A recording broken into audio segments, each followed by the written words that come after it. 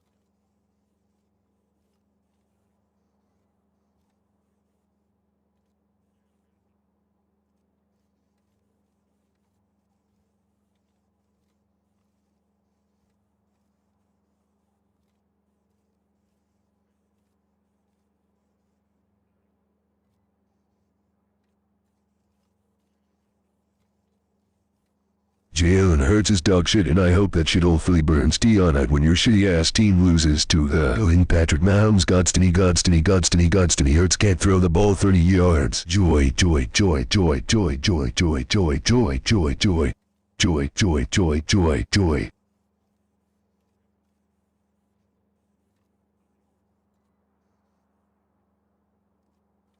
Did I scare you guys? My bad. Anyways, as I said, make Hogwarts great again. Out with the squibs and muggles. Would the equivalent of the Oberna for Hogwarts be Dumbledore? Anyway, have one. Oberna.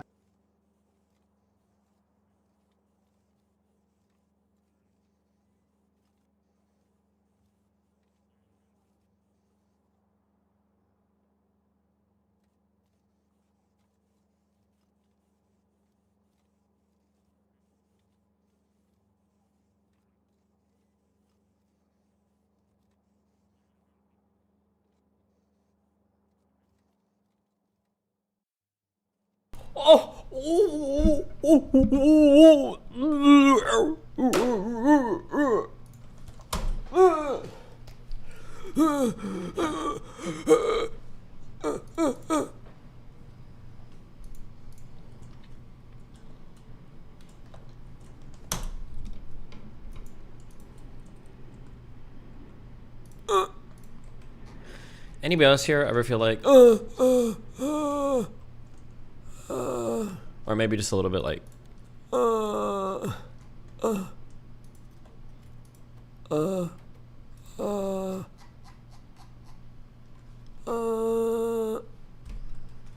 sorry guys, I just got my booster.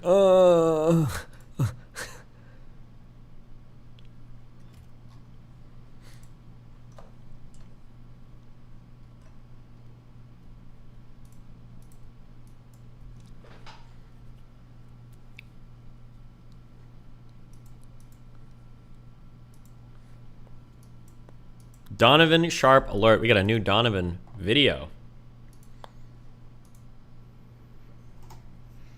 No, wait. What? I don't normally do this. Oh, really? Yeah, I usually wait to have sex. Oh, okay.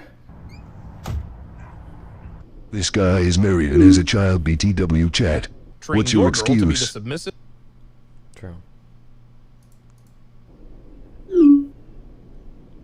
Train your girl to be the submissive, obedient, respectful woman she was meant to be with my brand new interactive ebook, How to Train Your Woman. Link in description.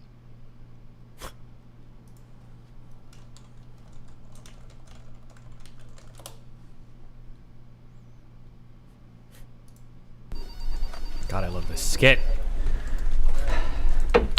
Yo, you talked to that new girl from HR yet? No, not yet. What? So I go down there. I had to fill out some paperwork, right? And she's like, oh, you're gonna need to come in after lunch too, because there's a couple more documents you're gonna need to sign. Okay, she did not say it like that. yeah, she did. She did not say it in that voice. What voice? She did not say it in that low tone, condescending, you making her out to be the bad guy voice that you just I'm did. just telling you what she said. I'm not buying No, it. for real. I was being friendly. I go down there. I'm like, hey, you know, if there's Shit, anything else I hopefully can gonna do, shit just on let me tea know. on She's it like, when their Mickey Oh, Mouse team there's loses one to it. thing. Make sure you submit your lunch order by the end of the day, because we're doing catering tomorrow. Stop doing that I'm voice. not saying it in any particular voice. I'm just telling you what You're happened. making a high-pitched sound when you talk to make you sound like the good guy, and then when she comes in, it's all low tone, making her seem like I'm not the trying bad to pass any judgment on her. I'm simply relaying the facts. If I had a recording, that's what she sounded like. That's the energy she gave it Anything with. you say in that voice is gonna make her sound I bad. said, okay, I'm probably gonna go with turkey then, you know, for the lunch. And she was like, oh, good choice. But we also have a veggie option if you want that. That's not how she sounds. You don't understand. She offered you multiple options for lunch. Sure. She's being nice. If that's how you take it, yeah. I just have a very hard time believing that she would come in here and talk to you that way in her first I mean, week. whether you working here. believe me or not is not my concern, okay? She literally, word for word, said, Okay. Oh yeah, she sounds like a dying whale. That's what she sounds like. Good. looking forward to tomorrow's Yeah, lunch. she did the deep breath, saying the mummy hands. The monster mash. That's what she did. That's a human being you're making. I'm fun not of. gonna say it again. That is just how she Stop sounds. talking. I got work to do.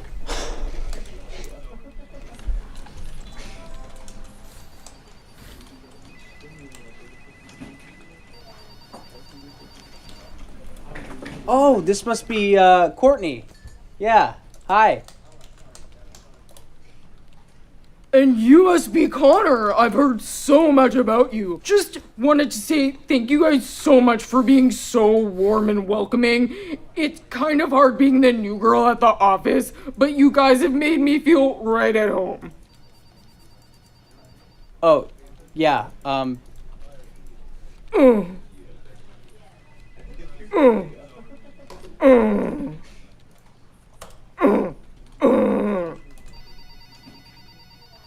See you guys tomorrow.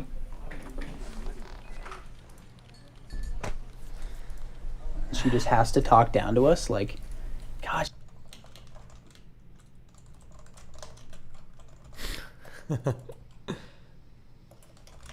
Well, how do you do, Mr. Willis? Shut up.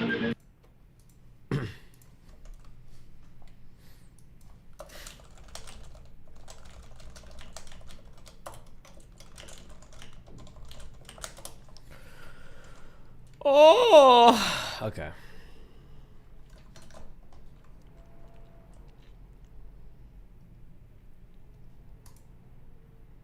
This is just unfunny Key and Peele. Newsflash. I don't know if this is controversial or not. Key and Peele hasn't been funny for about 10 years. Unfortunately. They're cool dudes, and their early skits were awesome, but I don't know if a single funny Key and Peele skit has been released in like the past oh Jesus, what the fuck? In the past like 5 or 10 years. They've been off air for 10 years. I feel like I still see like new skits like in like at least within the past like 3 or 4 years now. I don't know. Fuck. I feel like when they first came out, I feel like their skits were like ultra funny, and then they were just like I feel like they just ran out of ideas, but they had to keep making shit. Jordan Peele's a pretty good director though. Sure.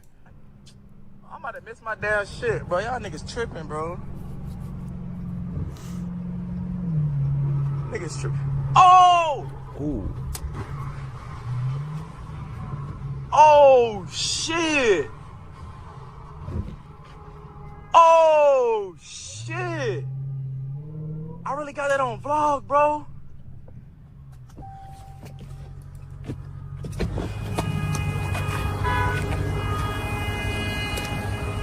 Yo! You good, bro? You good? Come on. Probably not very good. That'd be my guess. Damn, nigga. But jeez.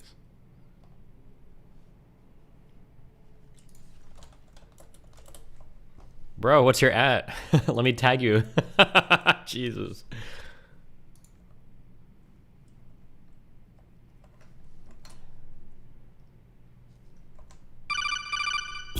Raiden, are you having fun playing with the new AI toys? Well, yeah, I am. You can make pictures of cute anime girls and... Enjoy it while it lasts, Raiden. What do you mean? Did you really think that civilians would be granted unrestricted access to such powerful military weapons forever? Military weapons. Are you implying that this technology was created by the government? Of course it was. This AI technology has been used by the intelligence agencies to warp the public's perception of reality for years. All in the name of national security, of course. But why would they suddenly make the tech public and let everyone start using it? Why would we indeed, Raiden? What? What in the hell are you? Your question is irrelevant. By creating a new problem, we can cultivate a desired reaction to it in order to manufacture consent for our preferred solutions. In short, it's justification for a war. A war? On who or what? A war on misinformation. By arming the public with these AI weapons, everyone becomes a potential enemy combatant. Then we will have justification for unprecedented security measures. It all comes down to confusion and identity, Raiden. Identity? Identity. This AI technology is Pandora's box. Pretty soon the internet will be mired in total illusion. Perfect AI speech, audio, and video synthesis will drown out reality.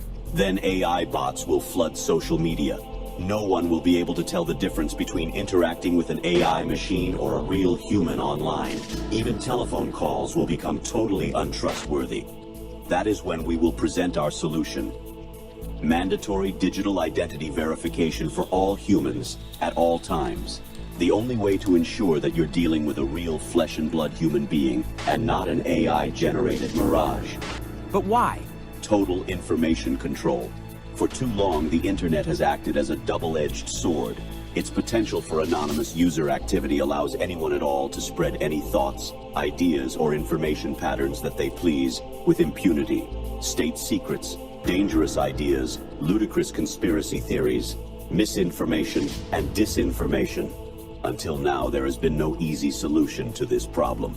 Our digital identity platform will finally put an end to anonymity online. It will allow us to trace misinformation and other dangerous communications to its source and exact appropriate justice. That's crap! I won't go along with it, and others will resist. You won't have a choice, Raiden. Do you think your bank is willing to risk doing business with an artificial human instead of a real one? Our digital identity platform will be required not only to access web services, but to pay for your internet connection in the first place. You can't just censor the entire internet because of a new software technology. Who are you to define what's misinformation anyways? That sounds like something a misinformation terrorist would say. I know about the deep fakes you've been making of me, Raiden. What? No, I was just adjusting the AI settings and... Controlling the output of generative AI technology is simple. We will create context for its use. First, we will censor any use related to social taboos. Then we will censor anything else that we desire. If anyone complains, we will accuse them of wanting to engage in or promote social taboos. That's what it means to create context. We will corral the use of AI by making appeals to bias, ethics, and copyright laws. You will still have access to generative AI in some form, but it will be crippled, limited, controlled, and it will be monitored.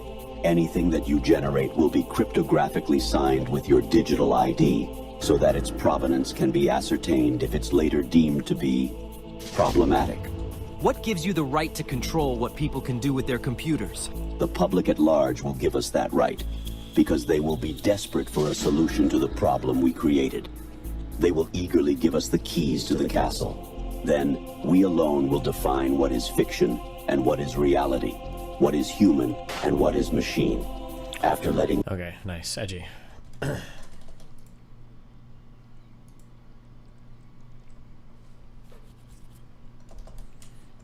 you clearing some space for main tracks? No, I'm just wiping out all the irrelevant shit I have because I'm getting power from space. I don't need this, and I don't want any more like bots like lagging my shit up. What's the setting to show UPS on screen? Destiny, new gym discourse. Apparently shaking while deadlifting is bad. Click it, gnome, fuck. Hot Tub Hustle, that's great. Okay, good luck with your shit. I'm playing my fucking Starship, spaceship games. You'll go far. Okay, good luck, buddy. Remember to hit that like and subscribe, and don't forget the notification. notification bell so that my video. Okay. If anybody posted footage like this of my man, y'all would have to see me.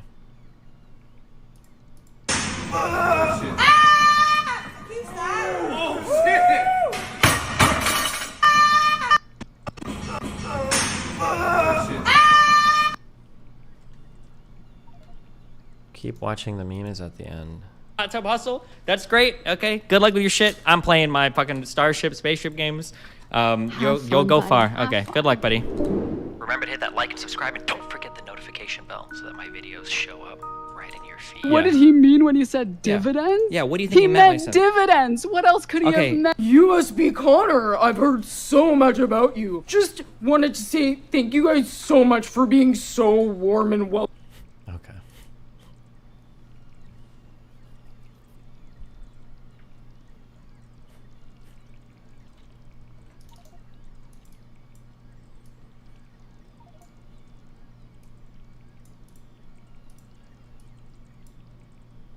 It does, because I'm putting myself in these.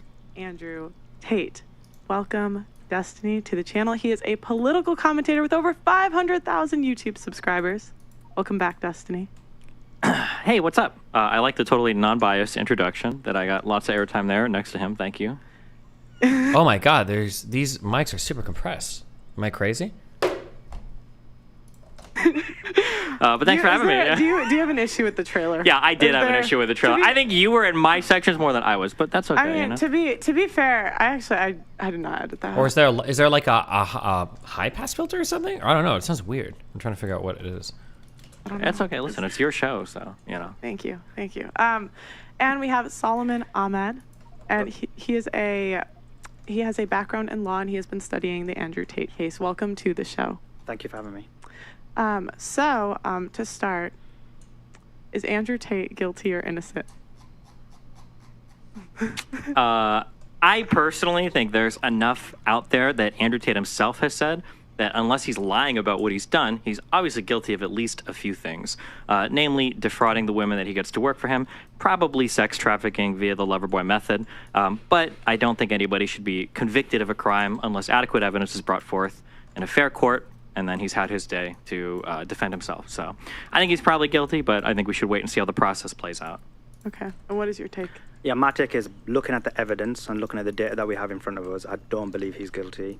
And that's all we can base it on, is the evidence as opposed to snippets on YouTube or things that have been phrased or portrayed in a certain way via social media. Okay. So, Destiny, you mentioned the loverboy method. Do you think that the loverboy method is actually sex trafficking, and why?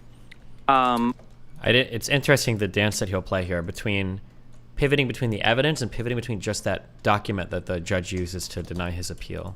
I don't have thoughts on it, or it's not like my goal is to define like what is sex trafficking. I just go by what the laws are, and usually the questions are, is he guilty of the crime of sex trafficking? And the loverboy method is defined as sex trafficking, I believe, in most countries, because at least in Romania, and I think in most countries, if you are able to get a girl to do sex work using a coercive or fraudulent method, meaning you're misleading them as to what your relationship is, then that would constitute sex trafficking if you exploit them afterwards for sex work. Okay. What about you?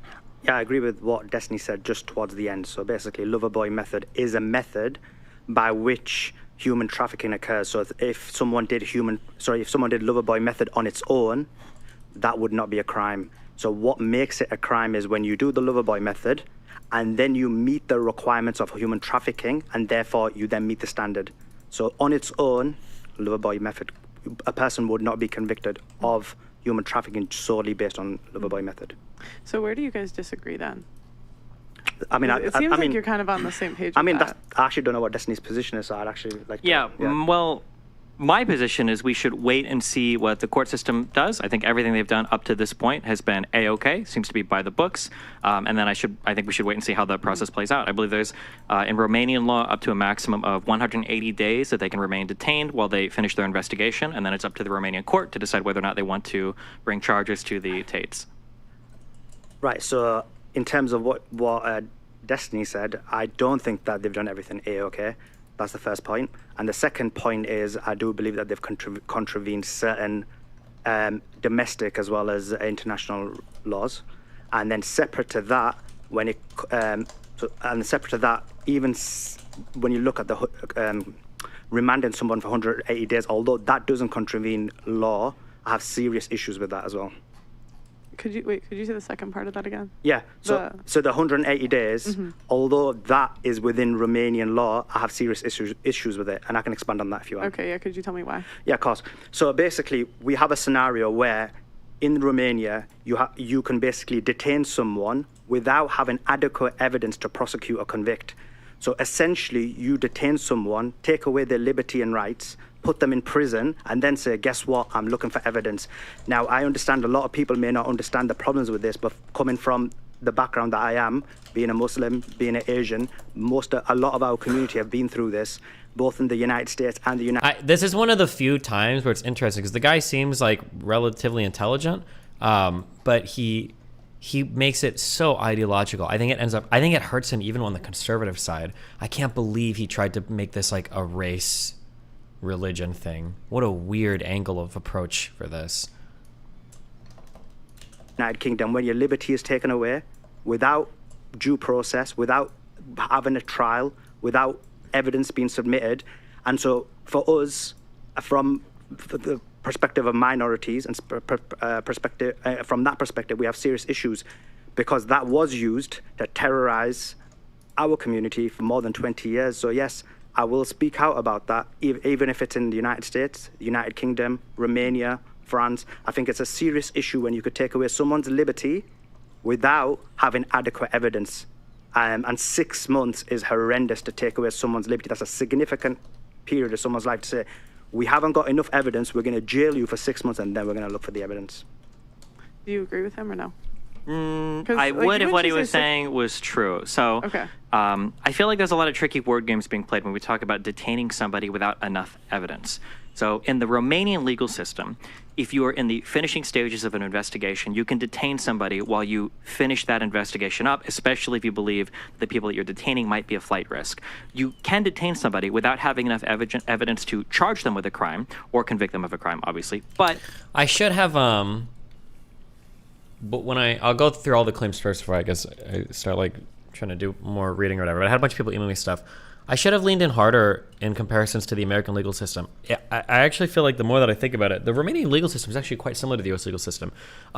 Detaining somebody without enough evidence to necessarily charge them with a crime immediately, that happens in the United States too. I don't know why I didn't think of that. Somebody emailed me was like, yeah, of course you do that. If somebody comes to my house and my wife is dead and I have a gun, like the cops are going to arrest me. And depending on the severity of what might have happened, they can detain me for quite a while too while they're investigating that crime. The idea that I can be like, oh, you don't have to charge me right the fuck now, I can just moonwalk away. No, that's not true. Even in U.S. court system, that's not true. They can hold you for a while they do an investigation. That's not unique to Romania at all. I don't know why I don't know why I didn't even think of this when I was having this conversation. You do require compelling evidence to detain somebody, which is left to the discretion of the judges that are ruling on the case. I've noticed that you've quoted that document sometimes, the one that was released in, it was either November or December, where the judge said that there's not enough evidence to convict of a crime. You said that several times, but they're not looking for enough evidence to convict them of a crime. What the judge was supposed to evaluate was, is there enough evidence to warrant detaining them? And he did feel like there was enough evidence at that time. And the statements that he's made and the Romanian criminal code are all completely okay with the UN and with the United. How long though? 6 months is a long time. I think it depends on the severity of the charge and everything that's going on. Because people can be detained. How long were, for instance, like the January 6th people? Some of those people were detained for quite a while without any charges being filed against them. I mean, it sucks, but I think it can happen. It just depends on. It's going to come down to what exactly is being investigated. You know. Destiny looks cute to me with his fake glasses on. I don't know why you think my glasses are fake. I have a prescription of -0.5 and -1. They're real glasses. I just don't wear them that often because I don't need them. But I was going for the intellectual look here. United States and with any other international legal body.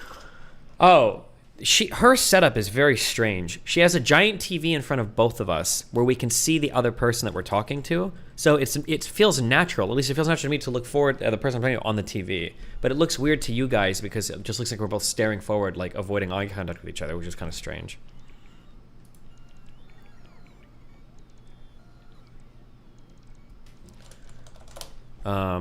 So like the way that it looks from behind is here's the couch. Both of us are sitting on the couch. And then in front of us is a big TV. And both of us are on the couch on the TV. So it looks to you guys like we're just like staring forward, avoiding eye contact, when in reality we're just looking at each other on the TV, basically.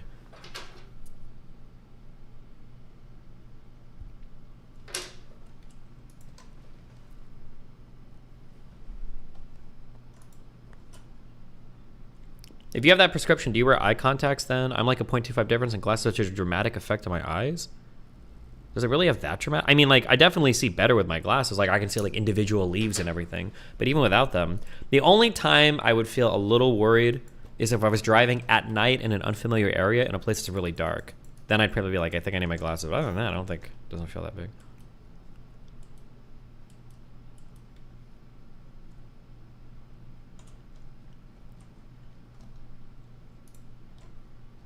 They can't hold you for longer than 48 to 72 hours. This is granted by the 6th Amendment and the right to a speedy trial.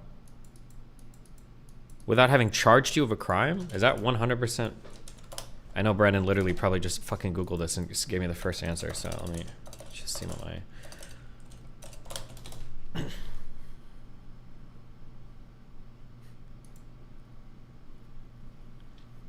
I had a law student email me a bunch of stuff. I'll read this first point here, I guess. Destiny, that is incorrect. It's 48 hours before the judge. The judge can keep you. One of the main points the person you debated harped on was the level of evidence, the level of evidence required to detain someone pending trial. They also seem to frame it in such a way where what Romania is doing is somehow beyond what is considered normal. Although he briefly mentioned the US doing something similar, he incorrectly attributed it solely to something like Guantanamo Bay. This argument appears to rely solely on his personal, subjective, and moral feelings about what the law should be instead of what the law is. Hold on.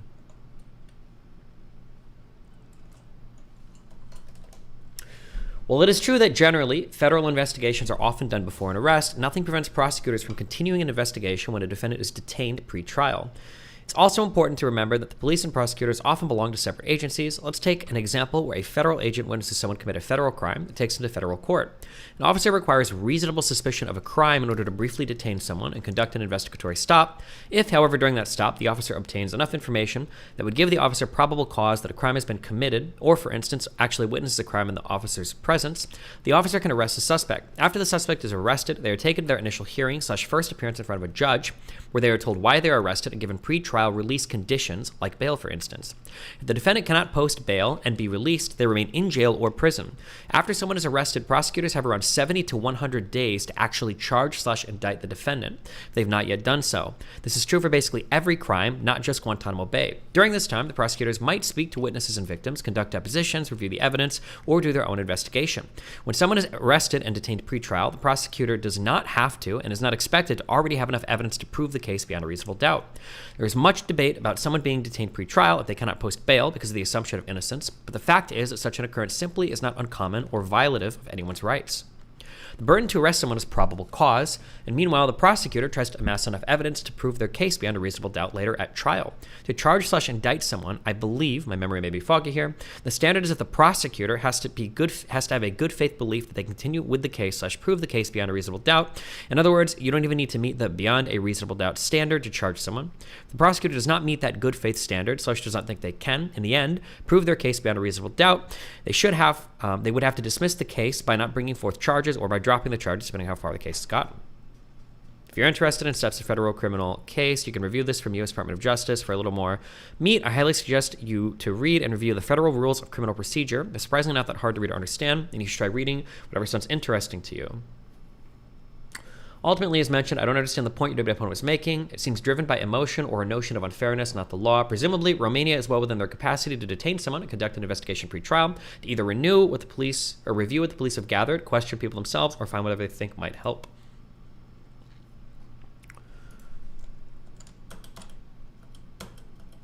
So, according to this guy, you could sit anywhere from 70 to 100 days waiting for a charge, even in U.S. courts. So, it's interesting.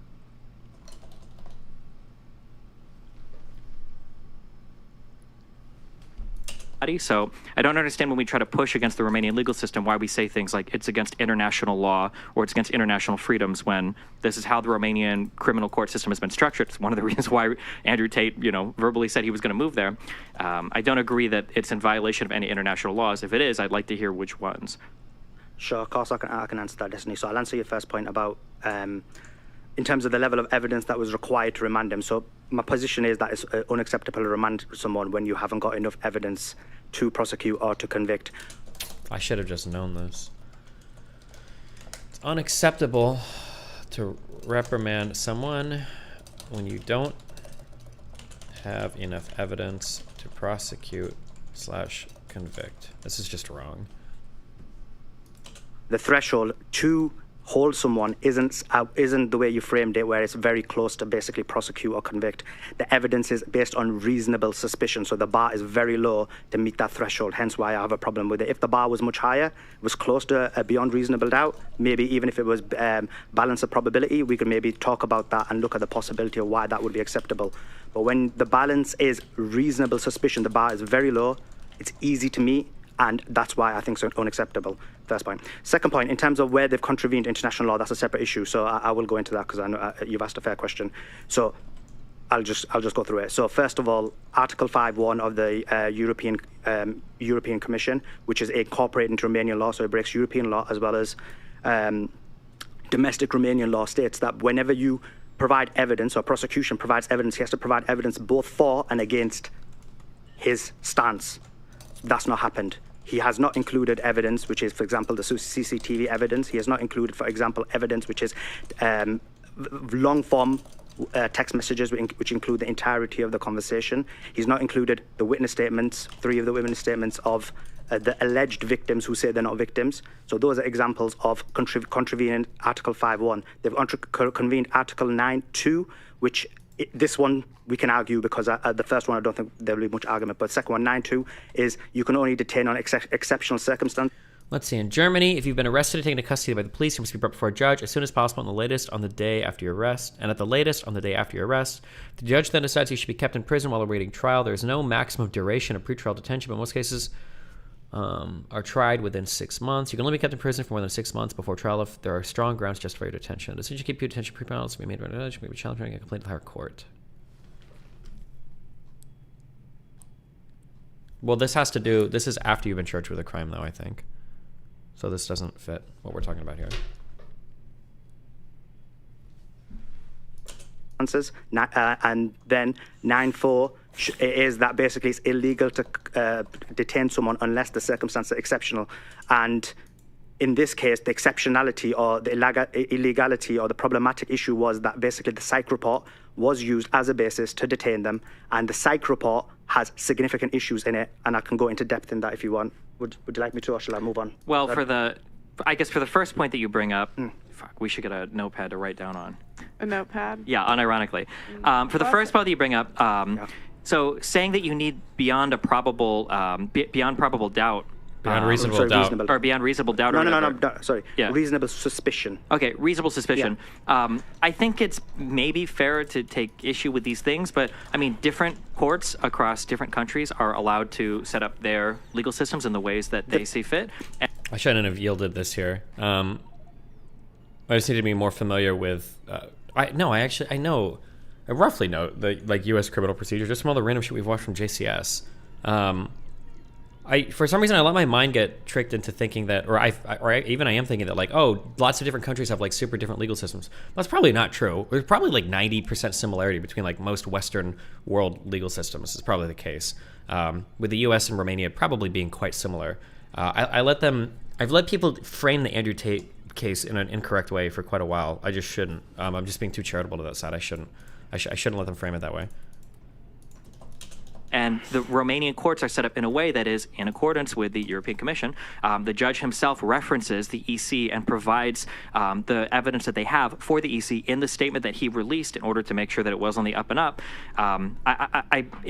I understand the desire to critique the Romanian legal system. I wouldn't want to live in a system like that personally, but that's why. But you kind of can in the U.S. I shouldn't even say that. They already kind of do that in the U.S. I moved to the I live in the United States. I haven't moved to another country to participate in that legal system. You have the Patriot Act. You have the Patriot Act in the United States as well. We have the similar provisions Sure, in the United Kingdom. we might, but I'm just saying that Andrew Tate, the Tates specifically moved to Romania because they said they wanted to. And he makes a point. This is a point in my favor, and I don't even realize it, right? Because he's actually arguing that there are provisions, even in U.S. legal code, that are similar, right? The Patriot Act exists. Can I challenge the Patriot Act in like international court? I'm sure some people probably tried, but I mean, we're the United States, baby. We are the international courts, right? Specifically take advantage of that legal system. There are videos of Tate saying, lock me up in jail, I'll give him $1,000 and I'll be out and I'll have a masseuse and blah, blah, blah. And he's saying that. And he moved to that system, and that system is legal insofar as the EU framework is concerned because nobody's challenged it, nobody has said anything about it. And I think that to try to call out that particular way of doing things now, I think rings a little bit hollow. Okay, I'll answer that, and then we can move on to the Article 5 point. So in terms of the reasonable suspicion, yeah, again, I have a huge problem with it. Irrespective of Andrew Tate thought he was in a situation where there was leniency in the law, that was error on his part. But it doesn't mean that just because someone makes a silly decision and assumes that certain laws, that is unaware of the legalistic system in a certain country, that he should then, the harshness of it, we should ignore as well. In terms of the harshness of it, the reason why we have severe issues is because I can understand why you may not understand it, but people from the minority community who have been abused and terrorized by these laws, they understand what the problem is by it.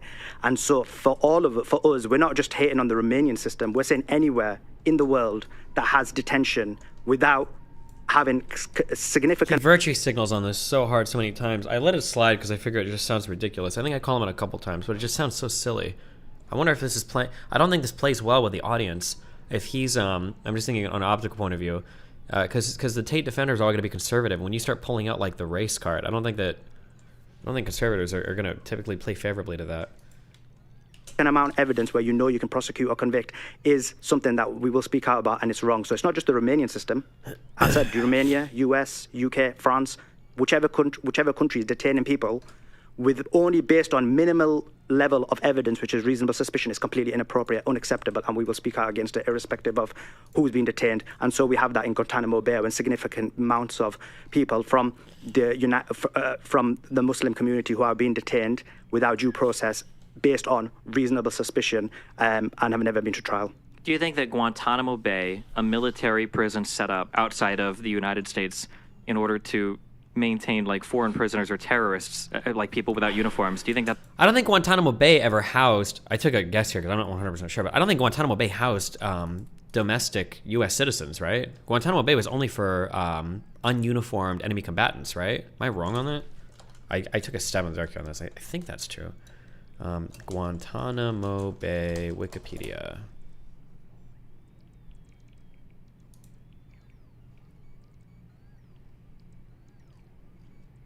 Wait, no, I want the...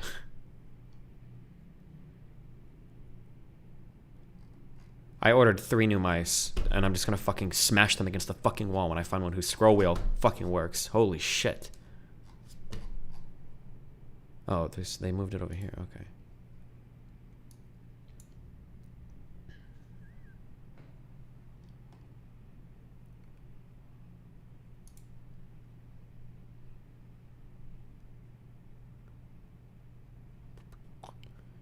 Thai suspected Islamic terrorist groups which are connected to these things were not afforded POW status or facing formal charges. Okay, gotcha. All right. That's comparable to what's happening right now in the Romanian criminal court system? So you make a fair point because it's not comparable in the sense of the time length, because some of them have spent 20 years. Yeah. But it's comparable in the sense of the aspect of... And so I'd give that as an extreme example. That's an example. But also people get detained for like 14 days, 28 days, 3 months, 6 months, 9 months without it. All of that is unacceptable. So okay, but to be clear, when you say unacceptable, you mean to you. It's not violating any international law. You just personally don't like it. Yeah. No. Okay. Well, when I say I personally don't like it, I think it's something that as someone who is a member of the community of the world, irrespective of what it is, and because you don't experience it, you probably don't realize, but it's a major issue for all of us, and it has been for 20 years. That's fine, but we haven't been talking about it for 20 years. We've been talking about it for the past 3 months, really, with the Andrew Tate case. Well, we've been talking about it for 20 years. Sure, I'm sure some people have. Yeah. If you want to have a personal... Right. I should have personally investigated, because like, especially, no offense, but if this guy's Islamic and he's defending like a lot of like Islamic stuff, Is he? I wonder if this guy's ever been calling out like Muslim majority countries for unfair legal systems. I feel like the answer is probably not. Now I can't just guess that in the middle of a debate, but I wonder, have you actually been focusing on human rights violations in Muslim majority countries? I doubt it, but maybe he has been. Issue with how some people do detainments without, I guess, meeting a certain threshold of, publicly available evidence. I think that's an interesting conversation to have, but I'm pretty sure that this particular thing has to do with the Andrew Tate case, and these particular opinions have to do with opinions about the legal system, not whether or not it's actually violating international law. So I don't like the framing of, I don't think this is fair, therefore it violates statements or guidelines by the European Commission, or it's violated, right? Yeah. That wasn't my point. So, because you're conflating my 2 points. So my point was about reasonable suspicion, specifically why I have a problem with it. Very clear that did not break international law. I actually said it didn't. My proof of why it breaks international law, I cited Article 5, and I'm going to cite another 5-6 more legislations what it breaks. That hasn't got to do with reasonable suspicion. That's got to do with evidence. Okay. So first one was Article 5.1, which says that basically the prosecution has a duty to provide. So, for example, in the United Kingdom, in the United States, what happens is the prosecutor gains the information.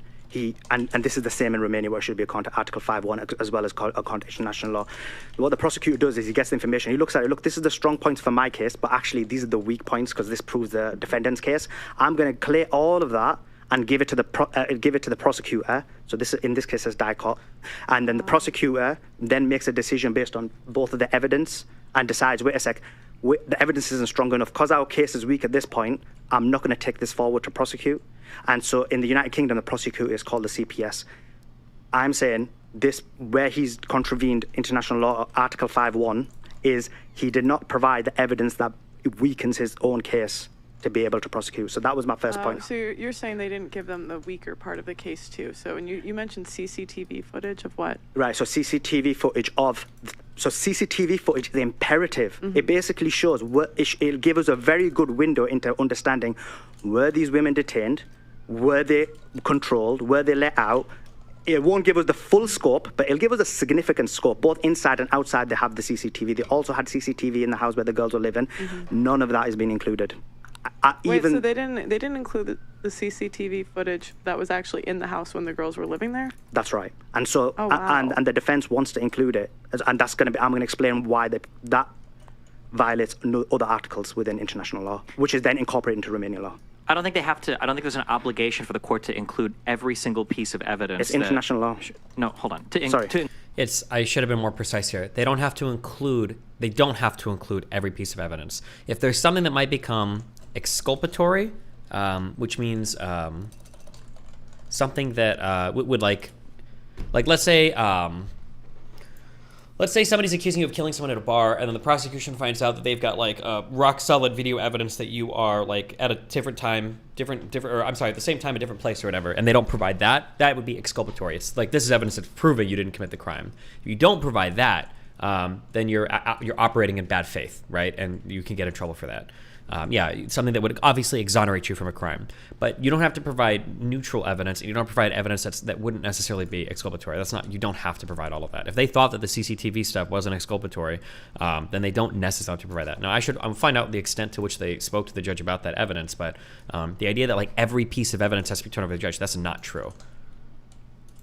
Include every single piece of evidence that we would want the defense to include, right? At some point, I'm pretty sure that their goal is to just balance out whether or not a future investigation is likely to lead to some sort of criminal charge. It's not to present the entirety of the defense's case. Wait, hold on.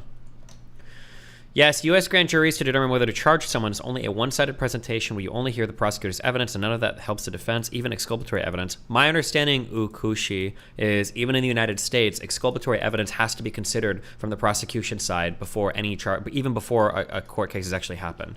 I used to think, I said this before, and then another legal dude emailed me. I thought that the prosecution just has to prove their case and that's it. Like, you just have to build the strongest case you can. But apparently there are, I think it's laws that say that like your legal system has to operate in good faith.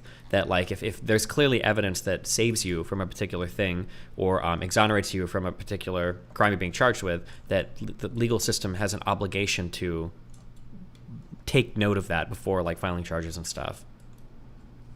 Yeah, I don't know if that was the Brady rule or not necessarily, but.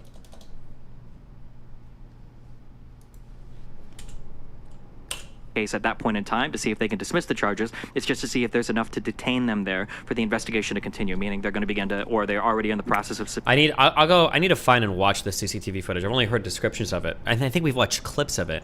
But from everything that I've heard about the CCTV footage, it's not exculpatory at all. It's only exculpatory to like the 15 IQ like red pillars, where like, oh, like clearly this woman wasn't sex trafficked because she's dancing at their house. And it's like, okay, that's not a sculpt. That doesn't prove anything one way or another. But yeah. Did you get emails on him being a fraud? Wait, what? Oh, I don't know if I care about this, but. Subpoenaing electronic records and devices and going through chat logs and everything. And the judge, insofar as the statements he's released, has felt like there are significant enough claims, and I think publicly, I think we can all see that it warrants detaining them, especially given that they're a flight risk, so that the investigation can conclude. And it might be at the end of that investigation they decide, well, there's nothing going on here, and then they release them. But I think right now what we've seen publicly is we've all seen there's plenty enough evidence out there to say it's probably something here that's worth investigating. That's not correct, because the reason why they have this process is because you can give someone who's been accused of a crime due process. He's given an opportunity to present the evidence, and then the CPS makes the decision. The reason for that is because everybody knows if you have a scenario in any kind of system where the prosecutor only provides positive evidence to try. Something that's very frustrating. I don't know what to do for this. I have to tell people that I don't know. I'm not going to agree to debates, the long form debates. I don't like them at all. I want a back and forth conversation. It was really hard not to say something here. When he's saying,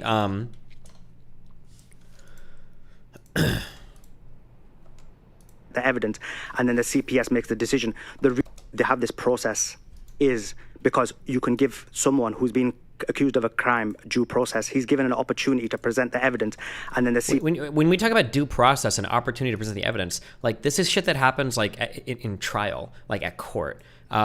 Like you're not going to have, I don't think in any U.S. criminal procedure or any probably country in the world, pre-trial is not you're giving all the evidence to the judge and the prosecution is giving all the evidence. You're like that's not part of your. I don't think it's part of your due process.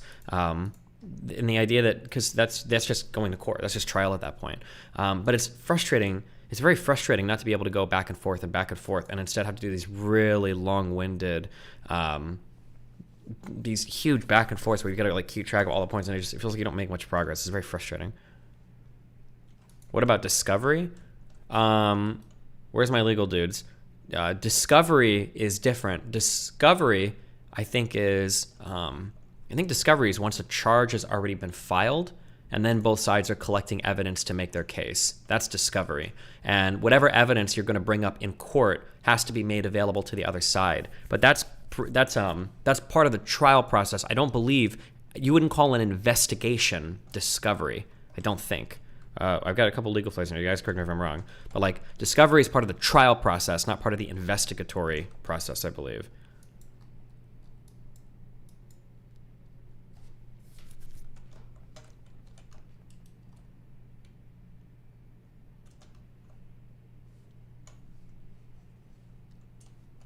CPS makes the decision. The reason for that is because everybody knows. Oh, okay. This guy said you are correct. I've watched 4 seasons of Better Call Saul. Thank you.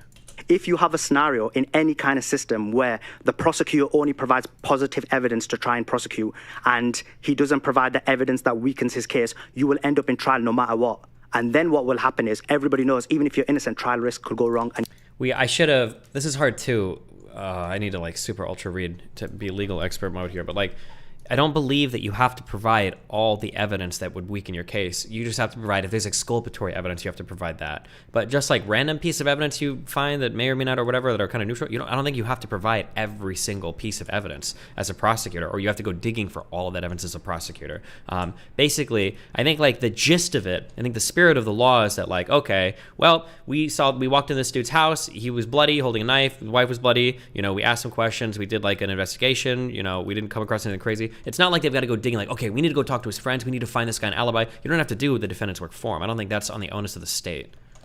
You just have to make sure you're not operating in bad faith. Again, you show up at the house and you find out that like, you find out when you get there that like the guy was like sleeping and he's got like a security camera footage that you review and he was sleeping the whole time. His wife like fell down the stairs and tripped on a knife, and you don't bring that up to the judge. That would be bad, because now as part of your initial investigation, you found something that is clearly exculpatory. The guy couldn't have murdered her. He was sleeping, right?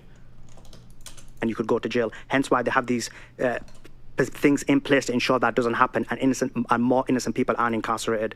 And I know you're from the United States, where there's a huge amount of incarcerations, more than anyone per capita around the world, as well as, for example, in the United States, you have much more black people, Hispanic people, 300% more, who have been incarcerated. So again, this is an example of another black man who's basically being incarcerated in... Sorry, you laughed. Do you not agree? I don't know. I don't think this has anything to do with black men or whatever that's being incarcerated. I don't know why that's even... I don't know why it even got brought up. It does, because basically you're ignoring the fact that he's in Eastern Europe. It's basically has a significant amount of issues in terms of race issues. It also has a significant amount of issues in terms of sex trafficking. Yeah, well, it has, and we will talk about that, but in terms of the significant amount of race issues, significant amount of Islamophobia, you have a scenario where this country has not allowed any kind of dark immigrants into their country, but now they've changed that for Ukrainian immigrants and allowed a significant amount in. I love all of the...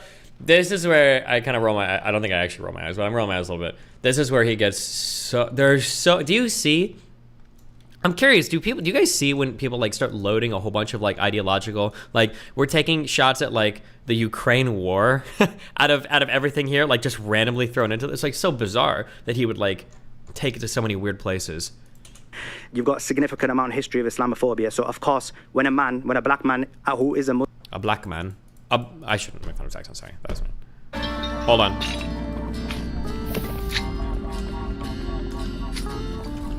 Crafting. Where the fuck is he right now? Is this even a speed run? Oh! Vad fan! Back to the VOG. What did I hit?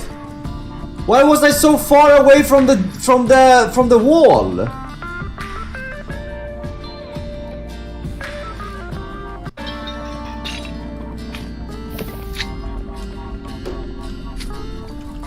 Crafting. Sorry, hold on.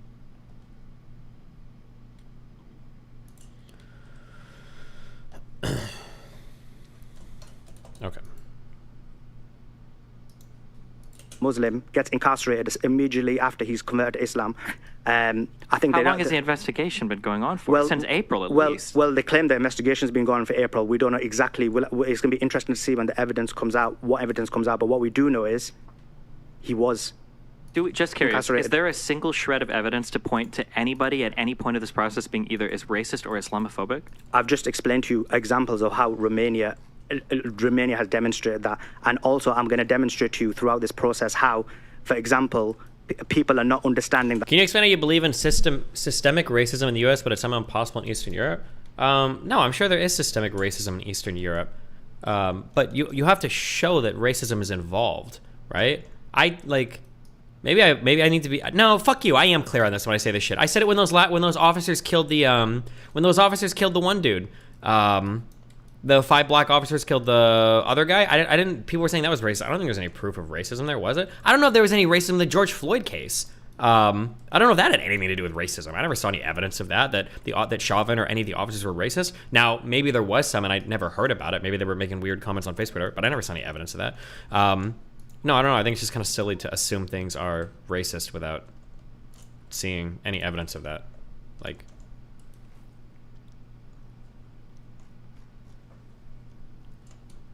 a lot of the comments he makes is based on his heritage, is based on his background, where he comes from. Something which I understand you may not understand based on your upbringing and you know, being a white man. Sure. So let me ask that. Yeah, let me ask that one more time. Is there a single shred of evidence that anybody has participated in any Islamophobia or racism in regards to the undertaking? Yeah. No. I've just given you an example of Romania having a significant amount of racism. Well, I think it'll be harsh to call it racism, but it's a significant indicator. If you're not letting people who have dark... He takes so many personal shots at me like this. It's so fucking funny.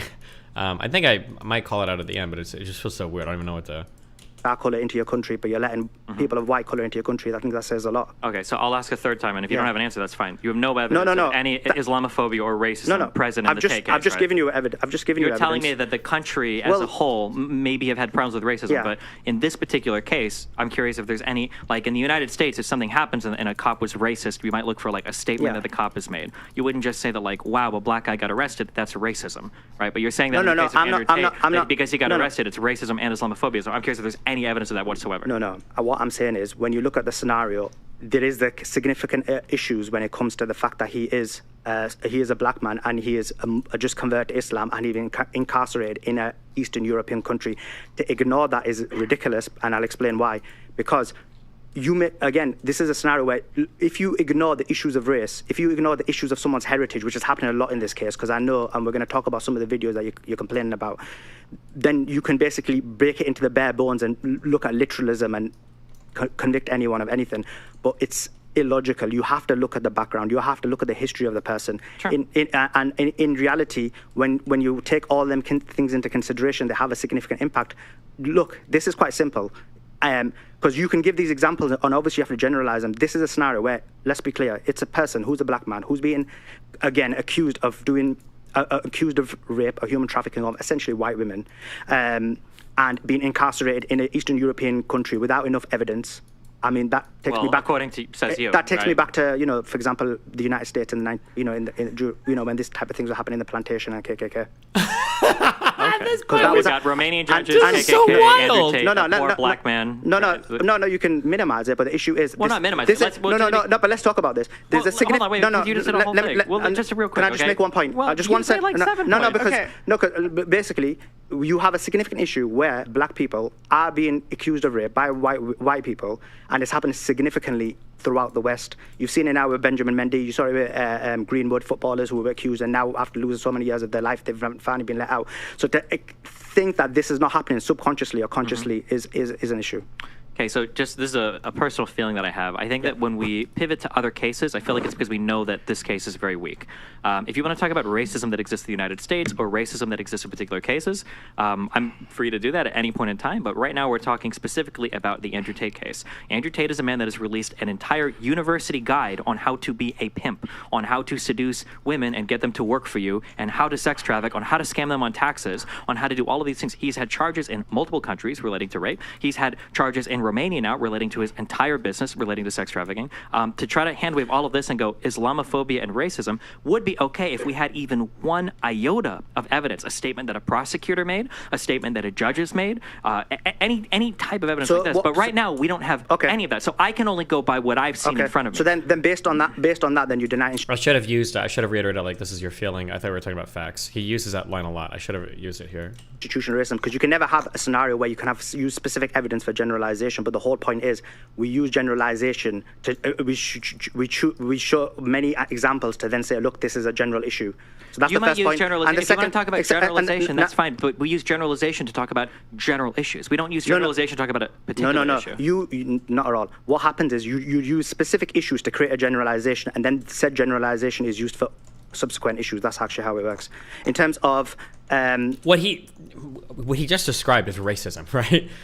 If I were to do what he just did, it would be racism. Like, oh, well, I figure out a few specific things, and then I generalize those things, and then I use those generalizations to make decisions about all specific things. That's like the justification for all bigotry ever, right? Like, okay, well, a Muslim guy or a black guy did this or that. I'm going to generalize that to all people. And now anytime a particular instance comes up, I'm going to say, oh, they're guilty because of that generalization. I mean, it's a really silly... Coming back to the point, because you made quite a lot of points in terms of the allegations again, because this is another problem what we have, and because we're on the race issue, let's talk about it. So you have a scenario where you've basically got a guy who comes from Luton, England, who's basically got a background in... Look, he was basically, if you give an American comparable, he's basically from the ghetto. He has a scenario where people from that kind of upbringing are talking in very much slang, humor, ghetto... All of these arguments are so bad. I'm surprised that he went to any of these places. They're just like, they're comically bad arguments. Type talk, oh, I'm a gangster, I'm a G, I did this, I did that girl, that, all that kind of stuff. So that's how they talk. Then to say, oh, guess what? He's talked like that, therefore he must have done these things. He's calling women like this. He's saying that he's done this. He said he's done fraud. All of these things are hugely problematic in the sense of you're basically removing his history and heritage. Now, I understand as a white man, you may not understand the background and heritage and these type of things that he's going through. But the issue is, that's quite important. Do you not agree? No. Why not? Because me being white or black or whatever has nothing to do with him giving a detail. Now, I'm going to be honest, okay? Yeah. I've only been in London a few times, okay? Now, I haven't walked in some of the roughest parts, but I haven't maybe there are parts where you walk around and they're talking about how the top G's do tax fraud on their employees. Maybe that's just a way of speaking. But if it is a way of speaking, Why and did you he detail not, it, He actually noticed that that's true. Wait, what are you talking? It's such a silly, ridiculous argument. Why would you even try this? to an incredible level, and you have a business where you claim to do that, and you put that out on videos on social media, and then you go to jail for it. Yeah, you're probably going to get in trouble. So let me finish responding. Okay. Your entire point that this is just a way of talking is ridiculous. It is absurd. He has listed exactly a step-by-step guide on how he lover boys girls into his sex trafficking business. He uses actual prostitution terms like bottom bitch to describe his relationship to some of the employees that he has. He talks about bringing women into his company to work them as sex traffic models, and then he specifically talks about defrauding them using taxes to steal money from them. I think it's a little bit racist of you to say that that's just how people from Luton, England or whatever talk, or that's how they function. I don't believe that. Here's a tip that I had that's a really good tip for your writing. I've implemented this for years. No, I think I learned this in college. I think it came from that string right. I need to implement it in my speaking, at least for debates. I think you should eliminate all of these statements. Yeah, I just did it right there. You should eliminate all of these statements from your speaking when you're trying to be persuasive. All they do is undermine your confidence in your point. It's never, ever, ever worth it. If you're writing a speech or if you're giving a speech, you never say, I think that we should do this. No, we should do this. I believe that it's not right that this guy did that. No, it's not right that this guy did that. You should always eliminate those from your speaking. I do that in debates sometimes. I'm so used to caveating on stream. I need to just stop caveating too. I don't think half you fucking retards even watch my fucking stream. You guys post the wildest shit on my subreddit. I don't even know why I bother caveating. Holy shit. That is the case. Okay, so I'll answer your question. So no, again, your point is actually doesn't make sense and it doesn't follow. It's non sequitur, and I'll explain why. The reason is because when you look at what he said online, again, you gave the example of bottom bitch and so on and so forth. That's basically slang. That's how people talk, and that's what you're not understanding. In terms of, let's look at your example, which is completely ridiculous, because what you're saying is, guess what? He said this online, therefore he should be convicted based on it. Online, I never said that. Well, that's the inference you're making. Basically, online, you gave this example. You said he's trying to defraud them, because online, what he actually said was this in that video, because I know the video you're referring to. He says in the same video, he says, oh, I'm going to take all the money. In the same video, he says, I'm going to give 50-50. In the same video, he says, I'm going to give 70-30, because 20%. Does he say that all in that video? I watched, I think, a good 30 or 40 minute chunk from that talk in front of the fireplace. I don't remember him saying any of that, but I'm wondering if it's cut from an even larger video where he said that. I can't really call it out because I don't have it in front of me, but I'm going to tell us for tax purposes, but then I ain't going to pay the taxes, and hence why you're making the claim for fraud. The point is this. From the court documents, which I'm sure you've read, none of that is in there.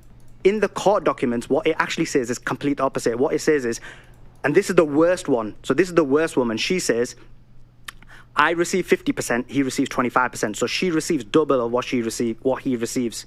So that is nothing got to do with, or has no links to the video.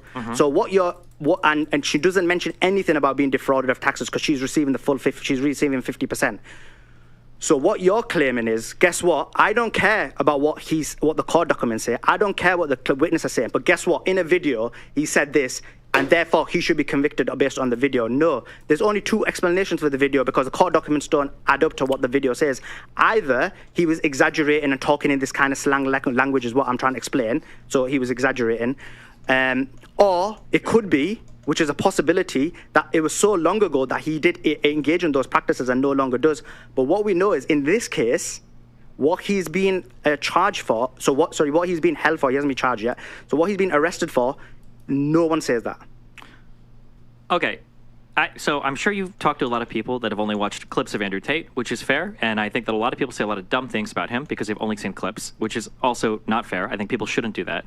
But I think you're relying on me having only seen clips. So you're trying to pass this off as slang. When he used that phrase, bottom bitch, he wasn't passing it off as slang. He was very specifically detailing bringing girls that were in love with him over to dinner where he would introduce them to his youngest working, or one of his younger working models, a woman that he met at 16 that had been working with him for 5 years, is now 21, and how he would use her to mislead the... Do you think this guy's going to take content long term? Maybe. I really don't like, and the well is a little poison because obviously I don't like Andrew Tate, right? And I'm sure people know that. But I don't see how any reasonable person can listen to Andrew Tate's stuff and be like, this guy's probably not a sex trafficker. I don't see how anybody.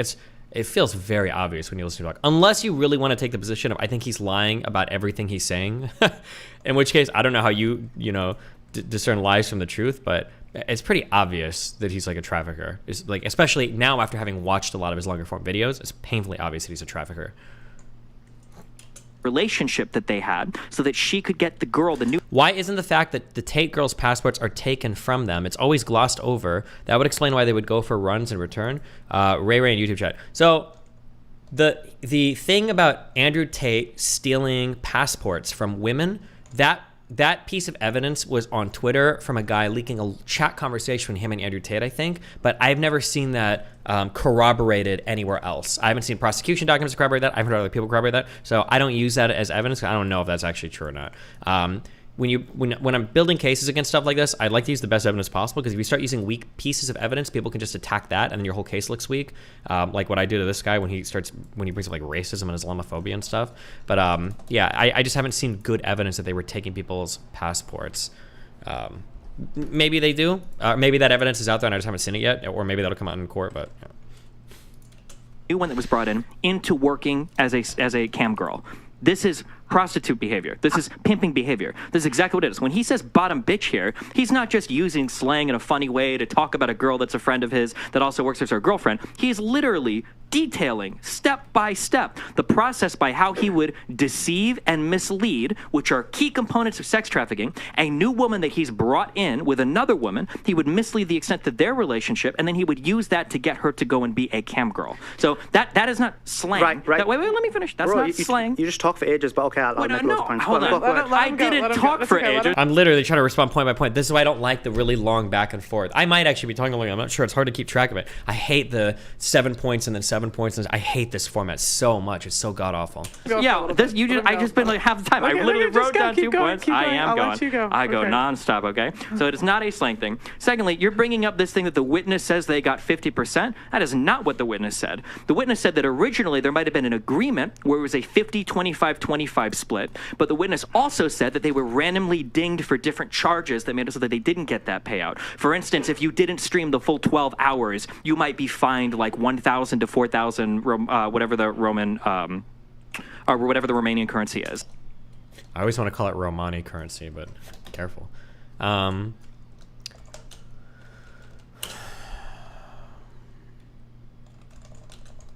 wish I could find that.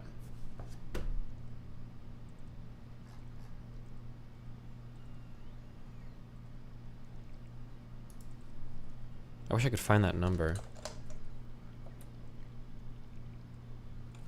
The woman who had been detained in a sex trafficking probe along with the Tates skimmed off half the OnlyFans revenue and fined women for being late or sniffling on camera, according to court documents. I thought I read that the fines were, I thought I read 5,000 something. I don't know if it was euros, or I don't know if it was Romanian currency or what, but maybe that number is out there. It's something. And that there were a lot of things where, because one of the claims was they had to work 12-hour shifts with a 5-minute break, and if they didn't work enough there, the witness also said that if they didn't post enough on OnlyFans, they didn't post enough TikToks, that they also were dinged their pay as well. So while on paper it might have been a 50. Was it 4,000 euros?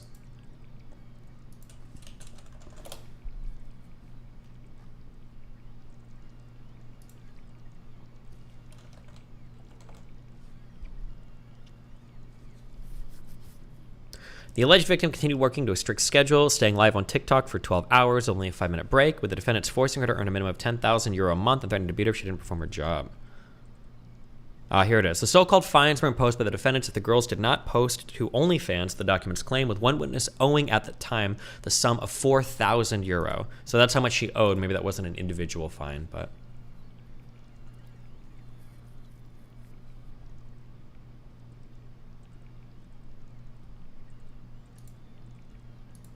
I like how he selectively quotes from the women too. I wonder if I should have...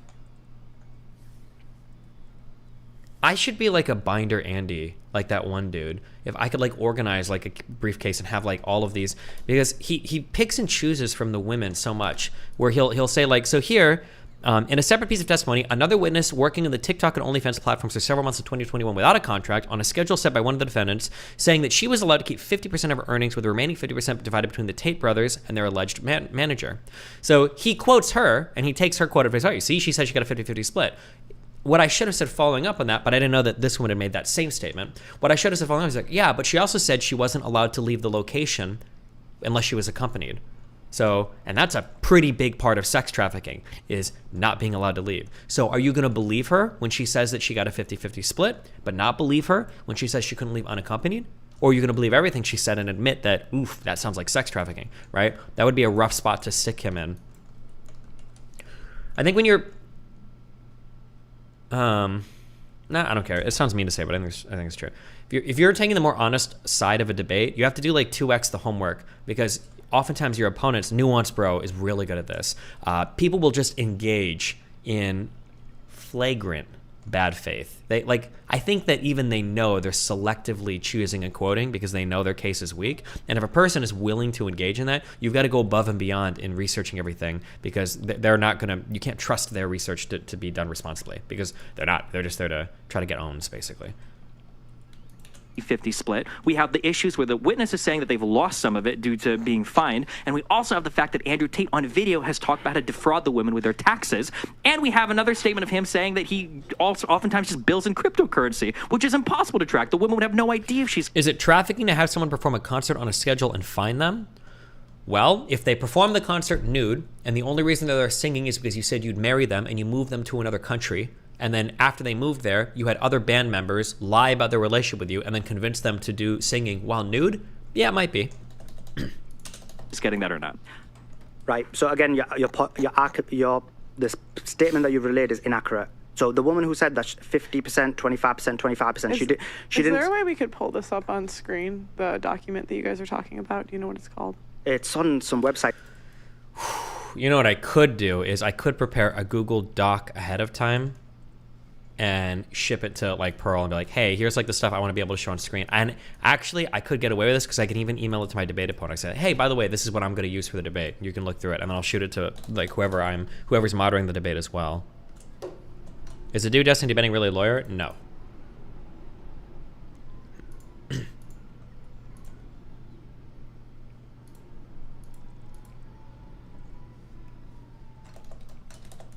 Spy something. It's in Romanian. It's in Romanian. Yeah. You didn't bring a Romanian translator? Are you even trying? I thought this was a serious show. Jesus. So how did you read it then? The document. You got it. Someone translated it and then put it online, but I don't know about that. I learned Romanian. You learned Romanian. I have Romanian friends. You can also use Google Translate on this other thing too. Yeah. I'll pull it down, okay? Because we could also pull up the video you guys were talking about too. So in terms of what you're saying, that's not right, because the woman who claimed 50% never claimed that she ever got fined. I can say that without doubt. What she's claiming is other women were fined, and their percentage was... So like, this is what I mean when I say he's clearly operating in bad faith. What he's saying is true. She wasn't the one that said that she got fined. It was another person. But if he knows that quote, he should also know that she also said that she wasn't allowed to leave unaccompanied. But why doesn't he bring that up? Why isn't he providing exculpatory evidence like he expects the prosecution to, yeah. But like that's evidence to where it's like, you've done the research on this. If you know specifically which girl was making which quote, wow, you know like pretty specifics about this. But then why didn't you know, or why not bring up the fact that she said she wasn't allowed to leave unaccompanied, right? It's much higher, so that's not right. She wouldn't know. She would never. No. So she's saying, this is the problem. She's saying, I never got fined. I got 50% because you're trying to make it look like this, and this is what you're trying to portray. You're trying to portray at this point. She got 50%, then she got fined, so therefore the percentage reduced. That's basically what you're trying to portray. Can you explain? But what she said was, no, I got 50%. She never got fined. Other women who allegedly got a bigger percentage were fined. That's what it was. I didn't see anything about other people getting a bigger percentage who got fined. I like how he's trying to make the fines acceptable here too. It was kind of silly, but that's not true. But I'm just curious, how would she know she got 50%?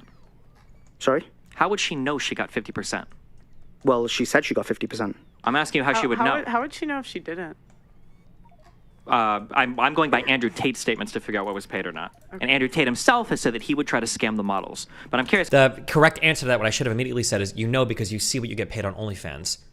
I jumped a step ahead, but the reason why you would know if you're getting 50% is because OnlyFans shows you what you get paid, and then you pay a cut to the agency. I don't know why I didn't say that. That was the obvious answer there. I think I just jumped ahead because it's like, that's obvious.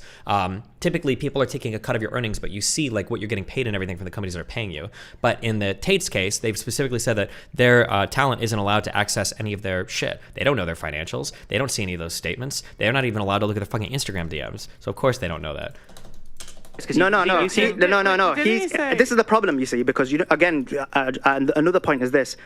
You know, when you said you used the bottom bitch method, and he used a woman to Laura and get another woman. There's no woman who's up until now, out of the victims whose information we have, no woman has claimed that occurred. So no woman has said that Andrew Tate took her for dinner, brought her bottom bitch, and then tried to lure her and convince her and then make her go abroad. No one has said that. Well, we don't even know that. Fuck, this is another point that I want to fight on. He keeps saying that no one has said this, no one has done this, no one has done this. The prosecution might have that evidence, and that hasn't been released to the public yet. I don't think there's anything. He runs with this assumption that I don't call out more. This assumption that like every single piece of evidence the prosecution has is made public at this point. I don't think that's true. I've never seen anything that shows me leads me to believe that that's true. And he flies with this assumption for the entire conversation. I say that later. Okay, yeah, maybe we're doing it. They all have said that they all went abroad based on their own interaction with the Tates, and there was no other woman involved in trying to lure them. How many? Do you know how many people right now are filed as injured persons? I think for the case. Well, Yes. It's 8, right? 7. Are you sure? I thought it was 6, and then they added 2 more. Let me see the boom, boom, boom. Let me see if I can find this. I read this before the conversation. There are at least 8 victims involved at this point, including the 2 that said they were not victims. There are at least 6 different victims that have made complaints to the police.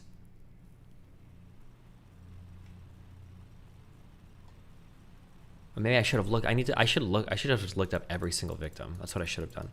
Fuck. I need a more preparation for this. What would proper preparation be? I'm trying to think like what's realistic. Would it be realistic for me in a debate to know every single victim, every single statement that every single victim had made, and every single statement every single victim hadn't made? So if he's going to say, well, this victim said that, is it realistic for me to be able to say like, oh yeah, well that victim also said this? I don't know how much this is one thing of like having like a document that I like shoot to the producer. I don't know if it's realistic for me to have all of that in my head. I don't know if I can do that. If I'm having to keep track of the facts on like both ends of the argument.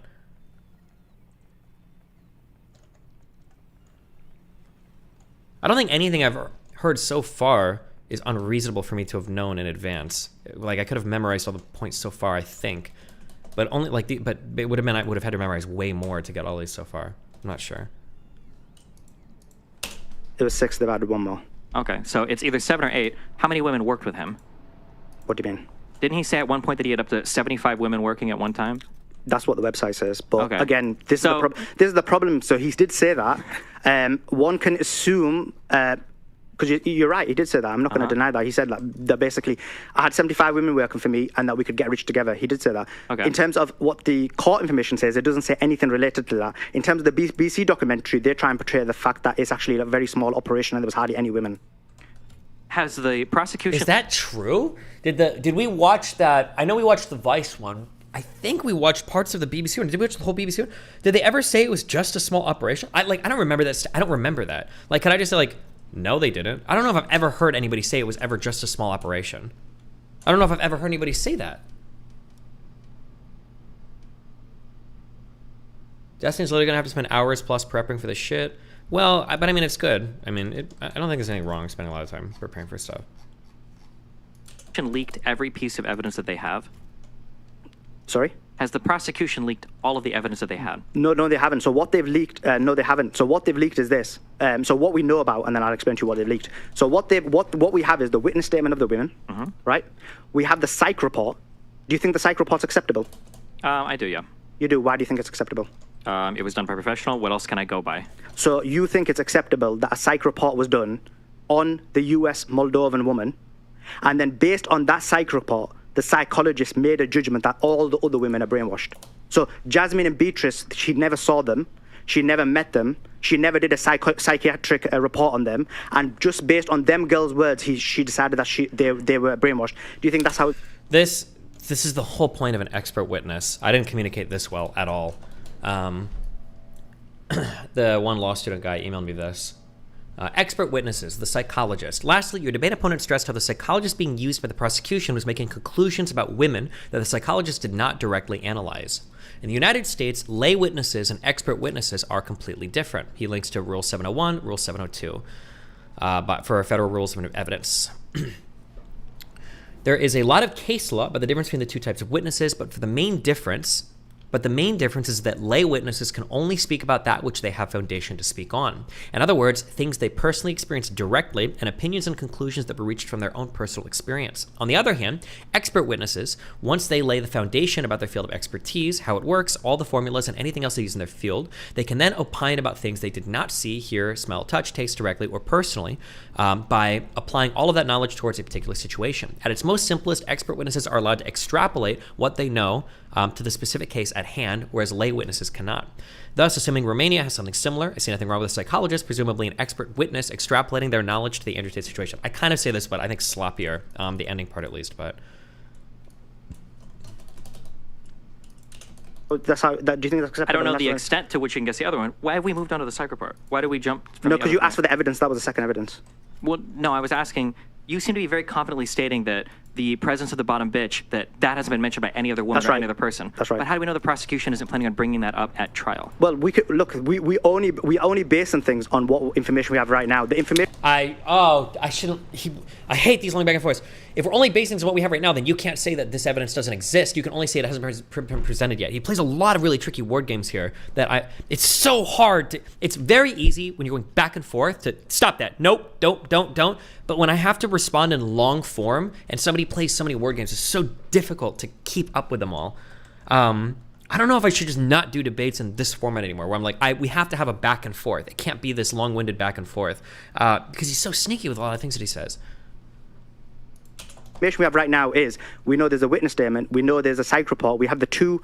because he's trying to say that, like, we don't have that evidence in front of us right now, which I agree with, but it feels like he's jumping off that point and saying that evidence therefore doesn't exist. He doesn't know that. He doesn't know that. You have no idea about that. But you're making a claim, you're making a positive claim that I know for certain that this evidence does not exist. You know that. Really? You can't know that? And then in the next breath say, well, the prosecution hasn't turned it all over yet. We don't know what they have or do not have. That's contradictory, right?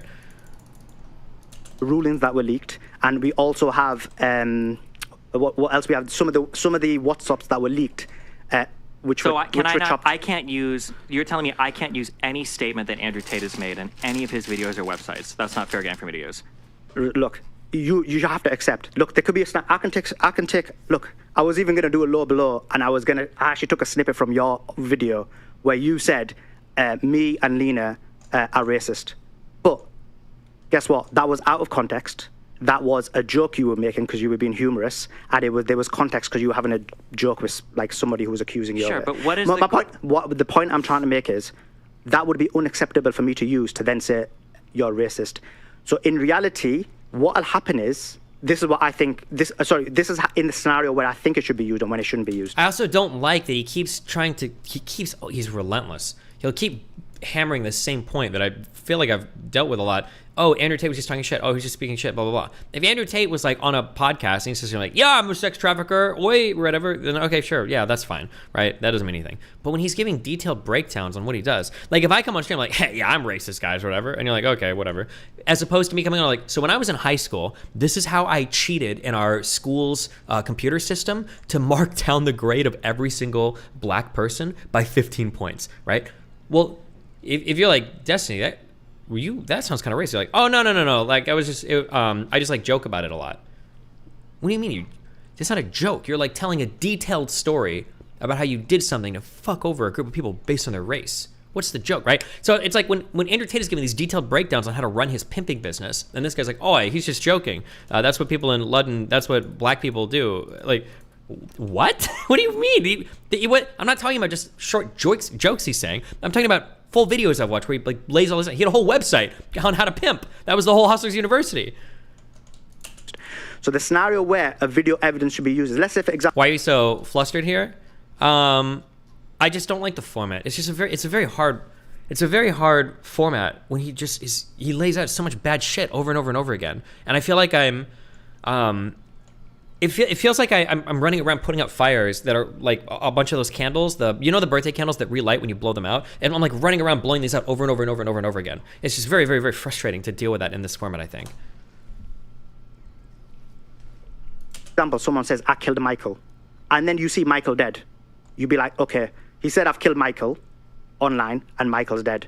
But if he says I've killed Michael, but then like Tony's dead, that doesn't mean. Destiny, so the point is that you shouldn't feel so strongly about Tate either. You just don't have proof is all. I mean, I've seen him describe his pimping business. Literally, the only thing in my eyes that would exonerate him is if like people did research and they found he literally lied about almost every single thing he said. Which, by the way, I've already admitted is a possibility. Maybe he literally is the world's biggest fucking liar and he lied about fucking everything. Although I don't know how he made his millions of dollars then. But like maybe he did lie about everything. But like that's a really weird stance. You have to understand that at that point, you're the one with the exceptional stance, right? You're the one saying, whoa, whoa, whoa, hold on, Destiny. Literally 95% of what he said about his businesses online have been lies, Destiny, obviously. Like, okay. I mean that just because he said he's going to murder someone, that he's murdered Tony. So the issue is this: whenever you're going to use something online, the specific usage has to be used. So when you're giving the example of the bottom bitch, there needs to be evidence that actually happened, and there's no evidence that happened based on that all we've been presented with. Yeah, that we've been presented with. So, but we've been presented. I should have hammered that. Wait, say that again. That we've been presented with, because you keep saying there's no evidence. No. We're not at trial yet. This is just pretrial detention. So I've done a significant amount of research on the Moldovan woman. There's nothing about a bottom bitch. I've done a significant amount of research on the US woman. There's nothing about a bottom bitch. Jasmine and Beatrice, the same thing. This UK, this woman number 7, the BBC did. She literally says, she actually explains how she went abroad, and it was based on her own decision, her interaction with Andrew. It's so, the point, this line of argumentation is just so stupid. We don't have 100% of the evidence. All I have are Tate's statements, but that's why trials exist, right? Is for people that can actually go and dig into evidence to give us like their findings. But I don't have this evidence right now. I'm not a prosecutor. I don't have the legal authority to subpoena fucking Andrew Tate's records. I can't see that. So we've got 5 women. So yeah, there is a small possibility that the other 2 women could say that happened. But right now, based on these 5 women, no. Okay, so when you compare the joke about me making a small racist... And now, this sucks. I reversed the process towards the end of the debate because I realized that I need to respond to the last point made, not the first one in order, sequential order. Look at how much bullshit he's laid out here. And now I'm going to go all the way back to do this first point again. It just feels so stupid. I think this is the strength of a Gish Gallop here, is that when you lay out a bunch of shit and your opponent has to go back and try to deconstruct every single point, he already looks like he has so much authority on the argument so far just because he's gotten to lay out so much shit unobstructed. It's so frustrating. Okay, I'll stop complaining about the format, but the format is very, very, very frustrating to me. Comment saying, you didn't make I'm a racist comment. No, you saying didn't. That, let's say even if I did. And he's cutting me off. He's cutting me off even on my first fucking response. Ah! Right? The way that you would evaluate the truthfulness of that is you go, well, let's look at his entire body of Brilliant. work. I accept. Right? We would say what we do. Exactly. So if somebody's making comments about Andrew Tate, then we would look at his entire body of work. So if yeah. we look at what Andrew Tate's business is, I don't know or at how least what he's claimed it is he's working with... I don't know how I'm not screaming at this dude. With over 70 women, and he claims most of them are his girlfriends, are loyal to him. A lot of them are Eastern European. He has talked about defrauding them on their taxes. He's talked about using a bottom bitch to rope some of them into his business. He's talked about how his brother has talked about how he doesn't let any of them read any of their Instagram messages. He's talked about how he doesn't let any of them leave. There's been statements leaked by some of the victims saying that they weren't allowed to leave the premises without a bodyguard or without one of those victims that he's quoting for that 50-50 rule. I think I could have known that. 2 women going along with them. That when we look at all of this, I don't think it's fair to say that we're just taking a single clip or we're just taking one comment and we're trying to make the claim oh, Andrew Tate is this horrible person. His entire model of camming, from his brother talking about how they would just scam men. Here you go. I gave you 2. Oh, that's kind of. I gave you 2. Yeah, There's a pen right next to Dustin. Dustin. Thank you. There you go. Thank you. Much appreciated. Yeah, we're accommodating here. Yeah, accommodating. Andrew Tate and Tristan Tate's entire lives have been them openly talking about how they are scammers and about how they basically acquire women to use for their businesses in ways that to any sane person is going to sound like sex trafficking, where you're getting women that are loyal and faithful to you, that you're going to get to do camming, and in multiple statements they've said like, oh, and you know what, they're my property and I get all of the money, and then in other statements, Andrew has detailed how he defrauds them on their taxes. So like we've laid out, we've run around these points so many times. It's such a waste of time.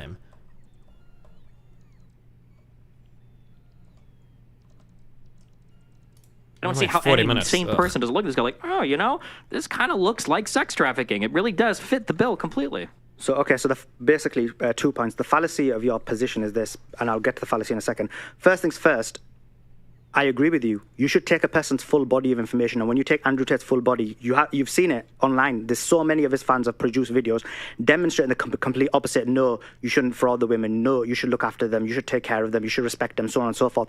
So you do have content that is equally on the same level as the content that you equally have to attack. Did I even respond to everything on this, or did I only hit the first point there? I don't know why he started talking again. Or I feel like I'm only responding to the very first point he made here about the taking a racist joke from me. And that's my point. When you use the whole body, there is a huge level of body of information out there that shows both the positivity of what he's doing and the negativity of these statements. That's the first point. In terms of the second point, again, this is the problem. Destiny's actually willing to watch one of his debates. He usually hates watching himself. This is something I should have been doing in the past. I cringe to listen to myself, but I should do this. It's a good thing to do. Reviewing your own stuff is probably one of the most important things you can do ever. Literally ever. It is actually probably the most important thing you can ever do.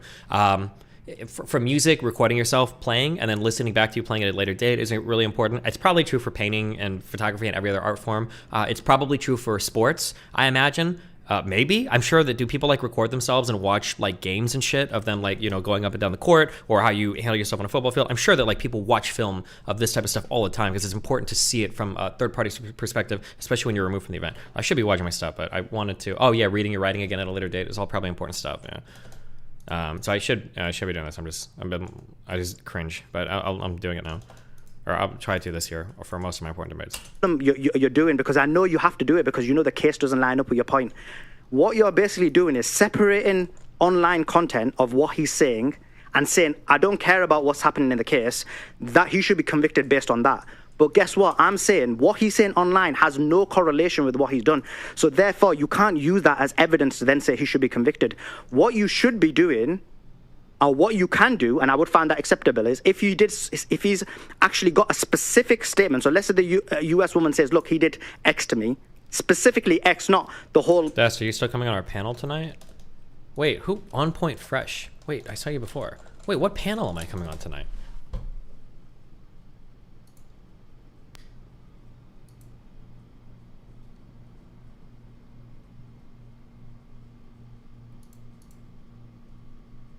Wait, is this guy in YouTube chat trolling me?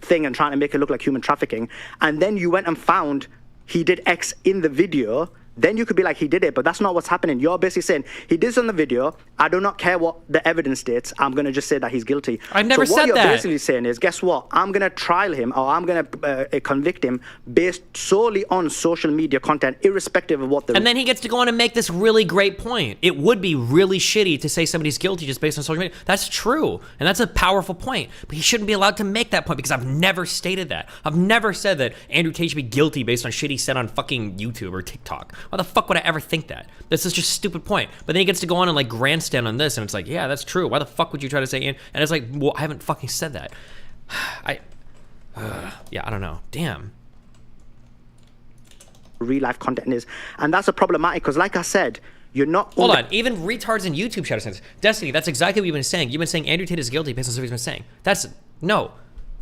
I said at the very beginning of this debate, the only way you should get convicted in a court of law is if somebody brings evidence in front of a judge or jury, and then you have whatever day in court the legal process there affords you, and then there's a statement or judgment made by either judges or a jury, right? You should follow the legal process. I said that at the beginning of the debate. I've reiterated that several times.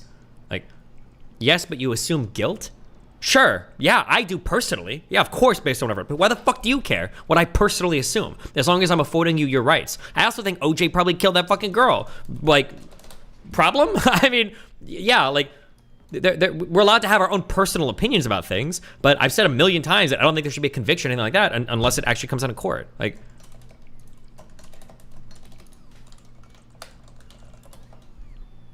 understanding the point of, and I tried to explain to you from a thinking point of view, and you thought it was a race issue, but you're not understanding the issue of this. People talk in humor. People don't always talk in literalism. People exaggerate. People try and make their business look a lot better than they did. There's a number of reasons for that, but that's basically what happens. So in reality, when you're saying this, we need to look at it from a contextual point of view. So that's the first point. So now what you need to do is give me, if you want something as evidence, give me something in the documents, something that they've done that you say, yeah, they should be convicted. Because guess what? Right now, the judge doesn't agree with you because the judge said there's reasonable suspicion, but there's not enough evidence to prosecute and convict. So that's why the prosecutor, for the last 9 months as well. You didn't really make your stance clear. I believe your stance is that the detention was legal at this point. Of course that's my stance, but I've said that. I think I'm about to say it again. The judge obviously does agree with me because they've denied their appeal like 3 times. These 2 months is looking for the evidence, because if he had the evidence to convict them or prosecute them even before that, he would have used it. But he knows that this. Okay, understandable, but I think the issue is him being remanded without actual evidence. Till now, no one has even said who's pressing charges. Maybe what do you mean there has been evidence? You might not like it. It might not be enough for you, but there has been evidence that was presented to the court, enough to detain them while they finish their investigation.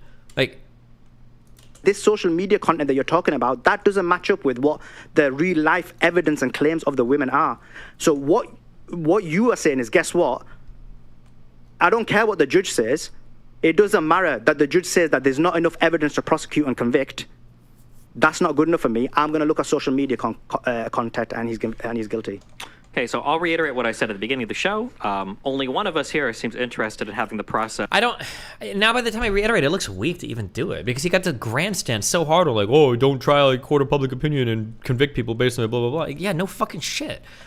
It's so frustrating. Follow itself completely, and that's me. I said that whatever they find, I think that if they find enough to bring charges, then they should have a trial, and if they do well in their trial, the prosecution, then he should get convicted. That's how it should work.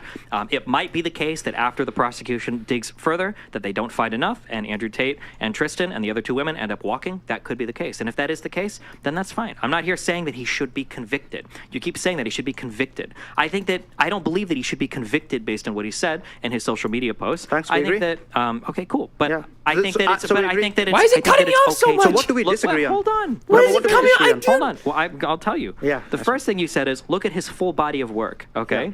His full body of work is that he treats women like property.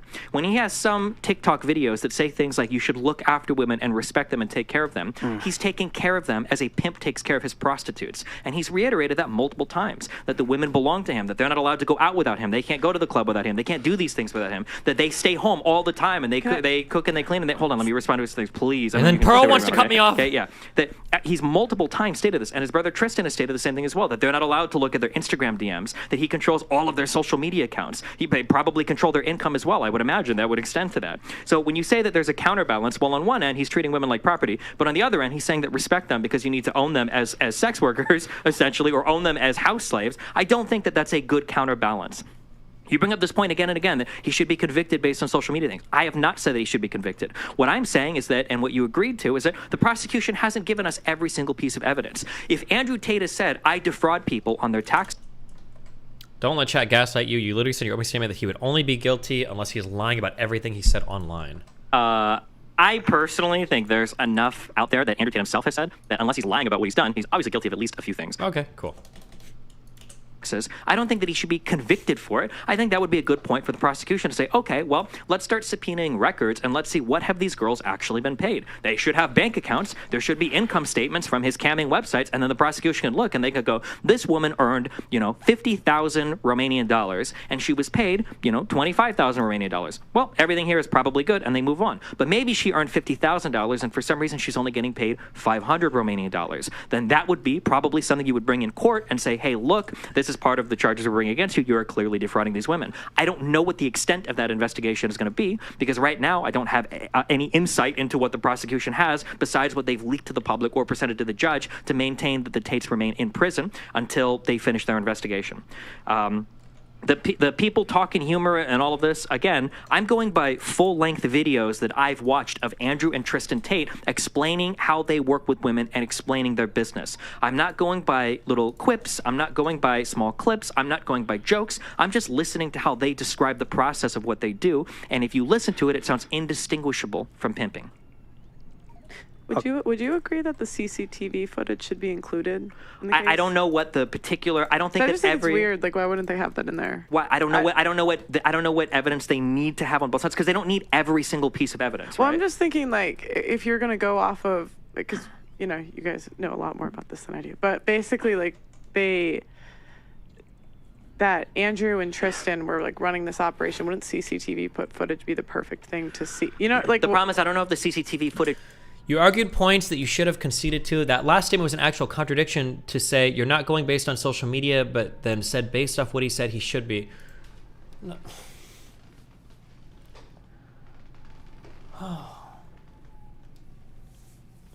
Okay. How would I explain this to Nathan, an 11-year-old child? If somebody comes out and says, I killed my mother in cold blood, I murdered her, and I say, wow, that person is a murderer. He killed his mom. Not cool. But, I mean, obviously, police should do an investigation, and they should, figure out if he actually did it. Like, I think that would be important before charging him and convicting him of an actual crime. And then you come to me and go, Destiny, how can you in one breath say you trust the legal system, but then also say that based on his social media statements, he's guilty? Like, I don't know how to respond to your point. I don't even know what the fuck I'm supposed to say to you. I feel like what I'm saying is so self-evident. It's like it's literally granted to you by the grammar of the statement. If you don't understand what I'm saying, I don't know how to dumb that down for you anymore. I'm sorry. I don't know what else to say. Is dispositive, right? It might be the case that there are videos of them partying inside, but it might be the case that leaving the compound is actually incredibly difficult. That you're not, that once you step outside, you get in trouble. Also, according to Romanian criminal law, statements from victims can't get rid of sex trafficking. Like, a victim can't consent to that. So even if a victim says, oh, well, this was all fine and it was okay, if text message logs are leaked where he's saying like, oh, I want to marry you, blah, blah, blah, and then she comes down and she starts working for him and she's not even getting paid her fair cut, it doesn't matter if she comes out on social media and says, oh no, like, we're cool, everything's fine, especially if they're still working in the industry. Those statements explicitly called out in Romanian law are not used to clear the charges of sex trafficking. They're irrelevant. Okay, so let me go through your points. Might be a while. Right, so first things first, in terms of the property point, right? So again, this is the issue where what happened was Andrew Tate has explained this in long form, and he did explain that, look, the way I see it is in a traditional religious view. So what happens is, in the Abrahamic religions, you have a scenario where the man gives the father gives the woman away. There is a dowry where you give a payment to the father and then it passes over. Now, you may... I should have just interrupted here and said, which traditional religious values allow you to do webcamming? I should have interrupted him here. I make a huge mistake because I ask him that question, expecting to give me a quick answer and then to continue on, and he ends up getting a whole other 5 minutes of fucking talking time. Agree or disagree with that, but that's the perspective. Now, I understand in this liberal Western world why that would be a problem, and because in liberal Western ideology, in reality, it's the man who's the property of the woman. I like how he throws in all of this shit to make you know that he's like fucking so unbelievably stupidly bad faith. Like, he's very ideologically driven for a lot of this, like, oh, gynocentric universe where the woman actually controls the man. It's like, what are we talking about right now? Because what happens is, in this...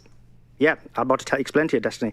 So, because in this world, in this Western liberal ideology, you have a scenario where basically the man, when he marries the woman, he makes a contract. And the contract is this, that he promised to be monogamous. But the woman doesn't make the same agreement. Because what happens is if the man cheats on the woman, he loses 50% of everything. If she leaves him. If the woman cheats on the man, he has to either accept it or he has to basically divorce her, and then he loses 50% of everything. So so I understand why that would be a problem, because in Western liberalism, the man is the property of the woman. In terms of Did you ride the Elizabeth Crossrail line? Cool trains. Yeah, I think I took the Elizabeth line back and forth every time. They must be new in London because they seem brand new. Yeah, they're really cool. They were way better than the other lines I've ridden on before. No offense.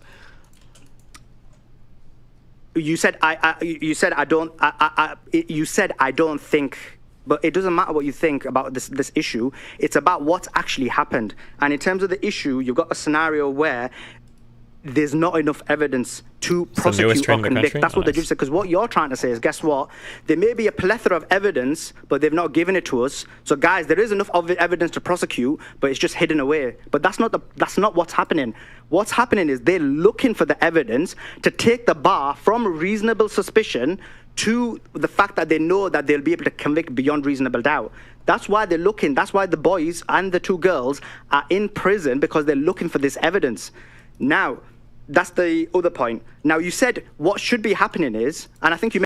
Do you have to give up half your income if you petition for a divorce on one of the grounds they offer, like infidelity and domestic abuse? No, I'm pretty sure, somebody can Google this if I'm wrong, but I'm pretty sure in an at-fault divorce, you wouldn't be liable to owe shit like this guy's saying. Like, if your wife is cheating on you and you go to court for filed divorce, you can prove that, then I don't think you owe, anything on that. Like, that's one of the ways to escape a relationship without owing a bunch of money. You made a fair point. You said, guess what? What should be happening is the prosecutor should be looking at the accounts of the girls, looking at the data information, looking at how much money's got in the account, and then they'll find out. I agree with that. And if they do that, then we'll have a better idea of what's happened. But up to now, it's either they've done it and that doesn't give us the information that they want, right? And hence why they're still looking for more evidence. That's the first possibility. Or the second possibility, they've not even realized about doing it and they probably should have consulted with you. And they need to do it over the next 4 months. That's the other point.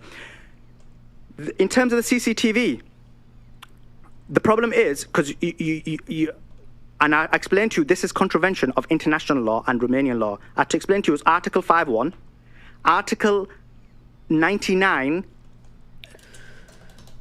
What he just said now is what my brain is having trouble with, putting someone in the cage while looking for evidence to further justify caging them. No. In order to even put them in the cage, the prosecution has to show compelling evidence to the judge that the direction the investigation is moving in seems promising. That there's there's a good amount of evidence to say, like, okay, this is probably moving to a stage where you can bring charge against somebody. The prosecution has to make the argument to the judge in order to do that. This is why they were arrested in Romania before, and they didn't have that enough to actually keep them in jail for it, because they didn't have that evidence before.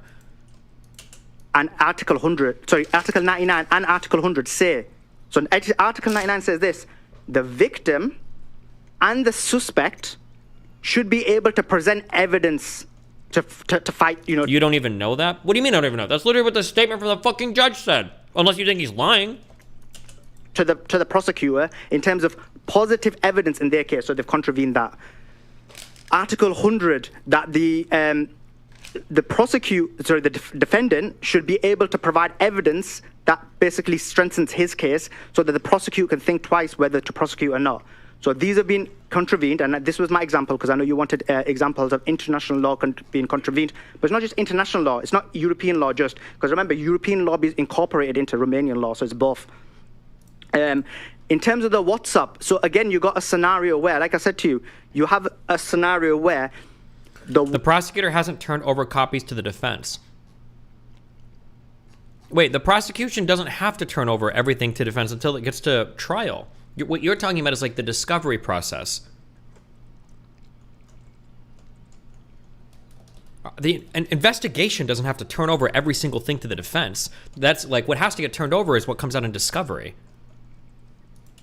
WhatsApp messages have only been given in snippets and the whole entirety hasn't been given. So again, those should be given in the snippets. Again, contravening those articles that I mentioned, they should all be given so that a person can have a full basis of understanding of what exactly is going on. And the last point, you mentioned that according to Romanian law, a victim we can have a scenario where a victim consents and is still trafficking. How do you know that? The reason you know that is because you have a psych evaluation to be able to determine if that person has been brainwashed or the Stockholm syndrome for that person. I've explained to you already. The women who they're claiming are brainwashed haven't had a psych report. How can you make it? How can I speak to you and then I say your wife's brainwashed? That's illogical. I need to speak to your wife and then make a psychological deduction and say that is she brainwashed or not. And finally, do you really not know this? Not know what? What are you talking about?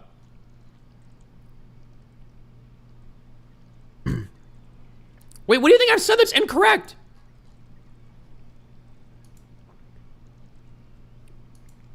An investigation is when the police... Then how can they be used for exculpatory evidence at this point?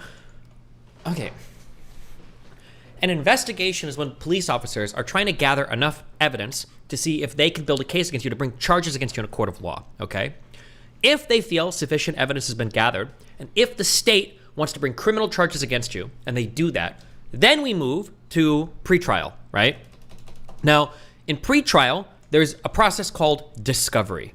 Now, discovery is where both of you go back into the closet and you say, I'll show you mine if you show me yours, okay? That's where both sides say, listen, we're gonna debate in court. We're gonna have an epic debate in front of 12 people or however many jury, whatever. And I want you to show me everything you're gonna debate about. And I'll show you everything I'm gonna debate about. I don't have to see every single fucking thing they've ever come across or every single conversation they've had or every single part of the investigation. I just need to see what you're gonna show the jury in court. That's what discovery is. But that's a pretrial, that's part of like the trial process, right? Discovery is not the same as an investigation, right? These are two totally separate things. And we can even, believe it or not, I don't know if any lawyer people disagree, believe it or not, most legal shit exists because it kind of makes sense. It has to be that way. Like if it was other ways, it would be really fucked. What you guys are saying is like the prosecution should have to turn over everything before charges even brought. Think about what that would even look like. Let's say somebody says like, okay, well, I'm going to bring charges, or we think we arrested him. We're gonna go and investigate. We're gonna ask questions to like these 2 or 3 or 4 people. Imagine you tell the defense that before they've even like gotten charges. Like the liability and the potential for obstruction and everything there is massive. Why would you even do that? That doesn't make sense. If the police are doing an investigation, police aren't obligated to let you get steps ahead of the investigation. The investigatory process is separate from the actual process of these are the things I'm taking to court, right? That it's a different thing. Oh, okay.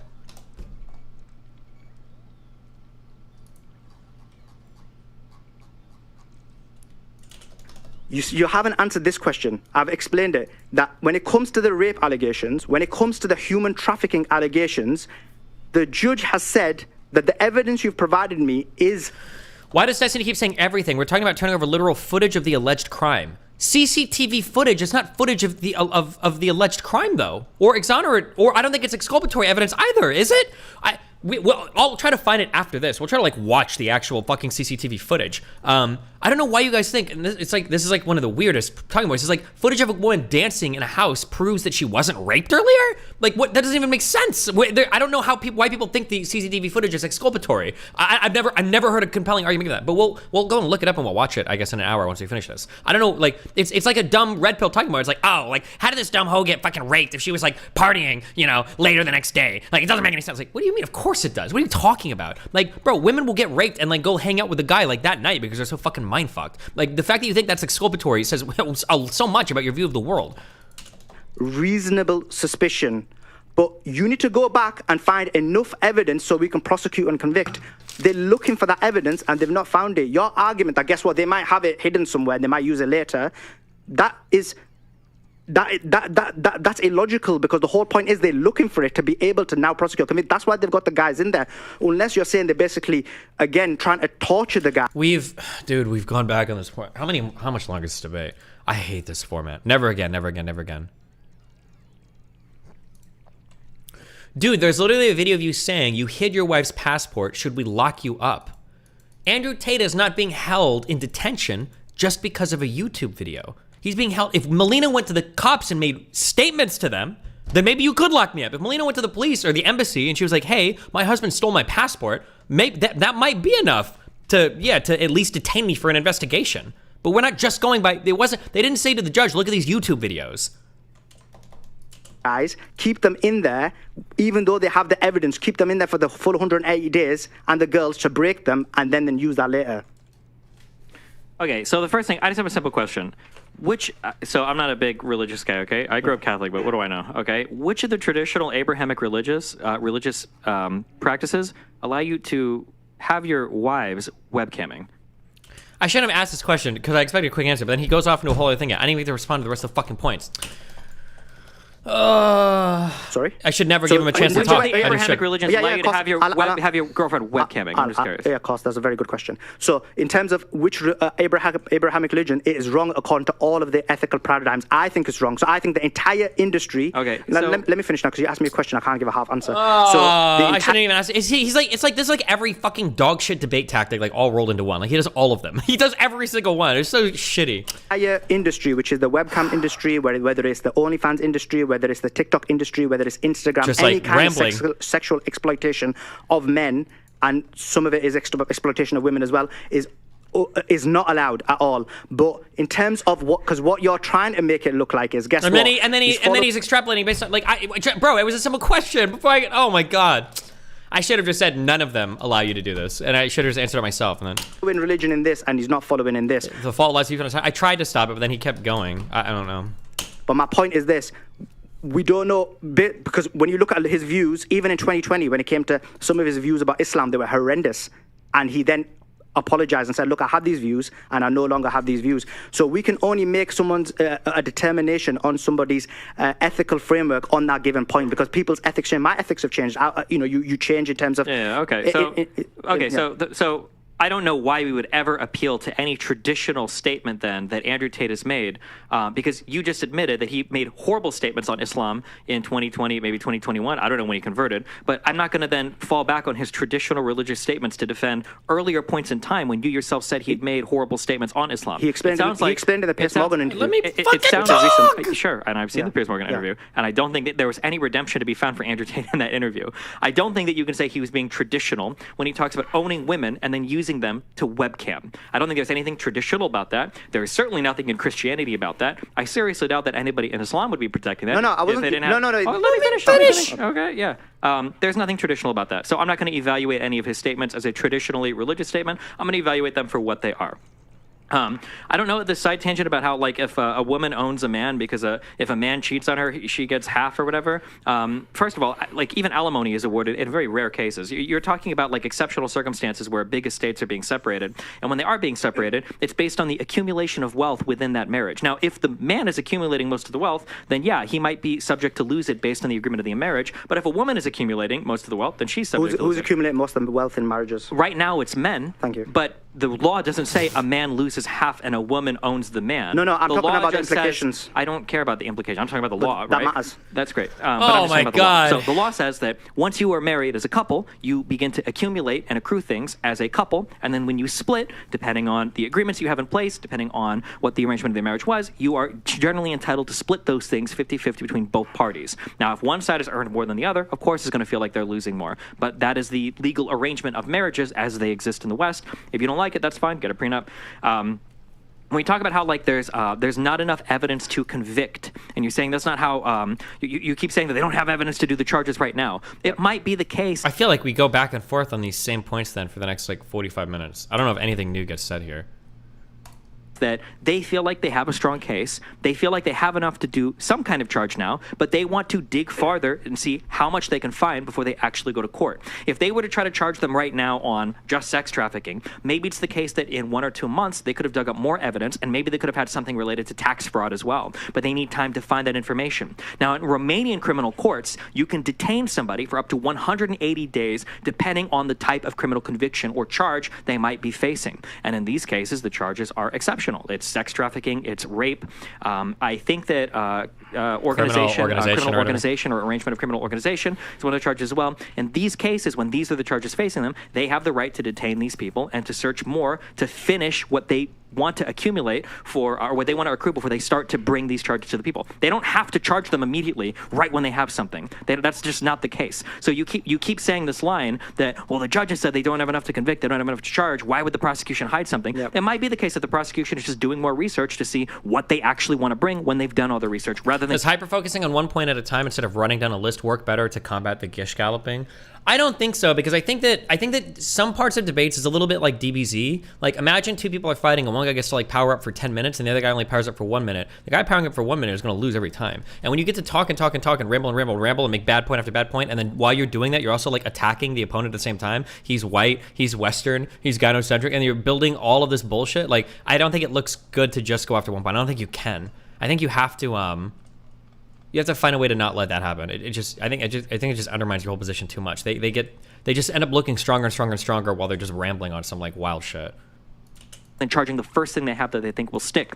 And the judge himself has said, while you are correctly saying that he's saying they're not looking for enough evidence to bring a conviction or a charge yet, he's saying that there is a lot of evidence that points in that direction, and that's why he has denied repeatedly the appeals of the Tates to be released from prison. When you talk about statements from like suspects or whatever, the reason why the suspect statements don't matter is because sex trafficking can never be done with the consent of a... I should have said don't matter. I should have said aren't exculpatory. Victim. It might be the case that a victim says, oh no, I consent, oh no, it's okay. But if you dig up the evidence that they were initially misled or that they were coerced in some manner and they continue to work for the person, it doesn't matter if they're going to say, oh no, it's okay. It's just like in the West, you can't sell yourself into slavery. Much the same, you can't consent to being sex trafficked. It doesn't matter what the victim says at that point. Yeah, that's all I got for that. Okay, so I've got my list. Okay, cool. Go ahead. Yeah, okay. Yeah. Right, so in terms of what you said about about the traditional values, because what you did was you said, guess what? I explained traditional values in terms of the... I feel like he didn't watch the Piers Morgan debate. We watched that. That was a pretty rough debate for Tate. I think Piers Morgan, like, fucking rode that dude around the fucking, around the studio. That was rough. I can't believe that he came away from that debate thinking that Andrew Tate did well, unless he's only seen clips or something. I have no idea. The property argument, and then you said, guess what? Overarching, he needs to apply to everything. No, I just in the Piers Morgan interview, he'd already converted to Islam, so you saw that direction where he was basically... There was a second one. Which one did we watch? Wait, were there multiple ones? Did we miss one? It was the one we watched where Piers Morgan was very good at like recentering on the same question over and over and over and over and over again. He absolutely roasted the fuck out of Tate in that. Unless there's another one that he did. There were two. Oh, maybe there's a second one. Basically, changing his ethical framework, and so that covers that issue. In terms of accruing money, what you said, where men can earn more.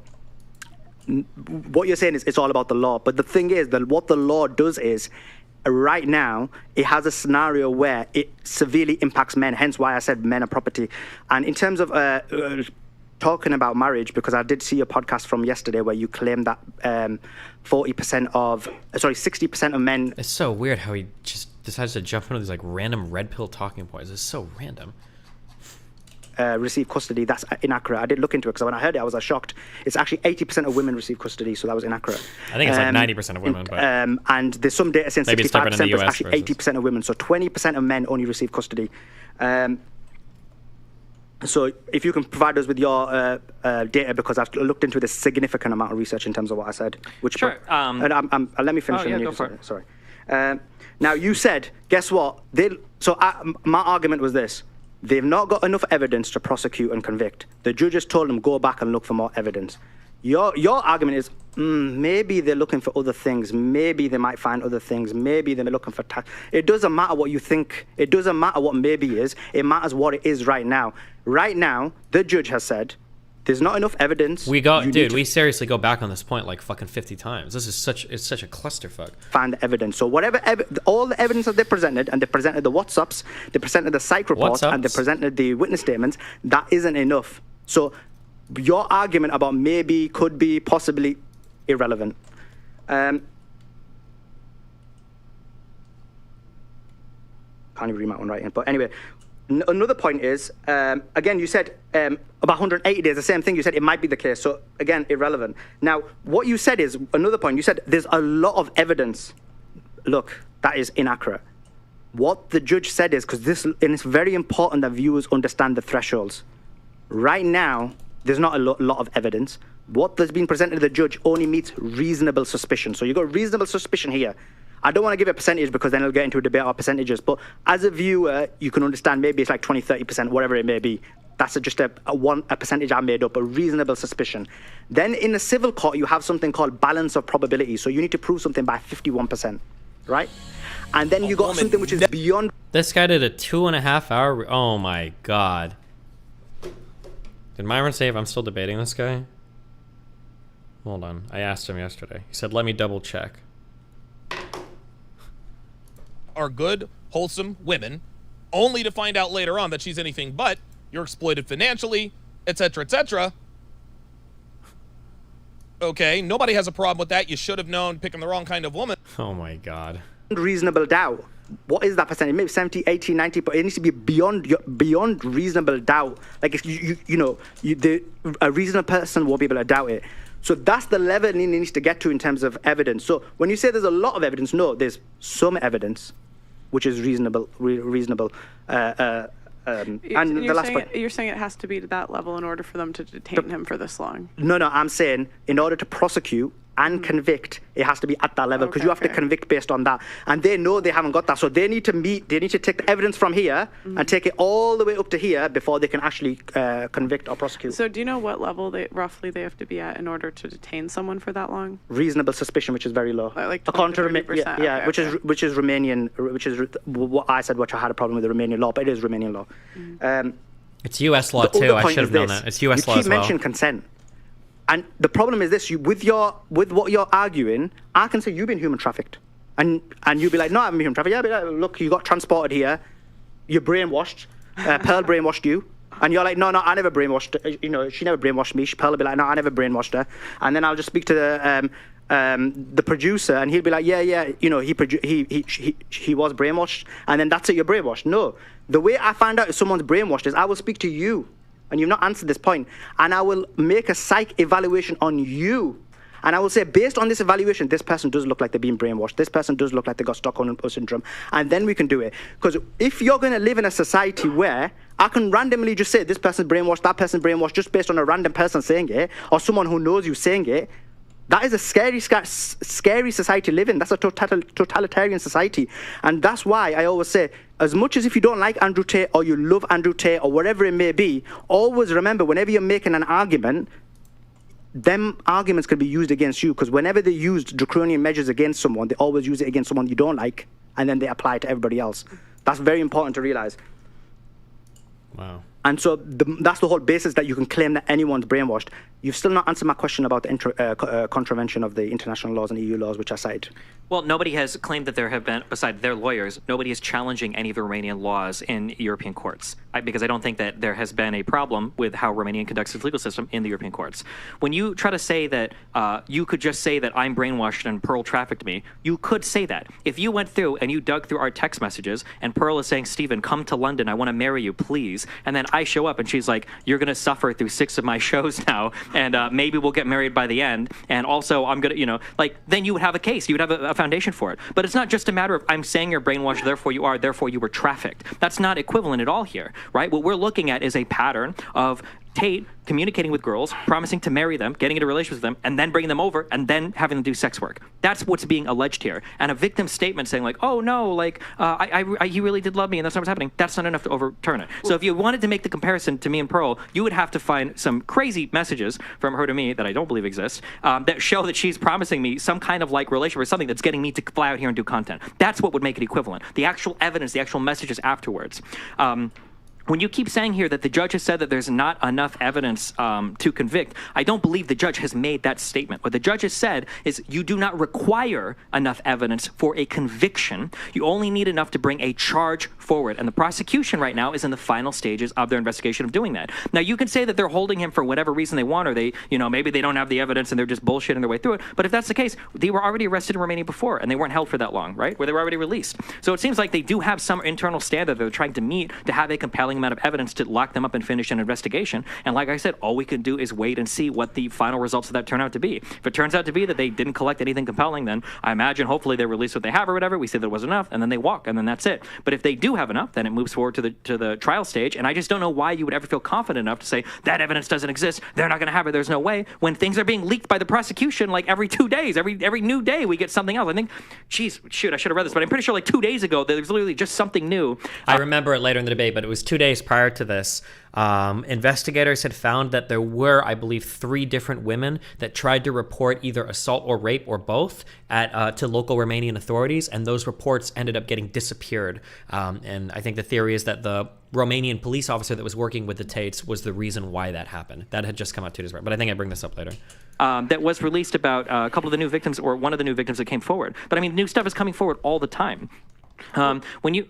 Can I finish my 4 Yeah, go okay, ahead, sorry. You mentioned that 60. I do think it's telling that there's a weird. When I try to evaluate the Andrew Tate stuff, I'm not trying to do this weird like East versus West, Islam, whatever. I'm just looking at the facts of the case. That's all I generally care about. I think it's interesting that there are so many of these points you're bringing up relating to like Western, Eastern, gynocentric, females owning men. You brought up that 60% versus 80% of who's winning custody cases. The claim that I made was that when men fight for custody, they win 60% of the time. I believe that women win 80 to 90% of the time, but that's because men usually don't fight for custody. But when they do fight for custody, they tend to win 60% of the time. Those are the numbers that I'm familiar with. When you say that laws favor men versus women when it comes to divorcing, it just favors whoever's made most of the money. And in this female-dominated world, as women are earning more and more money, maybe when men will rise up, and when we divorce women, maybe we'll start taking more from them than they take from us. But it just matters. The only thing that matters is who's earned more money, not whether you're a man or woman. And then for the final thing, the first thing you brought up was he was changing his framework on Piers Morgan. Why would I care about him changing his framework on Piers Morgan when the statements that he's made about owning women were done in the past when he owned his sex trafficking business? It might be the case that as of the past year, he's become a good, devout Muslim. He follows the teaching of Islam and all of that, and he's doing that great. That's fine. I don't care. That's not when he ran his business. He ran his business like 5 years ago. Would you agree with what he said on the psych evaluation, that those girls should have had a psych evaluation themselves? I don't know specifically how the psychologist is extrapolating to the other. The correct answer here is it's an expert witness. Expert witnesses are literally brought in to extrapolate. It's their job. An expert witness doesn't need to analyze every single individual piece of evidence. The whole point of them being an expert witness is that they can make extrapolations and opine on things that they haven't directly observed or witnessed. The women, I do know that the 2 that go on to defend Tate literally have tattoos of him on their body, so I don't know if they would be, and I'm pretty sure they still work in the industry, so I don't know if those are going to be like the most exonerating types of evidence. But I mean, if the psych evals were the only thing that was keeping them in the Romanian courts, I think I would probably disagree with the judge's evaluation there. But those aren't the only things holding him in the court. The prosecution has leaked a ton of different types of text messages showing criminal intent, showing organization of the criminal organization, showing threats made to some of the talent, showing different messages where Andrew Tate is promising marriage if a woman moves to Romania. To say that the prosecution rests solely on that psych eval, I don't believe that's fair. Mm-hmm. Okay, go ahead. Okay, so first thing is, in terms of the contravention of the international law, you didn't give no answer. All you said is, I don't think it's a problem. It doesn't matter what you think. It's about whether they contravene or not. The second thing is, in terms of relationship, again, so what you're doing is you're basically saying, because I give the analogy about you and Pearl, so what you're basically saying is, if someone's in a relationship vis-a-vis, that means that they are human trafficked. No, those women, clearly based on the leaked documents that you are referring to, were in love with Tate, went to Romania on their own volition, and then they made the decision based on consent. Even the BBC woman literally said, I made the decision based on my own choice and my own decision. What you're saying is, guess what? They were brainwashed. And I just said to you, but anyway, you've conceded it. You said that the psych report is unacceptable that it happened. And in terms of the... I didn't even say that. I said if that was the only piece, it might be unacceptable. Oh, this guy is he's like every bad faith fucking debate trope rolled into like one fucking master debater. Jesus Christ. Psych report. You're saying, again, I don't think. This is the problem. Your whole argument is about what you think. It doesn't matter what you think. What the judges said is there was 3 important there was 3 aspects of the evidence that were important in order to make a determination. In terms of the rape allegation, do you know what the two evidences are? It's only the witness statement and the psych report. So it's 50% of the evidence, because the witness statement and the psych report are equally Rape is only weighted, one and of it's the statement charges, of the woman. though. In terms of the other women being brainwashed, it's 3. So it's the witness statement, it's the psych report, and finally it's the evidence that's been leaked. And this is the issue. The evidence that's being leaked is weak. Like when you look at the evidence, it does not demonstrate what they're being charged for. It's so weak. It's snippets of information. And that's what my argument is, that based on the evidence that we have right now, and the judge agrees with me, so based on the leaks, that evidence isn't enough to prosecute or convict. So that's the point. So you're right, we're getting leaks all the time, and yet we've not got a damning leak. So this is the problem. We've not got anything damning that says it. The other point you made is, in terms of we're talking about 5 years ago. Again, that's incorrect. We're not talking about 5 years ago. Maybe we're talking about 5 years ago in terms of the YouTube clips that you're The leak doesn't have... Oh, and he says YouTube clips again. Fuck, I don't know if I want to watch the last hour of this. That contravention is a big deal if it's true, though. Destiny should have asked for evidence. I've seen some weak evidence. There's no evidence for it, though. That's just his opinion. It's literally just if he's like, oh, I feel like you're violating international law. But there's no international case. There's nobody saying that international... Like, that's just his opinion. It's just what he feels like. He doesn't like it. But, like, I don't know what I'm supposed to say to that in response.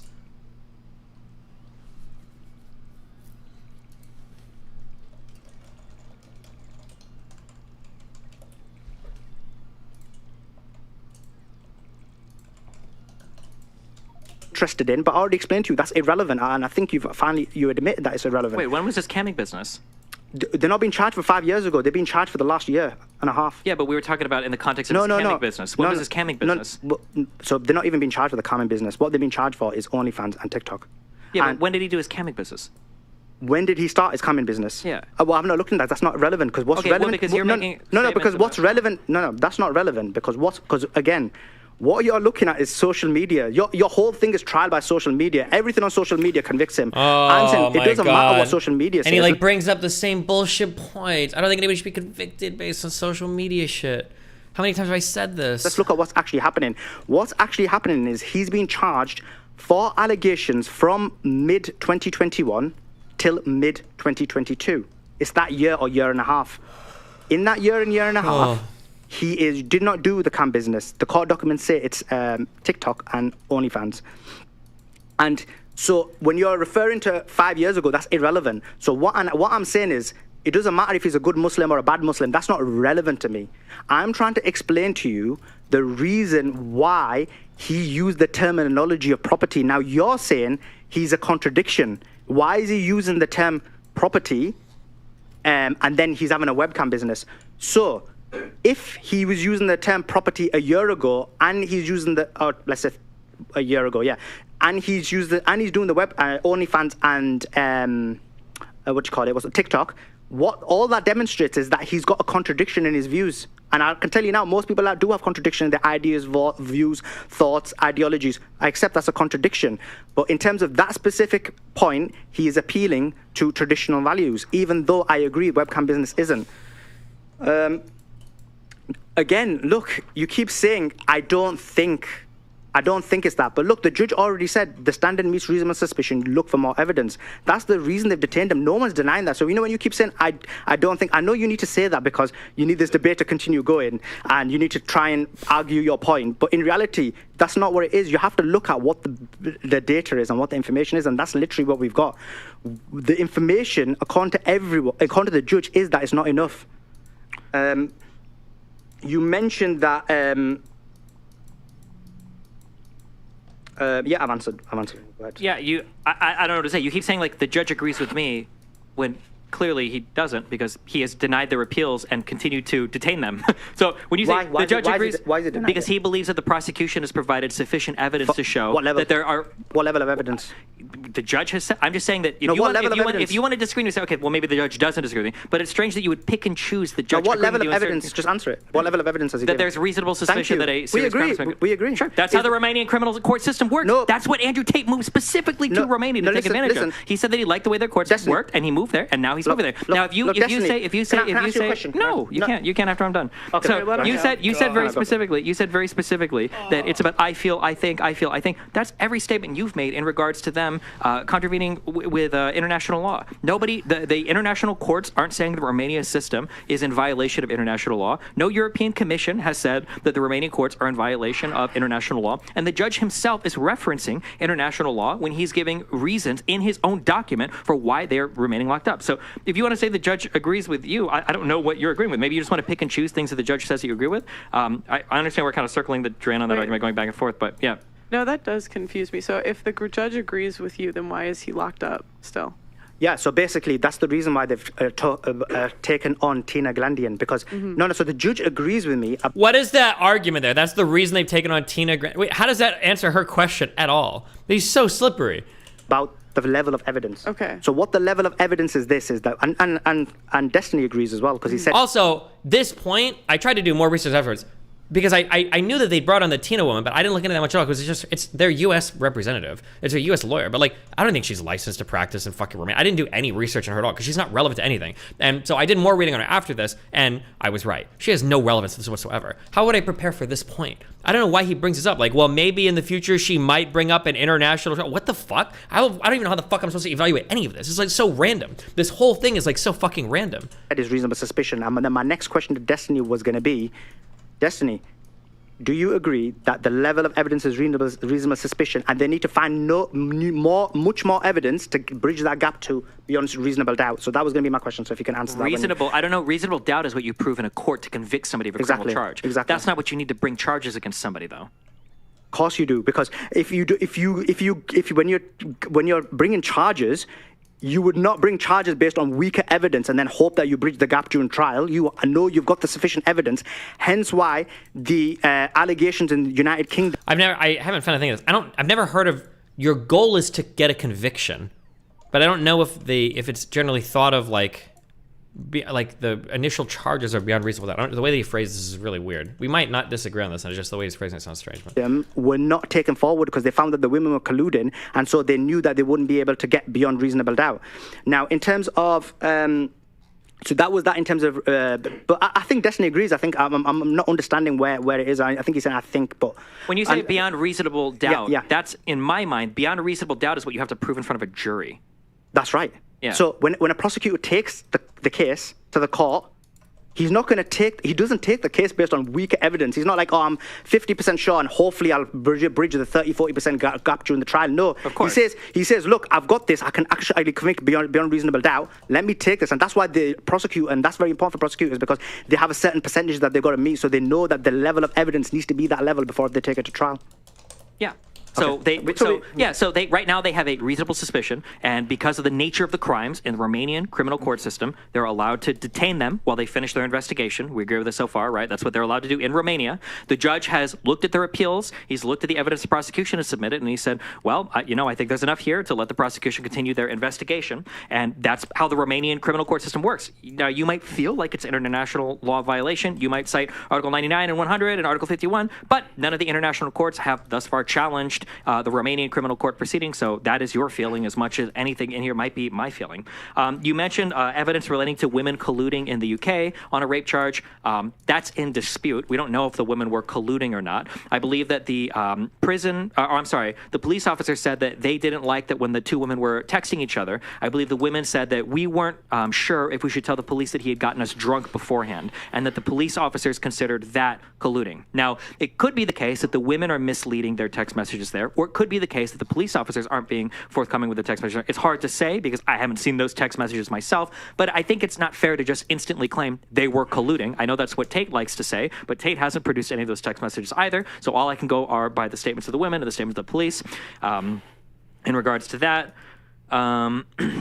when you bring up the rape allegations, I remember because you brought this up. I'm pretty sure it was yesterday. Didn't Romanian authorities find that there were 3 more rape allegations that had been tried to have been filed in a local Romanian police station, and they ended up not being followed up on because of the 2 women that were arrested, one of which was a police officer? Is that not the case? Did that not just happen yesterday? So, I mean, it seems like the prosecution is still uncovering things. And, I mean, like I said, we'll see in a month or 2 or however long it takes them once they finish their investigation what kind of charges are brought forth. But all we can do is sit and wait. Okay, so just to summarize what you've said, you agree that basically they're on reasonable suspicion at the moment. They haven't got enough evidence to prosecute or convict. That was basically my argument right at the beginning.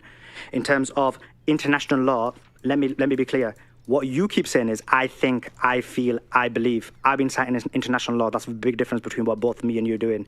In terms of why that hasn't been highlighted, well, that's why they got Tina Glandian, who is actually an expert in international law and human rights law. And if the Romanian system does not basically follow what are the regulations, then I do believe that will be an avenue that they'll take. So there's a reason why there's a human rights lawyer that's now been included into the team. So, and she's explained that there is contravention. I think this is just fake. I don't think she is a human rights lawyer. I don't think she's an international lawyer. She's not even domestically a human rights lawyer. I think what it said on her profile was she'd taken some workshops on human rights. She's not a human rights lawyer. That's not her specialty or anything at all. I don't know if she's ever practiced law related to that ever. This is just, I kind of upset at myself because I asked Pearl, I was like, can we bring this up and look her up? And the guy's like, oh, you can look that up after. Like, oh, it's true. We should have sat and waited for them to look that up. This is just a total fucking lie. This is just 100% fake. But how you find contravention is by applying and making application. So that will be the steps that they'll be taken. So yeah, I've explained to you what the contravention is, and then I've explained to you that in terms of the lawyer. But the difference between what I'm doing and what you're doing is I've actually cited law. You're just saying I feel. It's all about feelings and emotions. That's basically what your arguments are. In terms of the British women, incorrect. The British women said themselves that the CPS told them that because they were colluding, that's why they never took the allegations forward. But then the women said, "Guess what? No, we weren't colluding. We were talking about about the wine issue." But the women specifically said that the CPS told them that is the reason why it wasn't taken forward, because of the voice messages that they were sending. In terms of the 4 extra women, it's actually 4 extra women who have made claims. Again, none of that has been presented to the court. None of that has been verified. That is being stated in the newspaper. But again, I can't comment on that because... Isn't that literally what I said? Yeah, but he tries to frame it different, like the voice message. He tries to make it sound like there was something more there when there's not. But we haven't got enough information about that. We haven't got enough allegations on that. And they're not rape allegations. They're basically, again, saying that he's been a bit... Again, when you look at the allegations, they're again very, very weak. They do not amount to human trafficking. And that's my point. All of these allegations, they don't amount to human trafficking. And we know that, because why don't they want to include the CCTV? You know why they don't want to include the CCTV. I know why they don't want to include the CCTV, because the CCTV will demonstrate that actually these women had freedom of movement, freedom of doing what they want, and it would give a great window into seeing that. And hence why they're not including it, because they know they'll damage the kids, and that's why they're not including it into the prosecution evidence. And... Sorry, in the last bit, the psych report, again... Oh, no, so you already conceded that. Sorry. So, do you think that the international law will change? Or do you think that Romanian law will change after this case? If this truly is a violation of international law? It's a very good question. But that's the reason international law is there. Very recently, Romanian law changed, because what happened was Romanian law had it in there where women weren't allowed to work as long hours as men. International law... It violated international law, and very recently it was changed. So yes, that's the base. That's the reason we have. Reason we have EU law and international law. So do you think that the law will change after this Tate case? About this issue? Yeah. So this issue is that they've just not applied the law. So they own. This is part of their own opinion. No.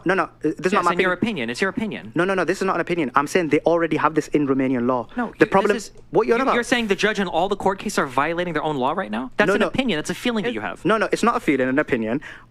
The articles that I have cited are part of Romanian law. So what I'm trying... But we're not arguing with law. The opinion is whether or not you feel like they violated the law. Oh, Jesus. I say is that has been overlooked by the judge, so he should look into it. So maybe he will look into it in the next one. But the point is, the judge has overlooked it, and that's incorrect, because you wanted me to cite examples of where international law has been contravened. Sure. And so that's in your opinion. That's all that is. It's your opinion. It's not an opinion. It's the judge is the judge. It's their legal system. You feel like they haven't adequately addressed the international laws. That's right. The judge obviously disagrees with you. That's your opinion, though. I don't know why you think that that's like a fact that you can state. Obviously, different people. You probably have an opinion that the Patriot Act or something also violates international laws, but that would be an opinion. No. So I know that the Patriot Act doesn't violate international laws, and neither does the Romanian system. I'm saying what should happen is, in terms of the Patriot Act, in terms of the same rules in the United Kingdom Terrorism Act, in terms of the Romanian system in the 180 days, I'm saying that I said it right at the beginning that my argument based on that isn't based on law. So that is my opinion. that should be changed, because I think that's unethical that you can detain someone, especially when most of these people who are being detained are from minority communities. Sure, and you think for the Romanian law, you think it's a statement of fact that the judge is violating their own laws? That whole process right now, every member involved Look. That's not how law works. If you think that the law works, that a judge basically applies certain laws in a scenario and doesn't either consider, because that actually happens, judges sometimes don't consider certain laws, and that can be an oversight, or it could be that the judge doesn't agree with it. That could have happened as well. So I'm not saying that the judge did it on purpose. It's possible it was just an oversight, or it could be that the Tate's legal team didn't even present it. That could be it as well. But and that's why they've got Tina Glandian in the. Okay, there's our loves. I think I'm good on this.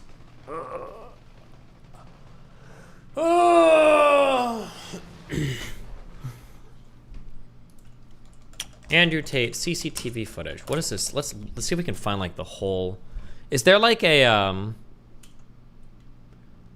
Andrew Tate human trafficking CCTV footage of kidnapped women?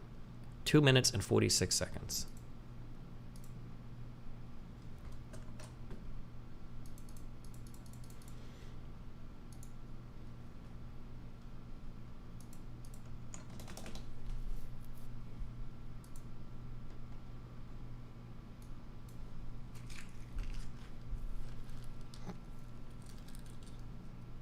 It has to be more than this.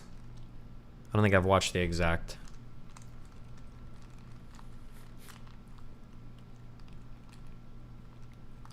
What does that prove? I think what they're trying to prove is that if this gate is open, that they could like run away if they wanted to, is what the proof is. Hold on. Key force alert. How often do Muslims like him have a problem with human rights violations and due process in their own Muslim countries before? Yeah, I wanted to ask that. I should have, but it would have been a kind of a lowbrow, or low blow. I'm looking sideways at a lot of the Muslims that have come out of the fucking woodworks to defend, come out of the woodwork to defend Andrew Tate. It's very sus. It's super fucking weird, but yeah, Jesus.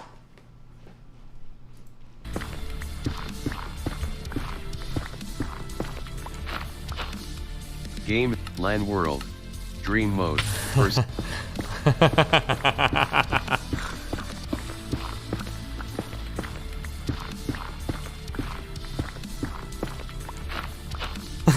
Game, LAN world, dream mode, first.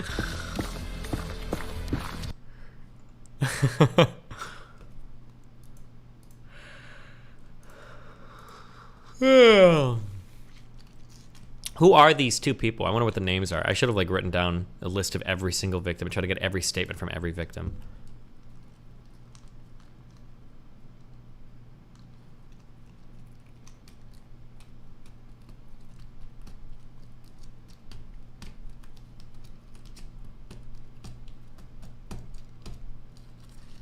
How you feeling about a 920 for a tier 5 sub? Yeah, sure. Hold on, let me check.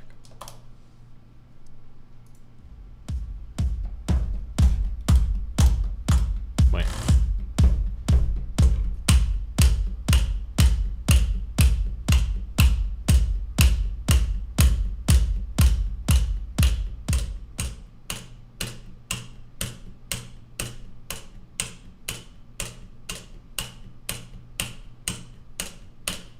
Fuck. Bullshit.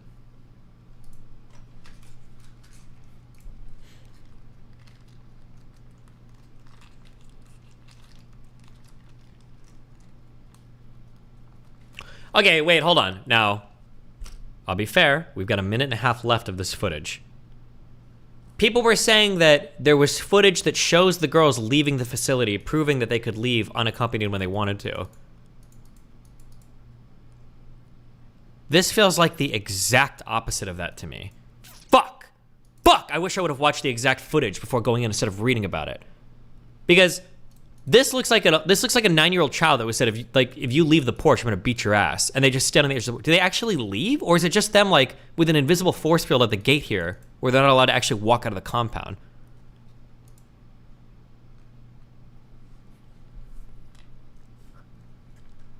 Because it looks like all they're allowed to do here is like get orders at the gate. That's what it looks like.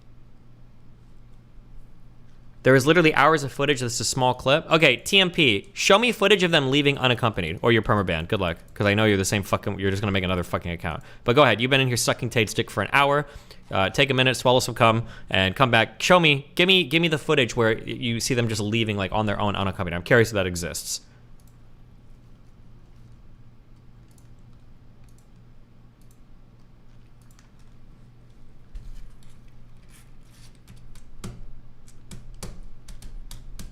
The second person would be watching the other person. Yeah, that's why I'm curious who both people are. The names would be important, but...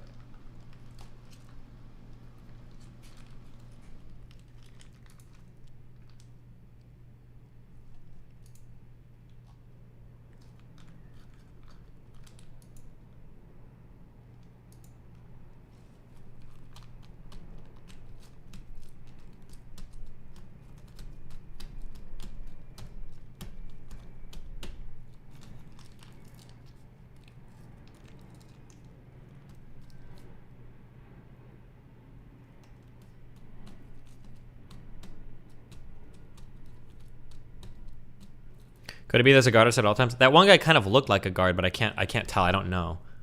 Bro, this is the... This is probably the best footage there is, too. Because this is literally footage that's supposed to be exculpatory. Because it's on the YouTube channel Tate Night, and it says footage of quote-unquote kidnapped women.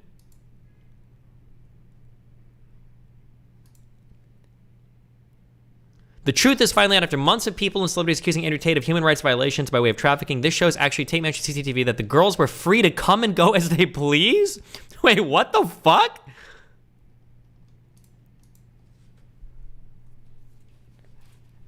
And this guy looks like a security dude the whole time.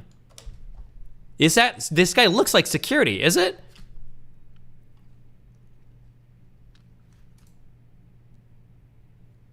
Look at the first seconds from outside footage. There is what looks like a security booth with a guard peeking out.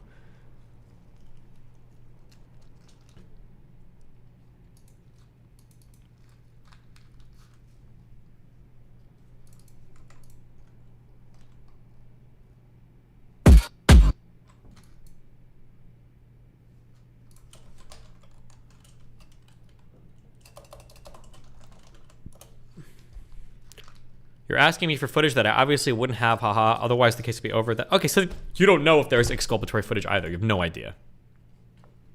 Oh, this is the...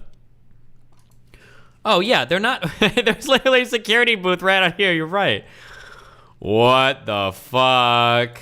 Is there better... Okay, Andrew Tate defenders in chat. Tell me what I need to Google. YouTube, you guys have a ton of fucking losers in there that have been sucking them off the whole time. Please tell me there's better footage than this that proves your guys' point. Please tell me.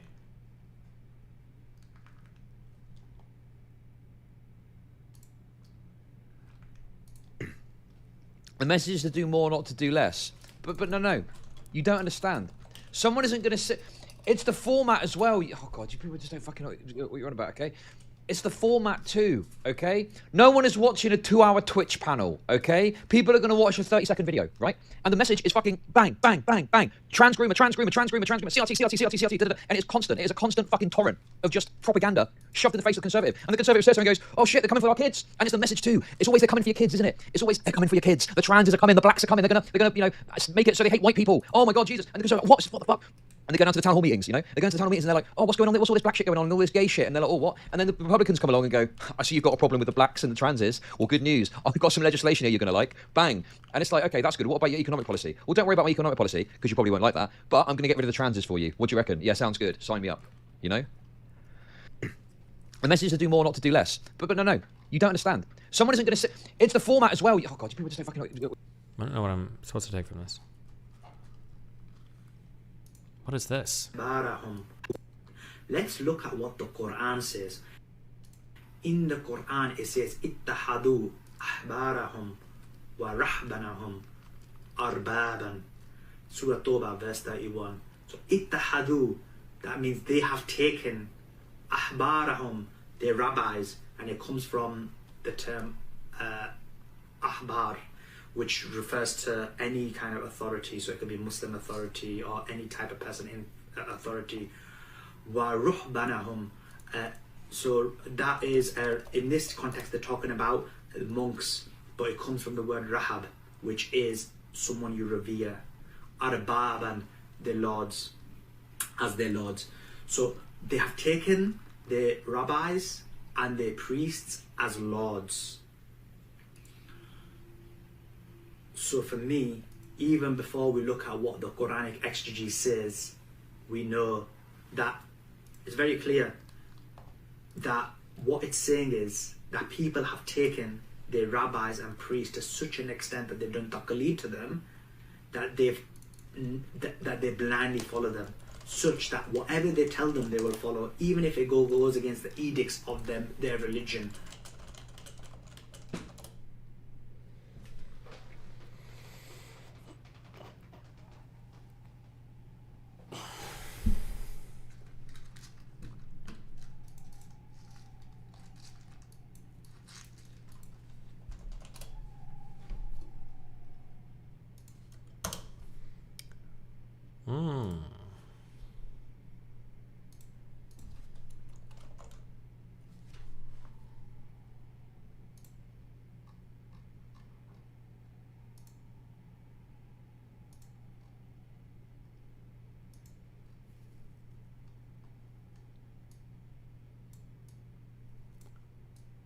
Sorry, hold on.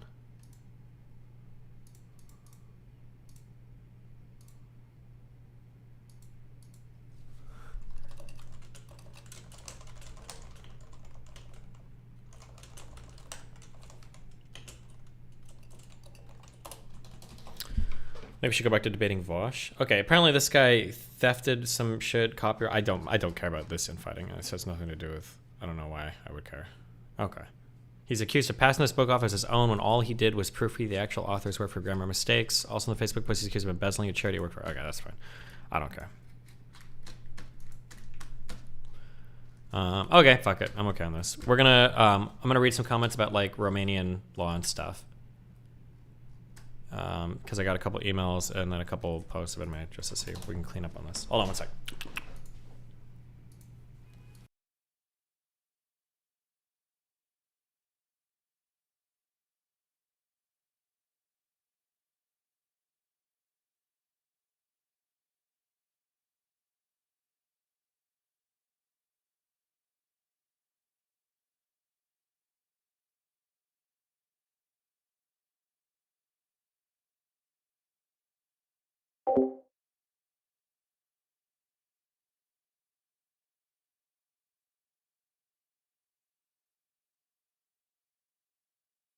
I love lamp.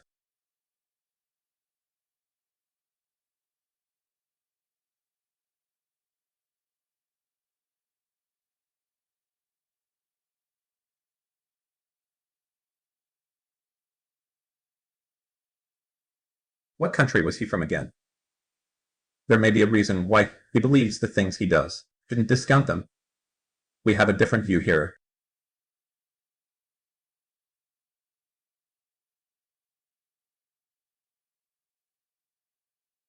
Did we actually find out what the judge really said about the evidence of convict?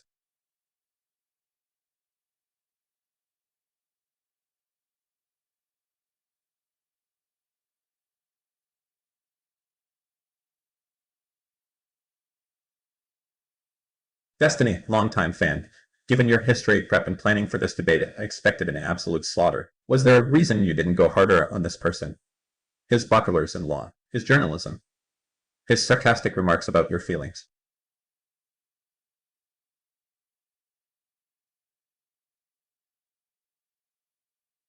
Saying the FBI did bad things in the past, therefore bad things is happening now can be contradicted with the statement that the FBI has done good things and therefore good things is happening now.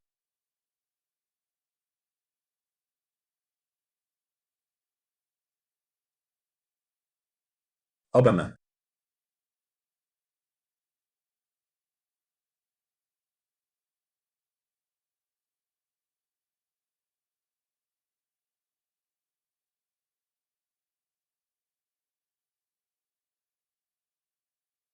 Nobody in any hood refers to their girl as a bottom BTW. That is distinct pimp terminology.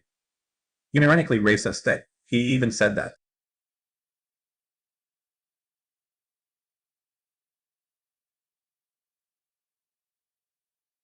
Guess what? Destiny never actually says guess what.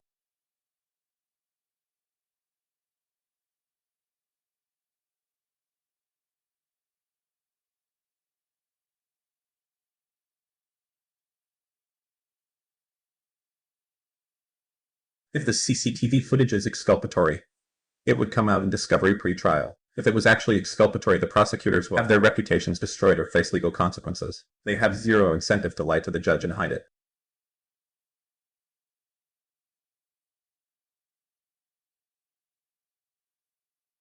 Destiny, please do Second Amendment debates and piss off both sides even more.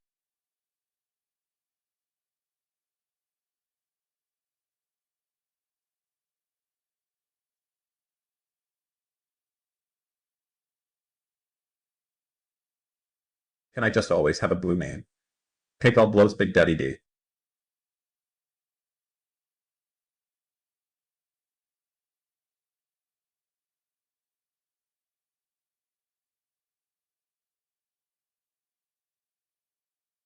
My taxi driver said the Turkey earthquake was man-made. Is this true?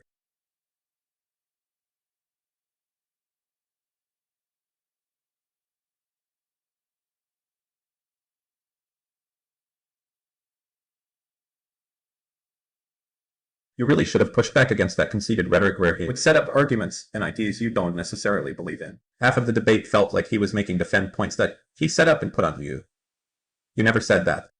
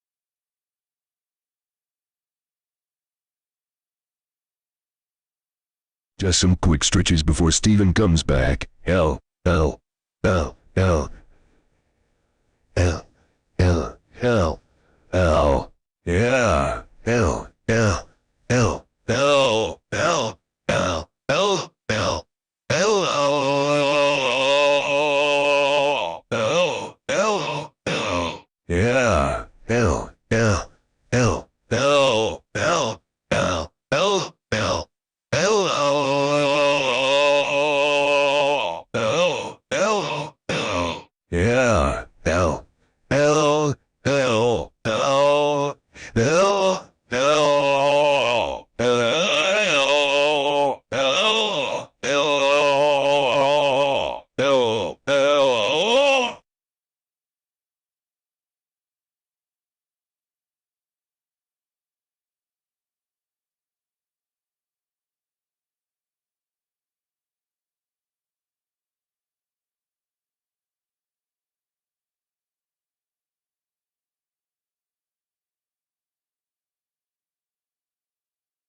I'm getting... Oh, I'm getting gang stalked. I am getting gang stalked right now. Ugh. I know you're out there, and I know you guys are fucking with me. I know you guys are trying to destroy my mind. I know you're doing it, but my mind...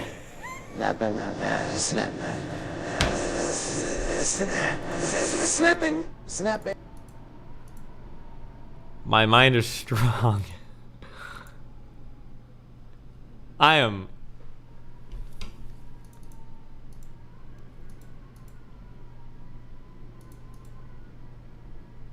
Just give me a... Hold on, just give me a second. Why is it so fucking windy here? Are you okay? No, I'm so confused.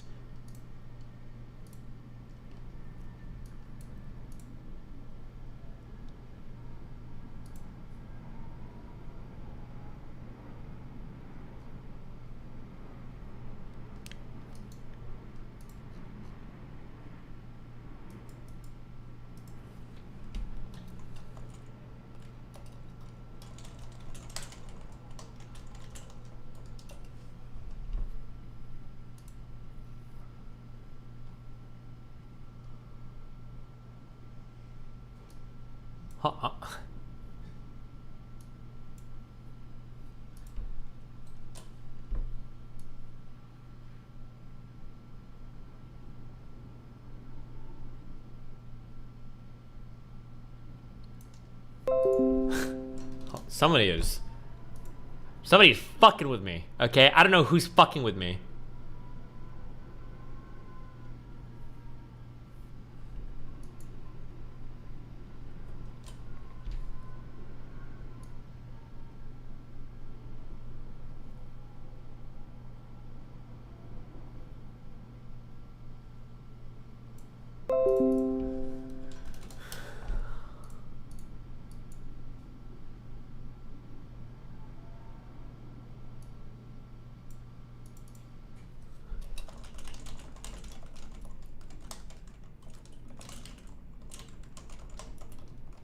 Okay, some girl DMs me like 2 months ago, some random girl, and we chat a little bit. Okay, we start chatting. It's like a little flirty, but not really that much. And I figure it's just somebody that wants to like talk. It's like, whatever, okay. They're cute, they seem chill, whatever. So we chat on and off a little bit. There's nothing like too flirtatious or sexual anything like that, okay? Then I get an email from somebody saying, hey, that person you're talking to is a really, really sad guy on a catfish account, impersonating his ex-girlfriend because he misses her so much. And I'm like, what? And he's like, you're getting catfished. And I'm like, okay, that's kind of weird. Because like I'm talking to this girl, she's like talking to me about like, oh, like I do like teaching stuff and I'm grading papers, and it's like I was like, this is like the weirdest catfish I've ever talked to in my entire life. Because like why would you catfish talking about grading student papers? But maybe it is. Maybe it's like a really sad person.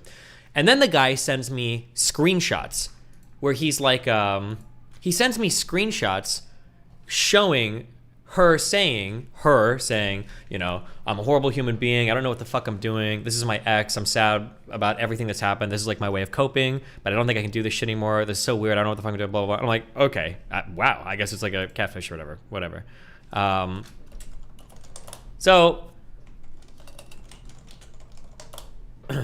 So then, but now the catfish is still like messaging me. But over the past like 2 weeks, I just stopped responding because I'm like, okay, this is fucking weird. Like, I don't know what you're doing, bro.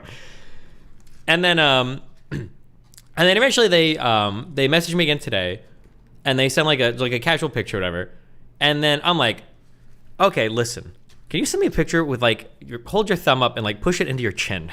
Like, I'm thinking like a weird picture that somebody wouldn't have like normally on their phone, so you couldn't pull it off of like an ex's Instagram or some shit. And the person's like, okay. And then they do it. And now I'm like, wait. So it's not a catfish? But now my question is, who the fuck is the other person that messaged me? Did they create fake DMs of this person and a whole fake story? And now I'm just like, I have no idea. Is it AI generated? Wait, is it? No. No, I don't think so, because the fingers aren't all fucked up, right? I don't know if I'm getting fucking gang stalked right now. I'm so confused. Now I'm curious who the fuck the other person was though that messaged me.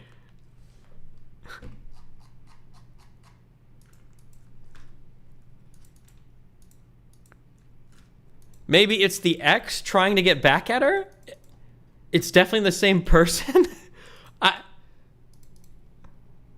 Just hop on a Discord call and tell her. Well, I think she's listening now. If it is a she, if this person even exists at all. How does the other person even know that you're talking to the girl? I think because they saw that we were mutual friends. Okay, hold on. Their initial email from me was, hello, I understand you've been in contact with a woman who calls themselves blah, blah, blah off of your Discord server. I hate to break the news to you, but that person is actually a man named Jonathan using photos of his ex-girlfriend, whose name's Stacy, and was intentionally trying to catfish you for his own sexual pleasure. He was intentionally catfishing a server that I and some of my friends are on. He's been doing this for 9 months. But this person didn't try to like get any sexual pictures or anything from me at all. They probably could have. This person didn't do anything like that. So I'm so confused. I'm so lost right now. What the fuck?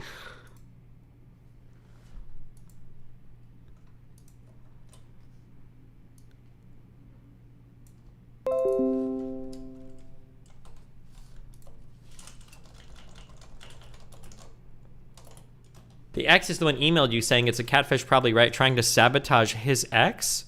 Do you think that could be the case? Okay, hold on. I need to add this other guy back. We need to have a chat. Add you. Add. I removed them from my friends afterwards. Right click. Oh no, wait, we are friends. Hey. Right click profile. They're not. Now these two were friends before, but now they're no longer friends. What happened? Hey. Oh, they just responded. I wonder if they were listening to my stream. Are you sure that other account is a catfish? I don't know what the fuck is happening right now.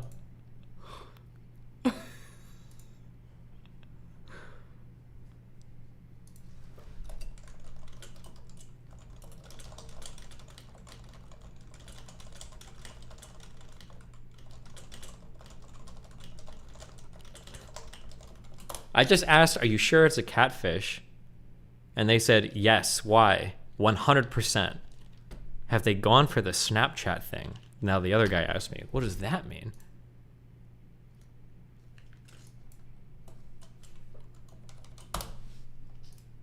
How mindfucked are you if both accounts ghost you right now? He knows her in real life. It's 100% a catfish. How did he get a unique photo that I asked for, though? Question mark?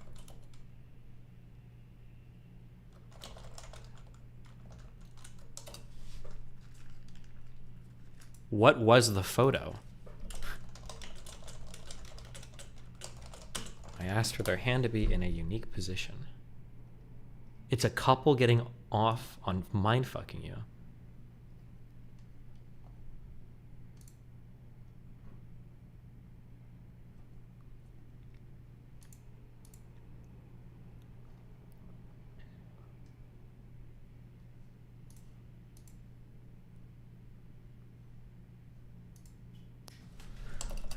You guys used to be friends on Discord. What happened? Question mark.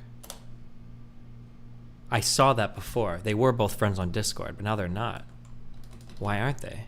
They blocked me. Why did they block you? So that means this other account.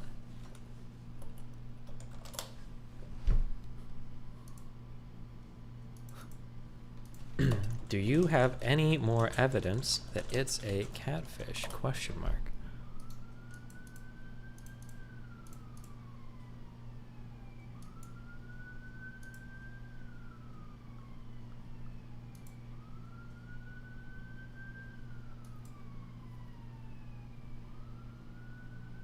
Wait, her... No, that doesn't mean... I was gonna say, her Twitter account was created in 2013 that's linked to on her Discord, but they could have just, like renamed the Twitter account, right?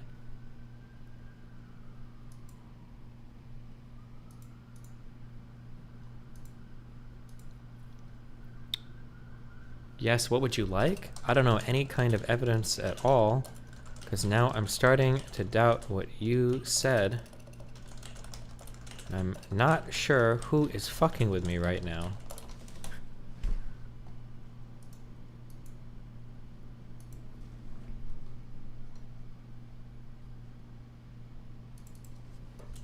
Is that their deleted? He just linked me. He linked me an image of a Twitter account. Is that their deleted Twitter account?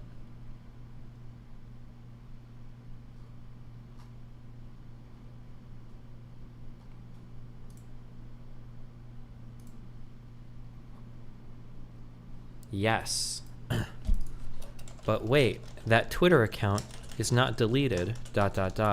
and it's linked in their Discord, ... If that's the real Twitter account, isn't that the real Stacy? Question mark?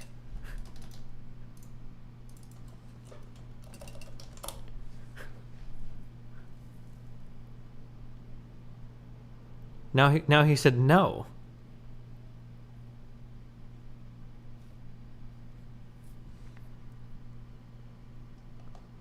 They misspelled the last name. Oh, wait, that is different from this other website. Wait, what the fuck? Wait, the last names are spelled different. Oh shit, because they linked me another social media. But the person... Wait, hold on, I'm sorry. I need a minute. I need a minute.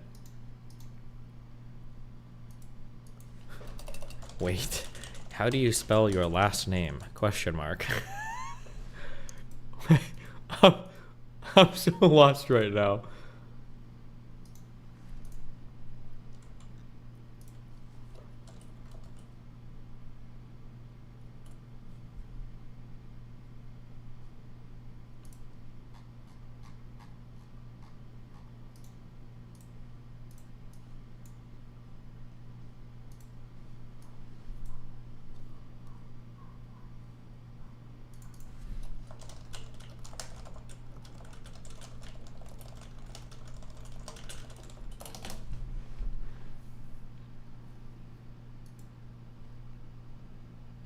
I'm trying to think, because he linked me some social media shit, and it's...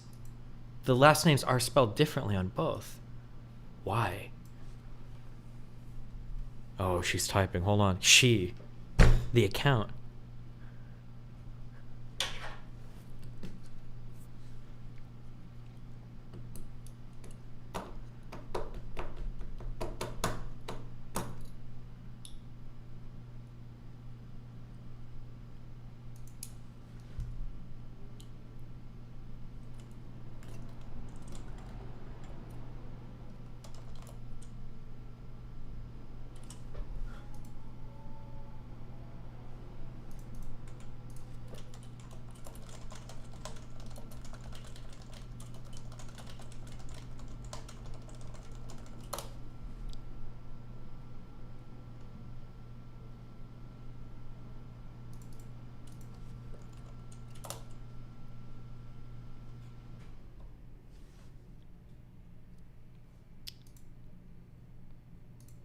you don't want to keep telling me because of this, it's fine. Wait, I'm so confused right now.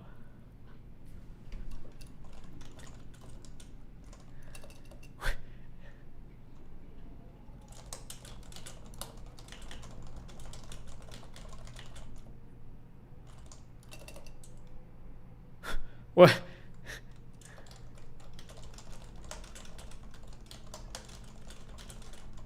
Why is the last name spelled differently on this social media versus your Twitter? Question mark. Ooh face.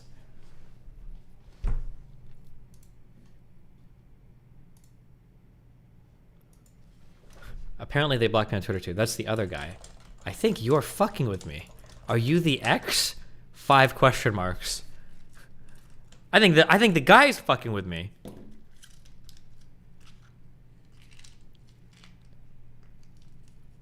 No.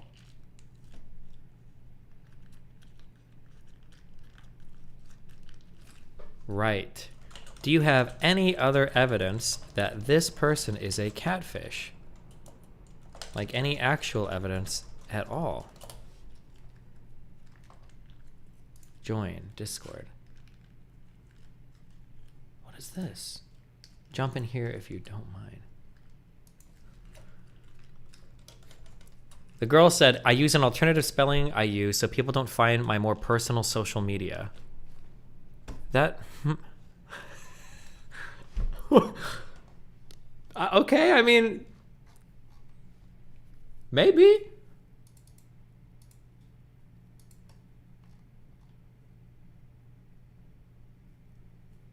I've read the rules and added my age and pronouns. How the fuck do you do that?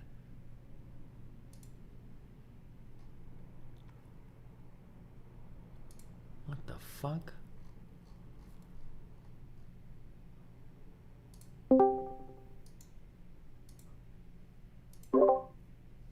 Hello?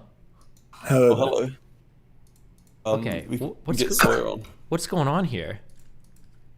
I'll give you the rank so you can see the Kyle archives. 1 second.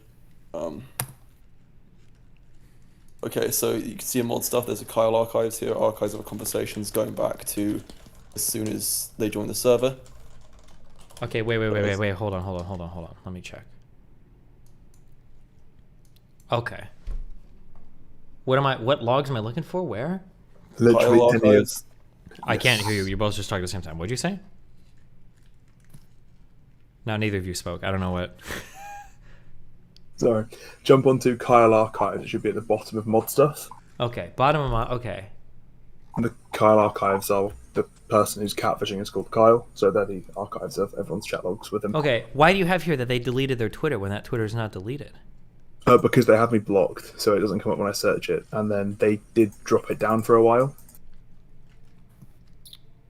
Okay, hold on. If you don't mind me asking, what hand position did you ask them to use? I think it was just like pushing like a finger into their face or something like that. Guarantee that's on their Visco if they sent it to you. Guaranteed what? It will be on their Visco, I assume. I mean, I looked at that social media thing and I didn't see it anywhere. Okay, so are these chat logs that are like, is this supposed to prove that it's like a catfish person or? I'll show you my chat logs in a minute. But obviously they contain some personal stuff. So I'll try and skip through that if you don't mind me. In this, Sawyer's also here who runs the server. You can ask her about it. Did you add her, Lewis?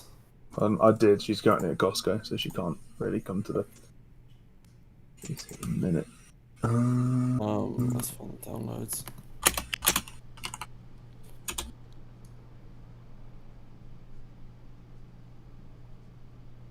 But no, sadly I am not fucking with you. I wish I was. It would make this a lot easier. What kind of evidence would you also be looking for? Because like we've got other stuff that I can show you, but like... Hold on, I'm reading these chat logs. Hold on.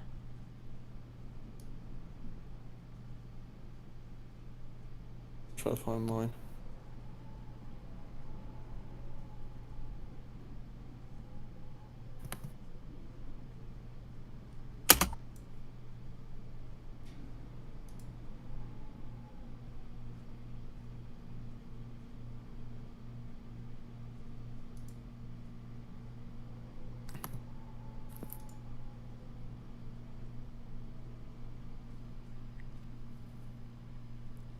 Are these chat logs supposed to prove the person's catfishing? Because like here the person's like, are you actually catfishing? LOL, I'm confused. And then their response is, oh no, we were just messing around because I'm always busy and can't join voice chat. No, these are, we just recorded all of our chat logs in case the actual Bella wanted them. I'm trying to find the... Okay, oh wait, hold on, wait, don't say any of the names. One second. Hold on, give me 1 second.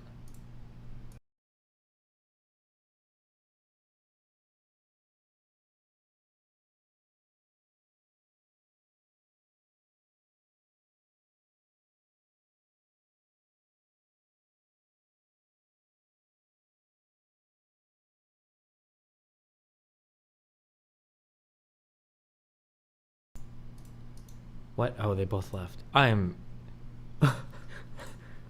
getting gang stalked. This is gang stalking. That's what's happening right now.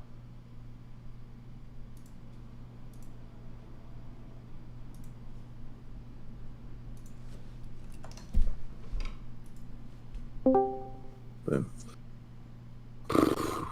Hold on. Wait, give me 1 sec. Or I'm just gonna keep reading this. Okay, hold on.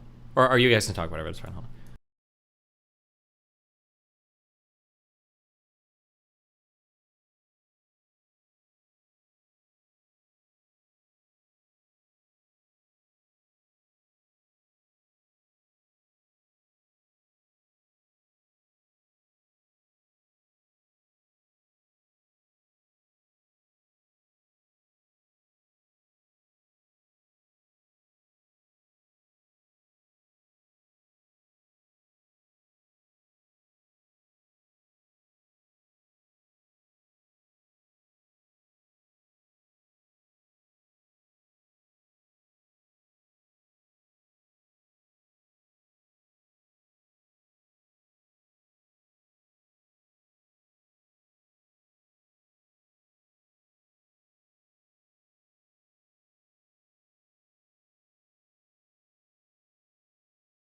Okay, wait, hold on.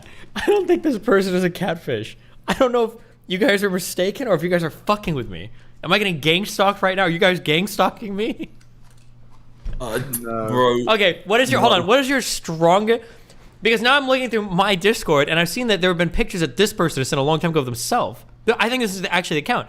What is your strongest piece of evidence that this person is catfishing? 1 second, I'm literally getting it. Okay. 1 second. Because I'm reading through, I'm reading through these two chat logs as well. Yeah. And it doesn't seem like there's any evidence in these chat logs of this person being a catfish. Sorry, go ahead. 1 second. So here's like 9 months worth of stuff. So I've talked to this person for a long time. I did not believe it initially either. Okay. Also, just please don't use any names or whatever. I'm trying to be, yeah, but go ahead. This is just the, so this was the send a TikTok for an anime thing. So I click on that, open the TikTok, and it says from Kyle Saltzman. Okay, wait, what did I just say? Don't fucking say any fucking names. Yeah, it makes very little difference. Okay. Okay, but wait, where? Okay. Okay. Here, just listen. Okay, hold on. I'm gonna bounce. Send me a message, L guy. I won't say your name. Send me a message with your strongest piece of evidence, and I will I'll just look through it because I don't know if I believe you guys right now. I feel like I'm getting mind fucked, but okay. You know what? I will give you a copy of my entire chat logs. No, I don't want everything. I just want like the one like, oh, look at this thing right here. Like this is like proof. I can't read like 700 pages of chat logs. No, just literally like give him literally 2 seconds. It's here. Okay. 2 seconds. I'm waiting. Okay. So I go. Which channel should I be looking in? It's just screen sharing right now. Oh, okay. Wait. Hold on. I don't know where to look for that. Give me a sec. Watch stream. Okay. Yep. So okay, I'm watching it. Yeah. Okay.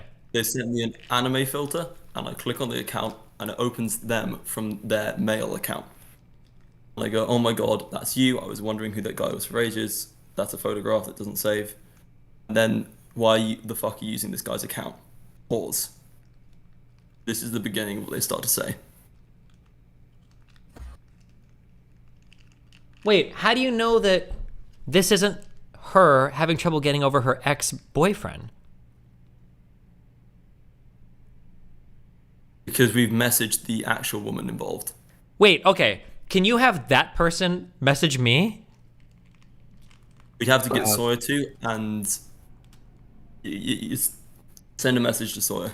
Yeah. Hold on. Get if you could get that person to message me, I'll believe everything. Okay. But okay. Also, wait. fine. Can you scroll down more? Did you say anything to this person after they said? Yeah. Hold on. Yeah, I'm trying to calm them down so I can keep a copy of it. Yeah. Okay. Okay. Hold on. Hold on. Let me read. Wait. I'm just not putting this. Ai, está uma festa. Okay. Wait. Okay. Scroll down more.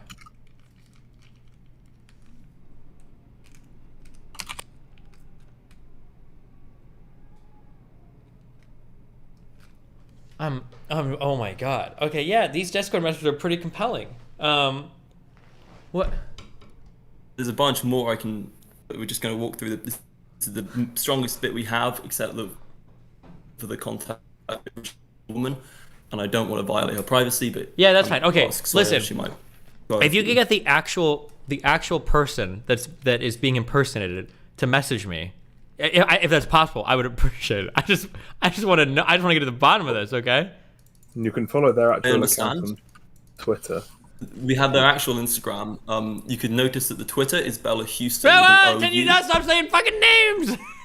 Don't say the name. How can you prove this without saying the name? I just don't want to hear the name. I'm fucking streaming right now. Okay. I don't need any names said. Oh shit. Yeah, that's right. Okay, somebody's fucking with me right now, and I'm getting to the bottom of it, okay? I don't know if it's you guys or it's the other guy, okay? Somebody's fucking with me, and I'm gonna find out, okay? So you guys better be careful. I got my eyes on all of you, okay?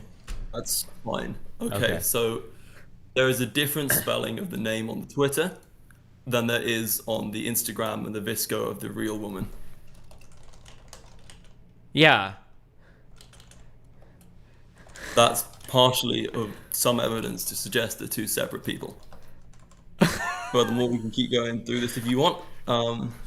Okay, wait. Can you get the original person to message me? If you can just do that, then I'll believe everything. I need to hear a voice. I need to hear somebody's voice. Okay. Okay. Have you ever, just a genuine question. Have you ever doing that for their privacy? Have you ever heard the person who is catfishing's voice? If you don't want to say that. Have I what? Have you ever heard of the person who is catfishing? Sorry, who we're alleging is catfishing's voice? No. So is it not easier to have them call you? I'm asking them, but now they're really uncomfortable at everything, which like makes sense because they're catfishing. Well, no, because we just haven't voice chatted before ever. Like, Hi. Who's this? Hello. I'm Sawyer. I'm the owner of the server. Oh, do you know anything about this? I do. I know everything about this. Is this really what's happening? Is what really what's happening? Is the person on this account a catfish? Which are we talking about? The Ava account? Or are we talking about Lewis? Yeah. Hold on. We're trying not to say names, but yes, that account. Ava. Yes. Yeah, absolutely. I've spoken to the girl that he's portraying. Okay. Is there any chance? This is a big ask. I understand. Is there any chance that you can get that person to just send me a message? I find it highly unlikely. I mean, we're dealing with people who are like 20 years old, and when I was the only one of us who was able to get in contact with her, and when I did, she was obviously like noticeably disturbed, and I didn't want to feel. I offered to call her. I offered to provide her with as many resources as possible, but she was very clearly upset by. I mean, this is her ex-boyfriend, right? So I can reach out to her. I can ask, but I feel limited in the ways that I can't force her to do anything, you know? I'd be happy to send you screenshots of our conversation to like prove that I've spoken to her, but I feel okay, like... here's my issue. I asked them for a relatively unique picture and they were able to produce it in like 2 minutes. I don't think this was one they'd already taken. So what's happening? Okay, why do you think that's strong evidence? Because I asked for, hey, can you prove who you are? I want you to push one of your fingers into your face and show me that you're like a real person. And they did that. They showed me the picture. They've also shown me videos of the relevant woman. They've shown me childhood photographs of well, yeah, woman. but this is stuff that they're just showing. I asked for a particular thing, and they showed me a particular thing. They're not just like linking me random stuff. Okay, so accepting that to be true. Uh-huh.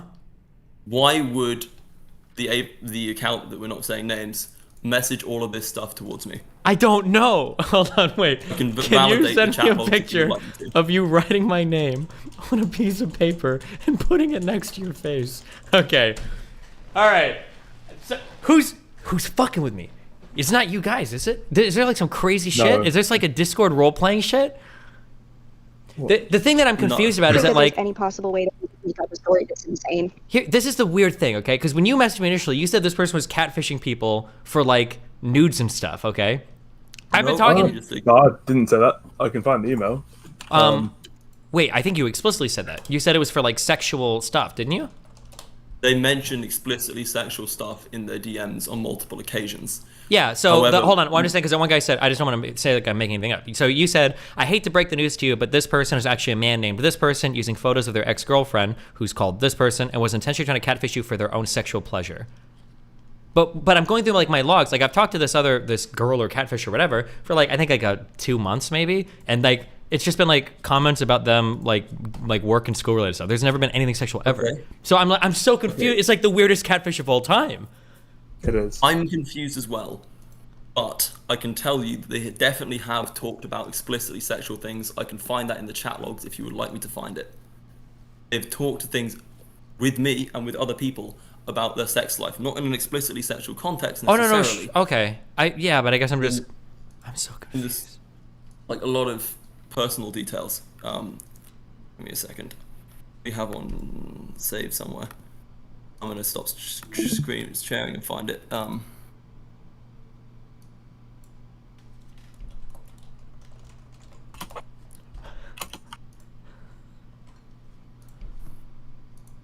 Okay, I'm gonna start screen sharing again. 1 second.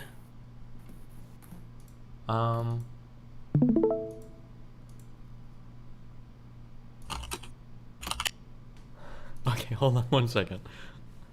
This is one of the concrete things they've said, and it's explicitly sexual context. Oh no, they might have said. I'm not necessarily concerned about that. I'm just curious if how long do you think they've been like catfishing for? They've been talking to me pretty much daily for 9 months. And you think it's been a catfish the whole time? I was fucking shocked. Like genuinely ill. I nearly threw up. I mean, they had compelling evidence. They sent videos, they sent photographs. They never joined VC, but with the video of them talking, it was like, well, obviously that's legitimate. Wait, hold on. You said they never joined voice chat ever? You've never heard this person talk before? Never joined voice chat. Never joined voice chat. There was a discussion previously. I mean, that was always the first indicator because there was a point for her adding another mod to the server and we were considering her, quote unquote, but she never joined VC, and so I was like, no, like you can't be a mod. I can't prove who you are. But that was the only indication before about 2 weeks ago that we suspected that we had like definitive proof that something else was up. Okay. I'm gonna try and talk to this person in voice. What do I do though? If a girl talks to me, then that means that all three of you are up to some goofy shit.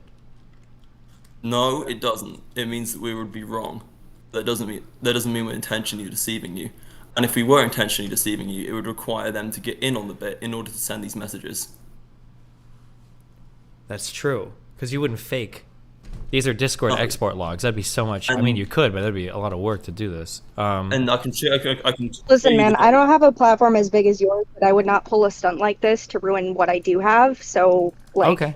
We the only information that we're giving you is what we were able to decipher. Like, we have all the receipts. Okay, I'll gotcha. I'll do a little bit of digging. Thanks. Sorry for. Oh, I don't know. I'm not gonna say sorry because I don't know if you guys are fucking doing weird shit. But if I am fucking up, I'm sorry for intruding. But thanks for the heads up. I'll That's be right. lurking. Okay, have fun. No worries, man. Good luck, guys.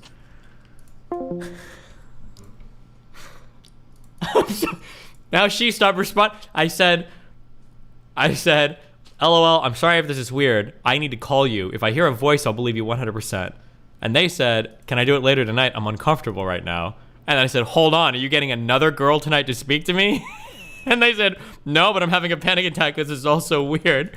And then I said in all caps, send me a picture of you writing my name on a piece of paper and putting it next to your face. And then they stopped responding. What is happening?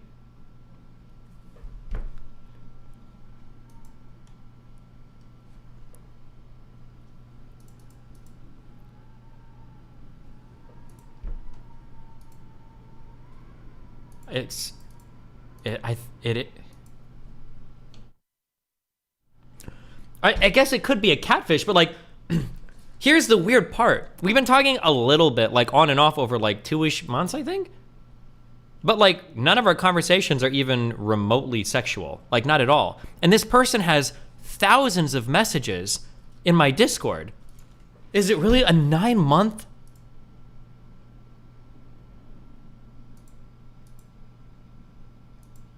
Catfish?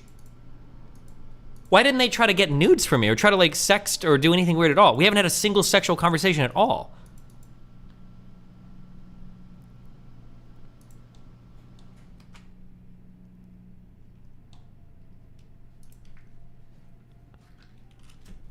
Why don't you ask them, do people accusing you of being a catfish? If they don't respond, then you're a cat. Well, yeah, I did, but...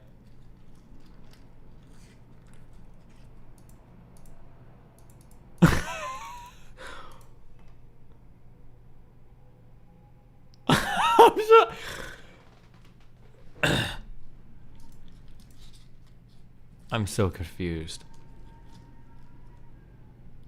Okay. Hello? You're dealing with some catfishing? I don't know.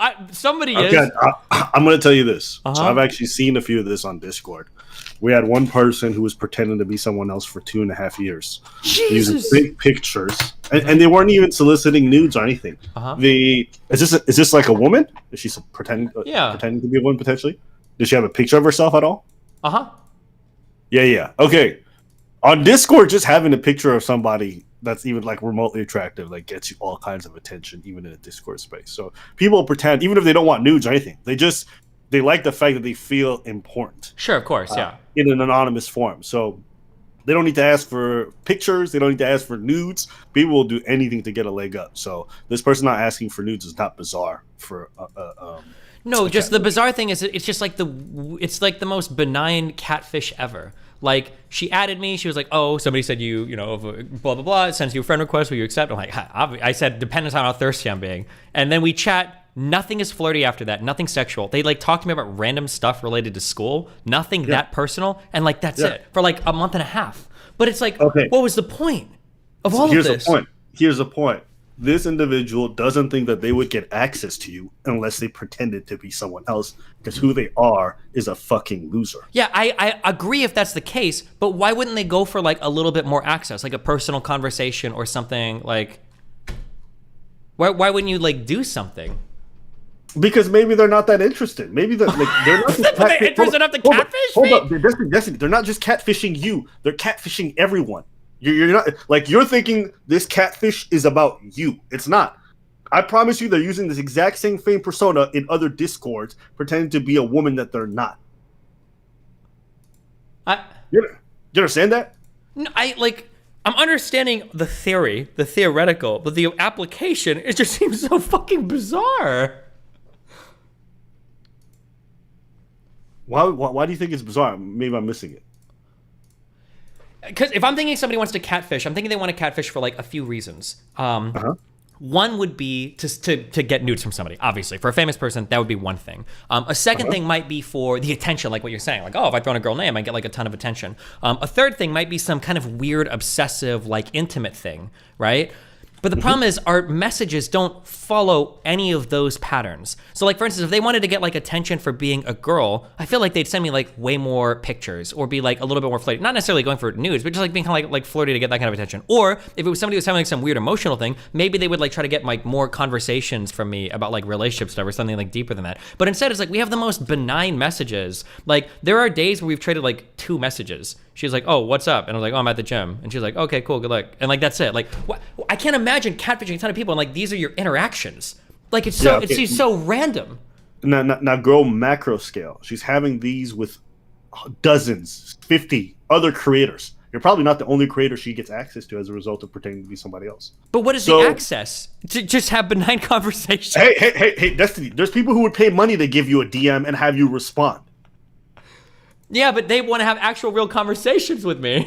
Not just... No, maybe they just want to be able to chit-chat or say what's up. Like, you'd be surprised. Like, some people just come up to me like, hi, and they run away. Like, people are bizarre. I would be surprised because this is like the first time this has happened to me in 12 years. So yes, I would be surprised. This has never happened to me before. No. This is the first time that you know it's happened to you in 12 years.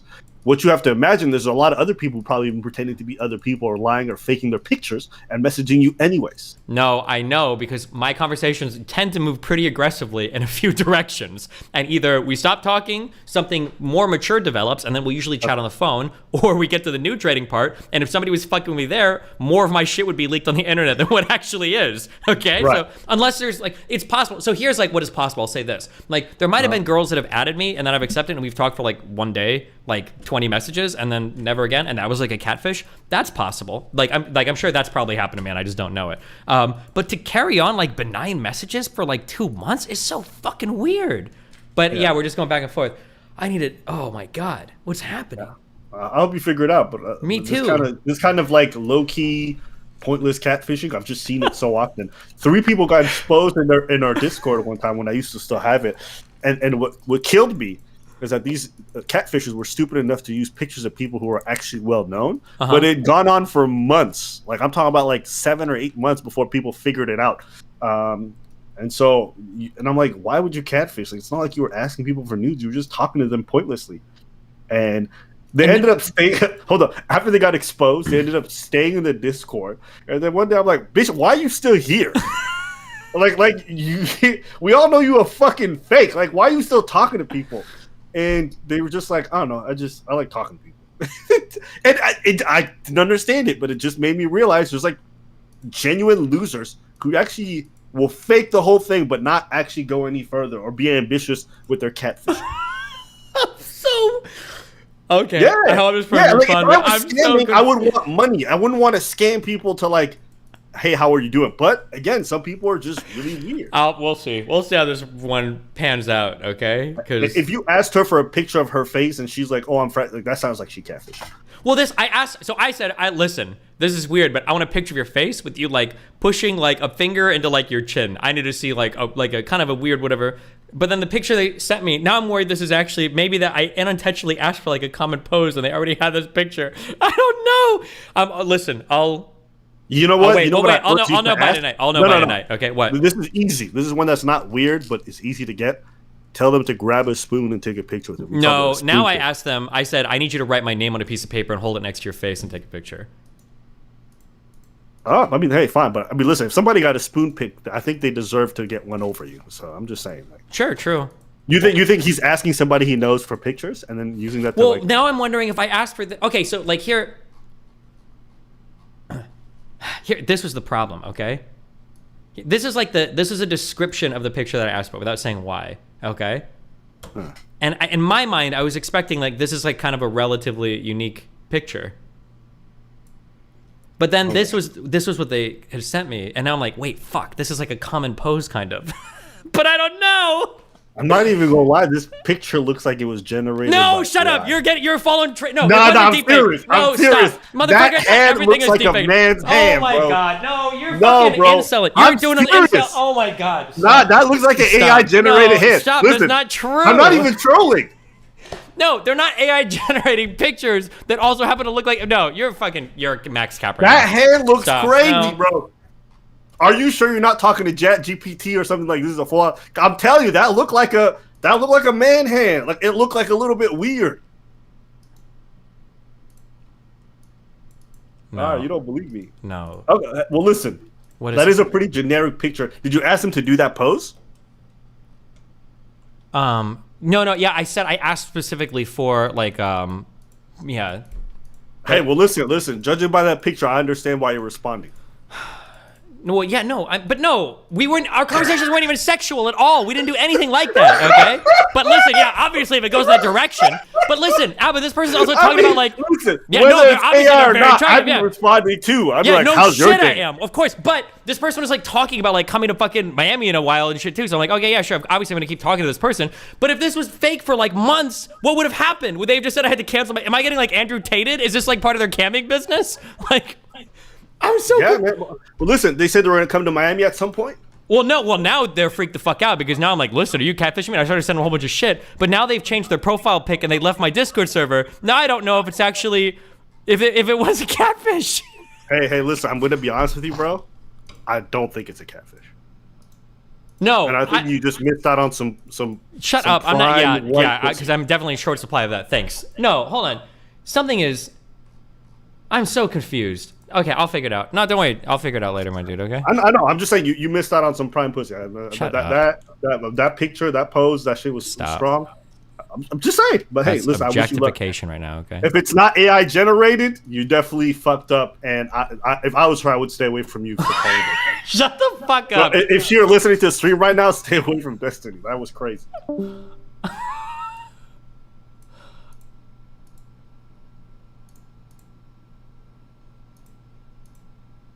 I'm fucking.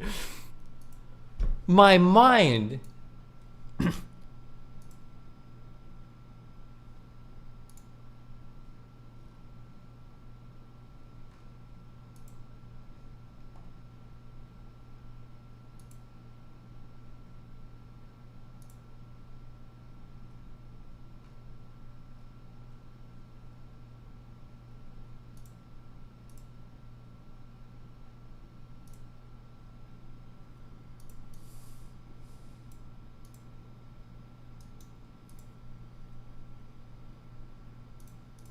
Why do you guys keep saying metadata program for the picture? I'm pretty sure fucking Discord strips metadata on new pictures are uploaded. Shut the fuck up.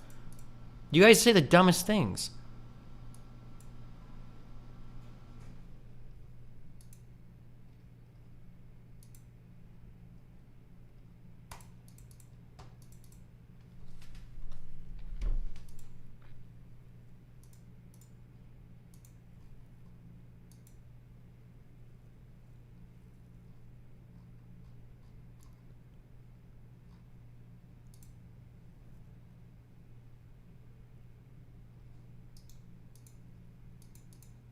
Wait, they deleted their Twitter. No, it must have been.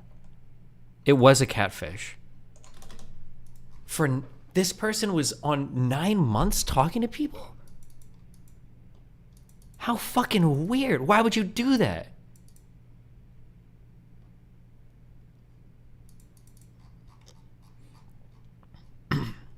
Reminder that the thought to have a call with this person never crossed Tastes mind until today. Yeah, because we haven't flirted or done anything sexual whatsoever. Like, not even, we haven't done anything even remotely sexual. So why, I don't care, even if it, like, if it is a catfish, I haven't, like, lost anything, like, nothing. But I just don't understand. I don't understand why, I'm so confused why you would do this. You talked for 2 months? Yeah, we just, like, traded, like, occasional messages.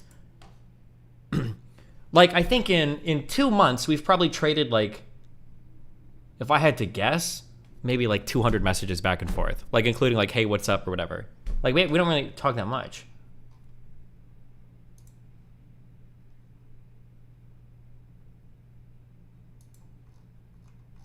I'm so confused. What the fuck?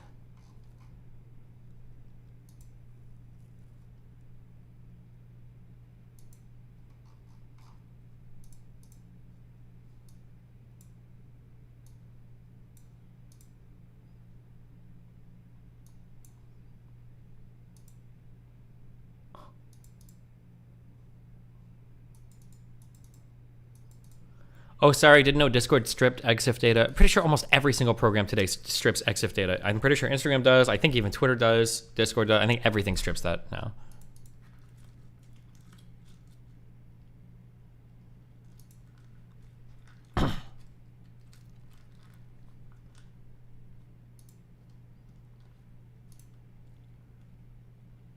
Dude, I can't. My brain is just.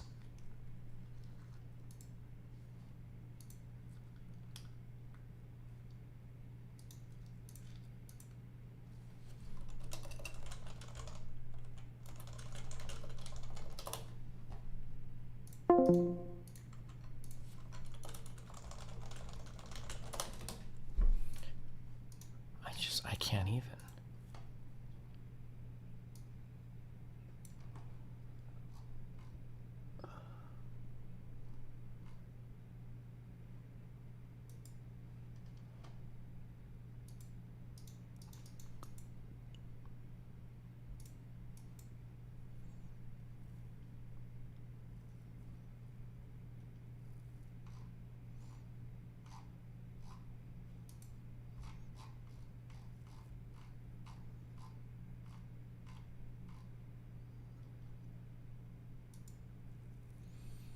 What if that isn't the only catfish you're talking to? I don't know I don't know what's real anymore.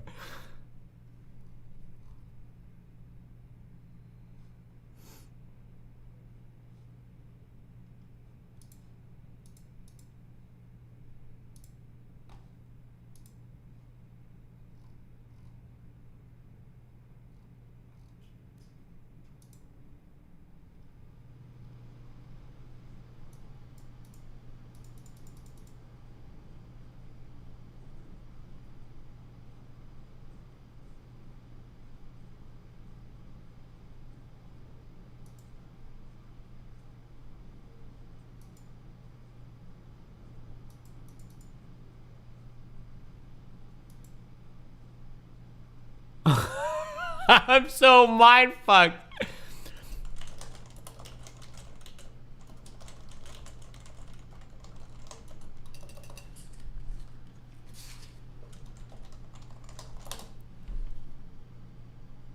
I'm sorry, I'm gonna need a second to process this. Now the other Discord servers messaging, they're like, for all we know, this could have been some sort of two-man operation. Wait, why would... What?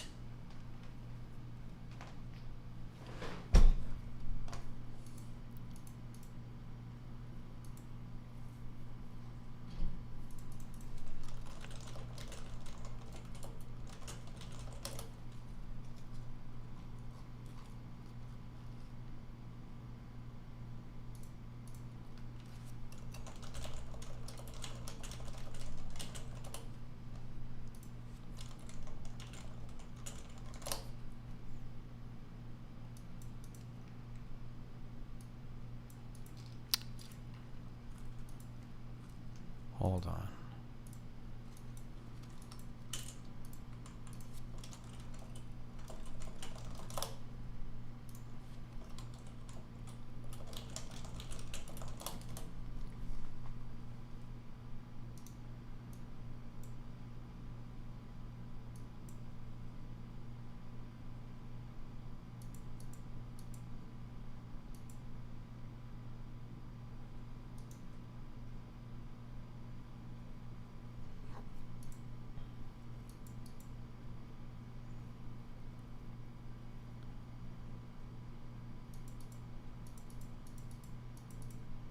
The real question is, how did Disney not try to make things sexual with a girl in DM in 2 months? I flirted a little bit, but they didn't really reciprocate, so I figured they weren't interested. So all of our talks were like ultra super casual. That's why in my mind, just because of my experience, in my mind, if it's a catfish, if I try to get a little bit flirty, they're gonna hook in, of course, because then they're gonna try to get fucking nudes and shit from me. That's generally what I would imagine. Because if you're catfishing, because that's usually what people try to do. If it's a catfish, is usually they're trying to get me to send like fucking nudes of shit, and that's what their goal is. But this person like didn't seem like interested in that. So it's like, oh, okay, it must just be like some chick that wants to tell me about her fucking day in school and all that shit. I'm so confused.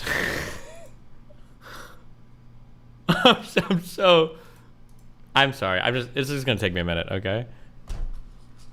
This is gonna take me a minute to even.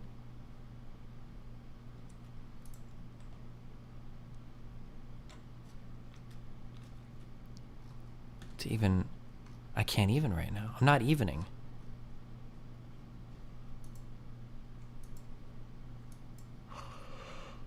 Oh,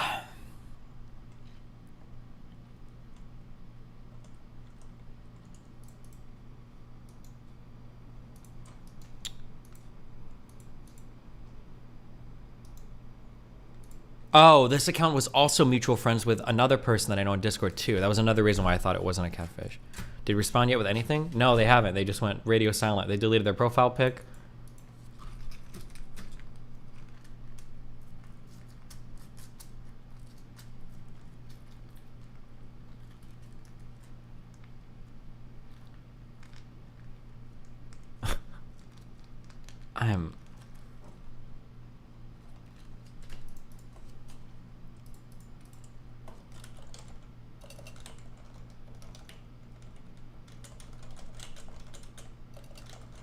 Why do I care so much?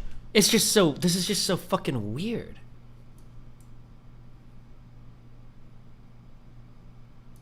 It's so weird. Okay. It's not a catfish? I think it is. Here's what I need to do. Okay, I know what I need to do. I need to, because I found the Instagram of the person who I think is actually the person. I need to contact this person. That's what I need to do. I need to figure that out. And then I need them to respond to my DMs. I got a blue check mark. I'm cool.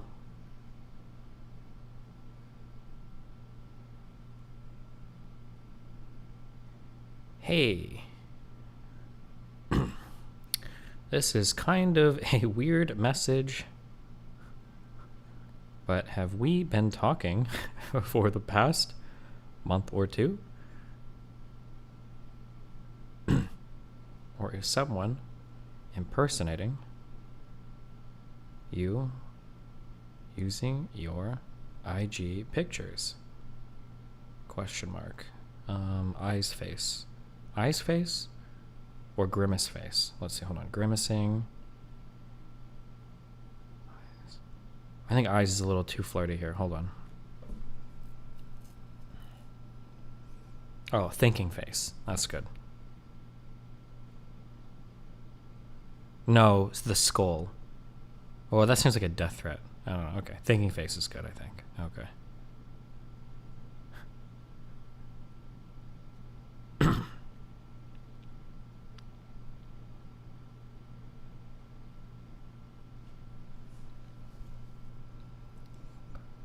This person, they're never going to check their fucking rando DMs. I don't think they are.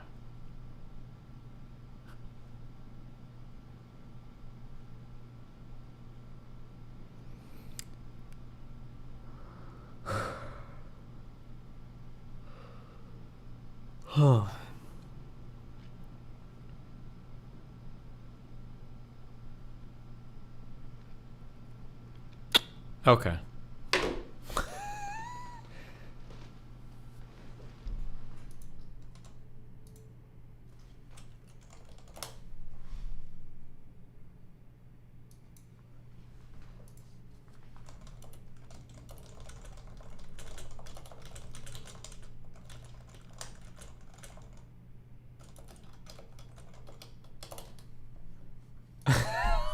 Just hold on. I'm sorry. Okay.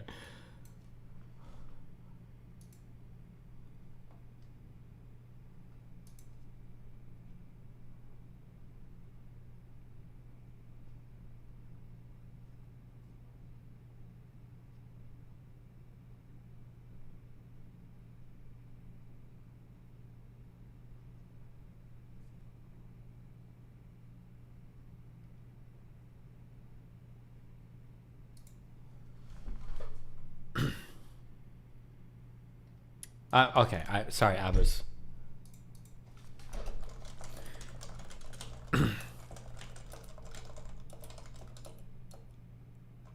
Oh, Abba brings up a good point. Wait, that's true.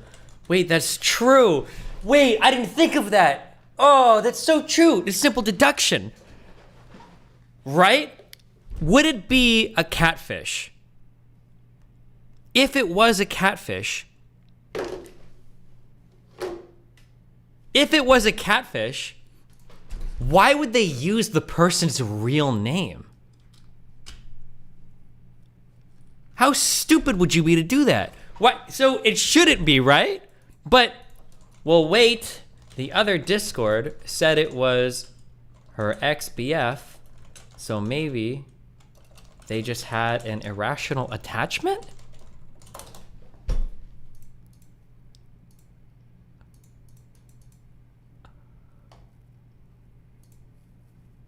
Because they were obsessed with their ex. Yeah, so they would have to use the same name. Isn't that normal for a catfish? No. When I've been catfished in the past, they always change their names, obviously. You have to do really tricky, like, reverse image searches because they'll only send on, like, Snapchat and shit. If you're trying to verify the account, they won't just use the real name because that's really easy to just reverse look it up and figure out.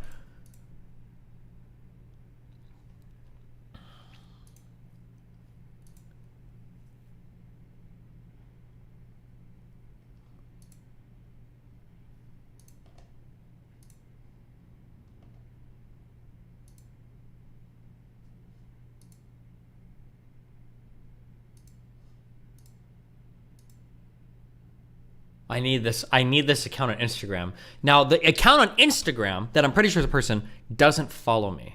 Now, if that's kind of weird because wouldn't they follow me? Or maybe not.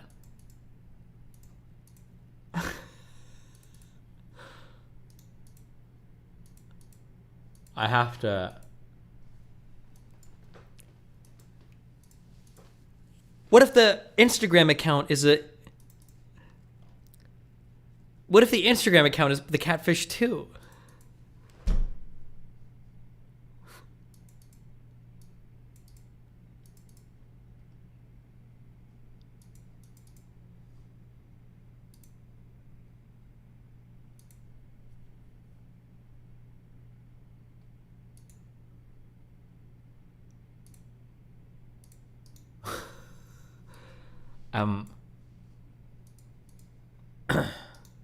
Just chill.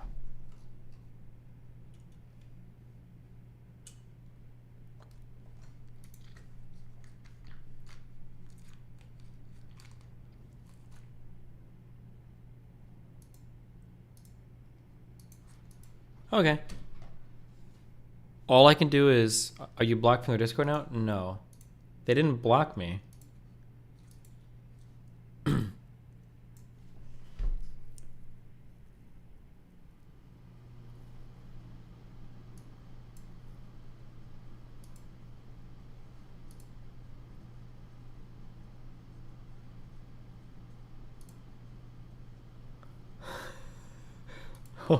Hold on. It's appropriate to that What do you response. want? My gang stalkers. I know you guys are fucking with me. What? What did you just say? I said, what's up, my gang stalkers? Do you know what gang stalkers are? No. Oh. Basically, I have schizophrenia. Talk to me.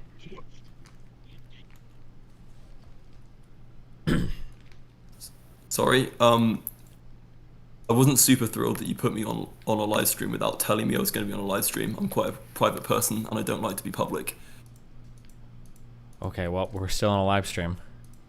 Okay, well, I'm letting you know that now on the live stream, but that's not appropriate and you got to ask people's consent before you put them on. Okay, noted for future reference. Okay, right. Anyway, say we are messing with you. Why? What was the reason? Well, what would be this? I don't know what this other person's reason was for catfishing for 9 months. We don't either. Yeah, that's the weird part, huh?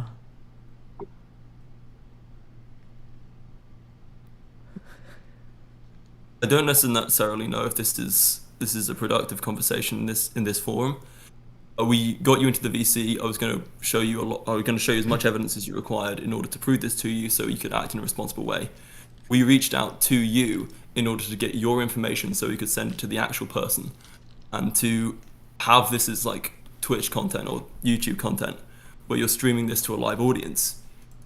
Instead of dealing with the actual woman affected, it like publicizes a really private issue of someone who had no consent getting involved in this whatsoever. that story just sounds really weird to me. Like, why would you need anything from me? If you've got all the evidence yourself and all these chat logs, I don't know why you would need any information from me to send to the other person. Because you're getting as much as possible.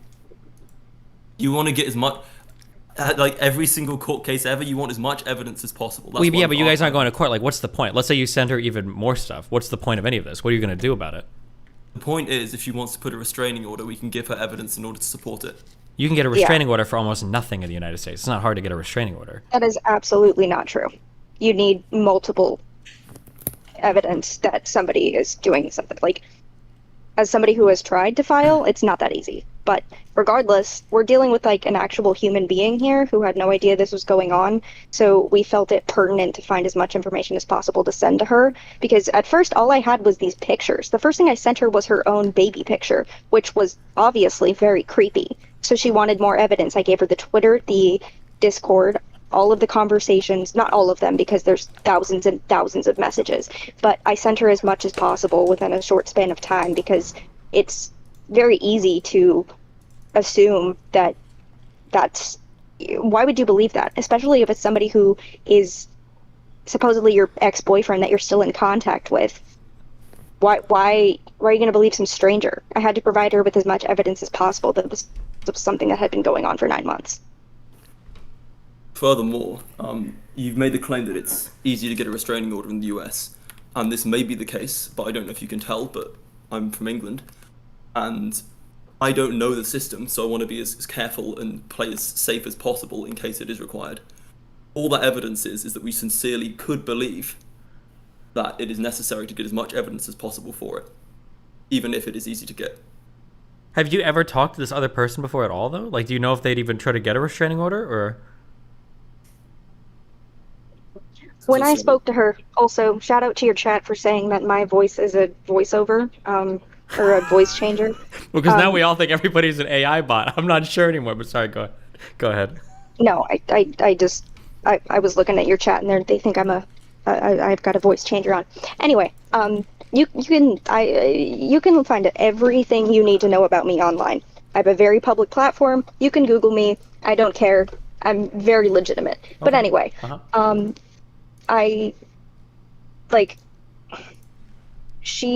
when I spoke to her, you know, she told me they were still in contact and everything, and like she just, yeah, I don't know. The only information we have about him is what was his, did you explain his reasoning that you were given, Alec?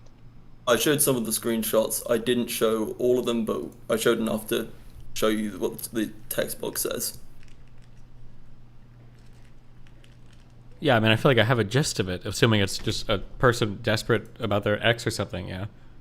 I can show you more if you want from the same pool. Well, I mean, I imagine it's going to be more of the same, so yeah.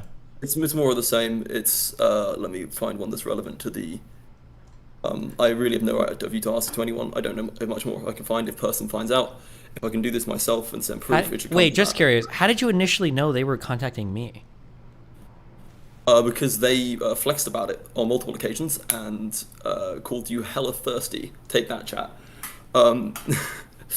There's a bunch of comments in the DMs in relation to you. I will find them and send them to you if you want.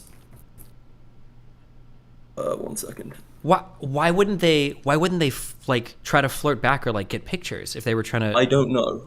I'm not sure, but I can show you what the evidence that we do have. 1 second. Provided this isn't on the actual stream itself, I can show you some of the images, as long as only our voices are being broadcast. Nobody can see the screen or whatever. Oh, lovely. Okay. That's, you know who Destiny is. This is you joining the Discord, which we were doing together. So it was with me. So while they've been talking to you this entire time, I've been involved, as you can see there. I got brought back onto the Destiny server. That's a video of yours. Congratulations. Thanks. Rejoin Destiny's asking me to rejoin. That's another thing from your server.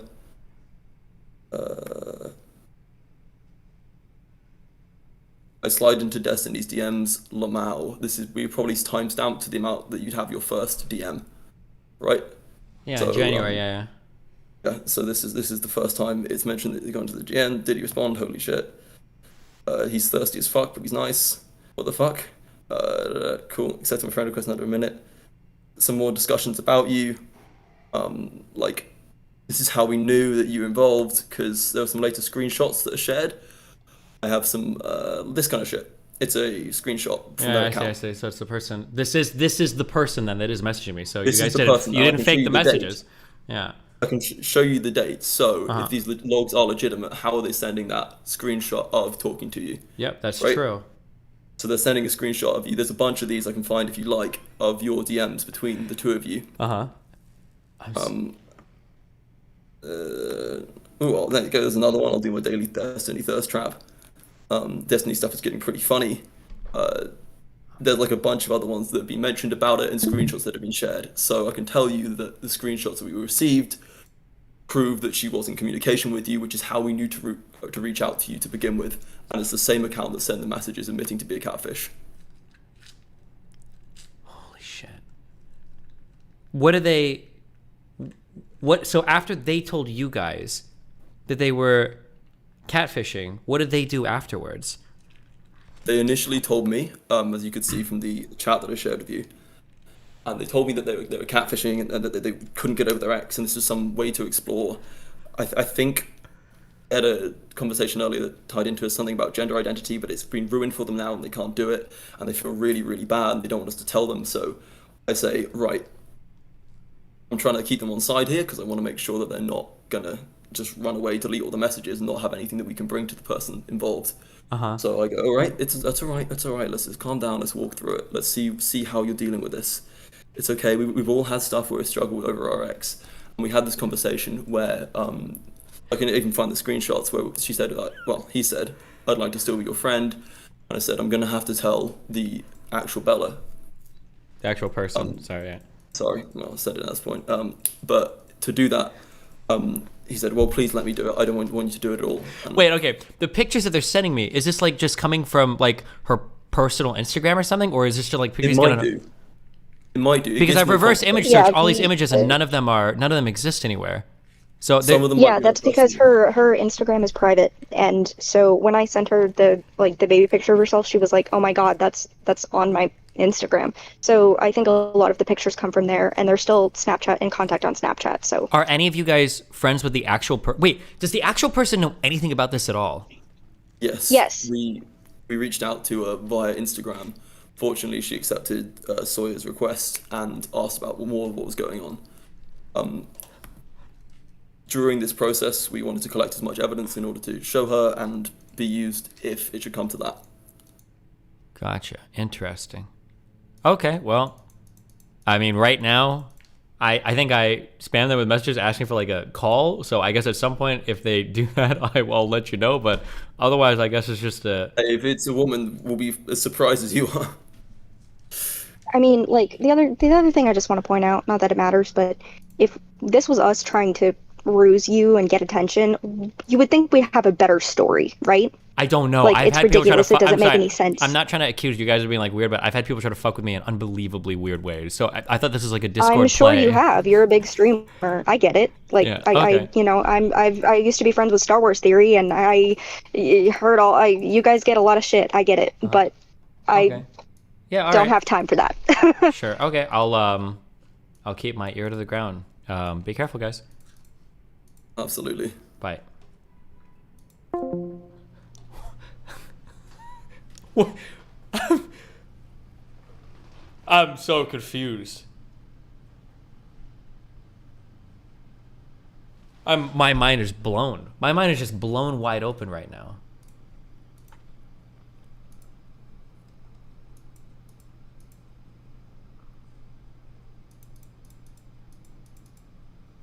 Check if you have any DMs. I sent that one account a DM, but I don't know if they're gonna...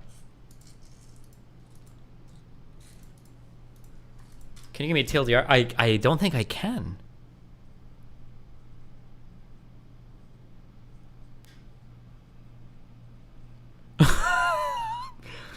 Are you still not convinced you're a catfish? I think it has to be a catfish. But now I'm trying to think if it was just that person or if it's like a whole crew of people. I think every part of their story makes sense. And if they have chat logs that because one thing I was thinking of is, what if they ripped Discord logs and they Control F replaced all of the fake account that they made with the real account's name, and then the logs look compelling because it's all encoded HTML and CSS out, it looks real or whatever, and then they take screenshots. I could fake Discord logs like that pretty easily. But if they're showing me snippets of conversations I've had with that person, then obviously whatever they're saying that person said came from that person actually. So it is the person I'm talking to, but it just must be. It's a guy obsessed with his ex that just likes to chat with people. Yeah, it was. But it's so inconsequential. Unless it is that person.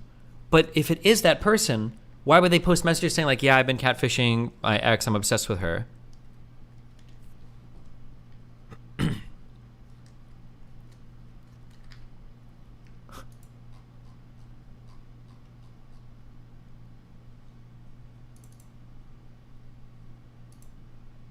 Holy shit.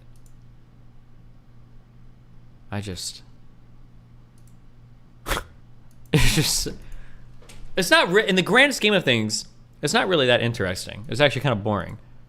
But all the messages were so benign that oh shit, hold on.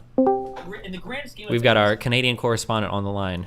Bro, now that I see those message logs, that's a dude you're talking to, bro. I'm such a which message logs? The one that they posted to the others, the one that you sent me that she was saying to the dude where she admits to not being over her ex. That's a dude talk. Oh, no. Yeah, those ones are. But when I sent her those, she said, I didn't type that. Somebody must have faked those. Yeah, these ones are obviously admitting to catfishing, right? You know what, man? I was believing everything. That display picture she's supposedly using is kind of weird. Oh no, everything about the display pic. No, we had a conversation about this. The display pic that she's using, okay, that one is AI generated. But I know that it's weird. Here, I'll send you the conversations where they made that picture. But so you know, they had a real profile pic before this. I didn't just accept somebody with a fucking AI generated fucking picture. I'm not that fucking retarded. Here, hold on. 1 second.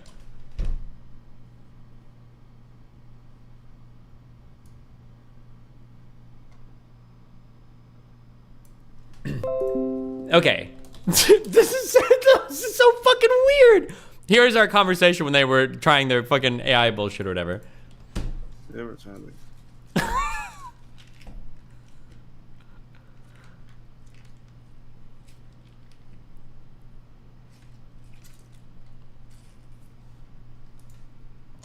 So this is where, I think that's where that profile pic came from. God damn. Why? Yeah, what the fuck?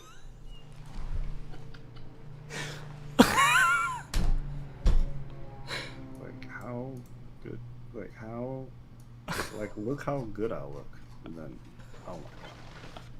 This is I'm gonna be honest with you, bro. Now that I've heard those two people you were just speaking to now, I really believe this is a catfish. Yeah, I think it has to be. It has to be.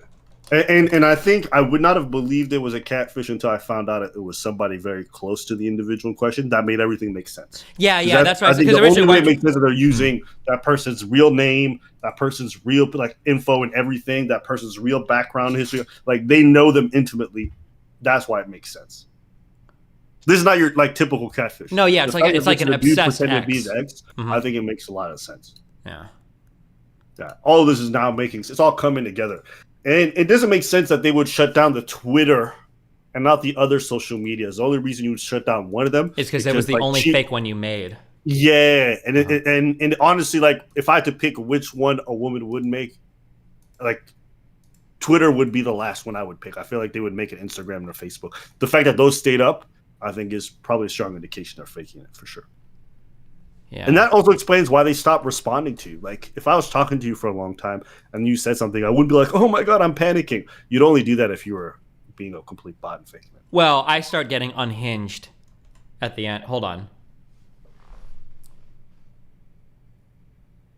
No, them shutting off like all their social medias, like that indicates to me that this person. What did you say? Did you say you're gonna murder them? Like what happened? Here, so this is our. I get really. This kind of my mind is melting at the end of this. So, but these are our last messages, and now they've just like now they deleted their profile pic and gone radio silent. Here you go.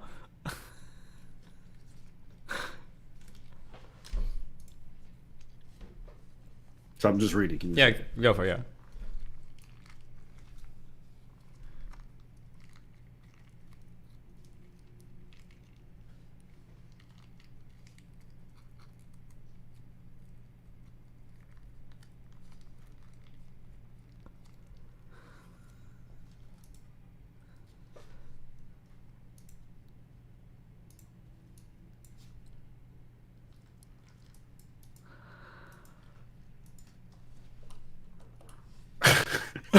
And then they stop responding, right? Seems a little sus, doesn't it? Yeah, Destiny. That was. Seems hella sus. Yeah. It must be a catfish, unless it's like. I can't think of. There's no other explanation. You have to start getting really weird for it to not be a catfish. Like if she started typing that to play a joke or something, you have to get like in a really weird place. So it must be a catfish. It's just so weird. But I mean, like I think, yeah, I'm pretty sure this is like done. Like where this episode is now coming to an end. It was a mini episode, but it's just it was just so fucking weird. Yeah, I think it's just this is just somebody who wants. I don't know. They're probably just really obsessed with their ex, and that's all they feel validation. Yeah, I know, but that's I can't fathom it. I can't imagine that mind. I mean, I think I've got obsessed with girls before, but like I'm gonna go make a Discord account of my ex and like pretend to be her for a year. Yeah, I mean, if you're a loser and you just start getting attention, it's like you're still connected to your ex, and then you're talking to people through that. Like, yeah.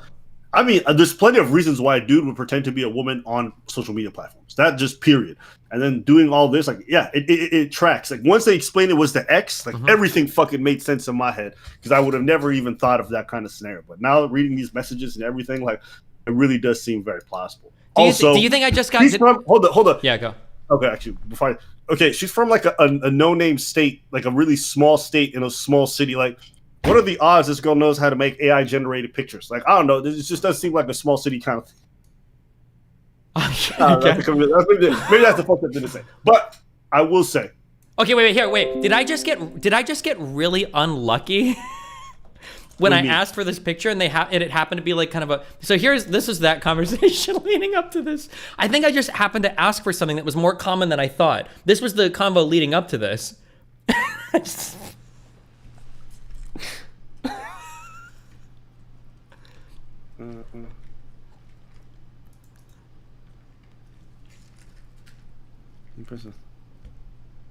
Wait, if you do, you press your thumb into your chin when you take.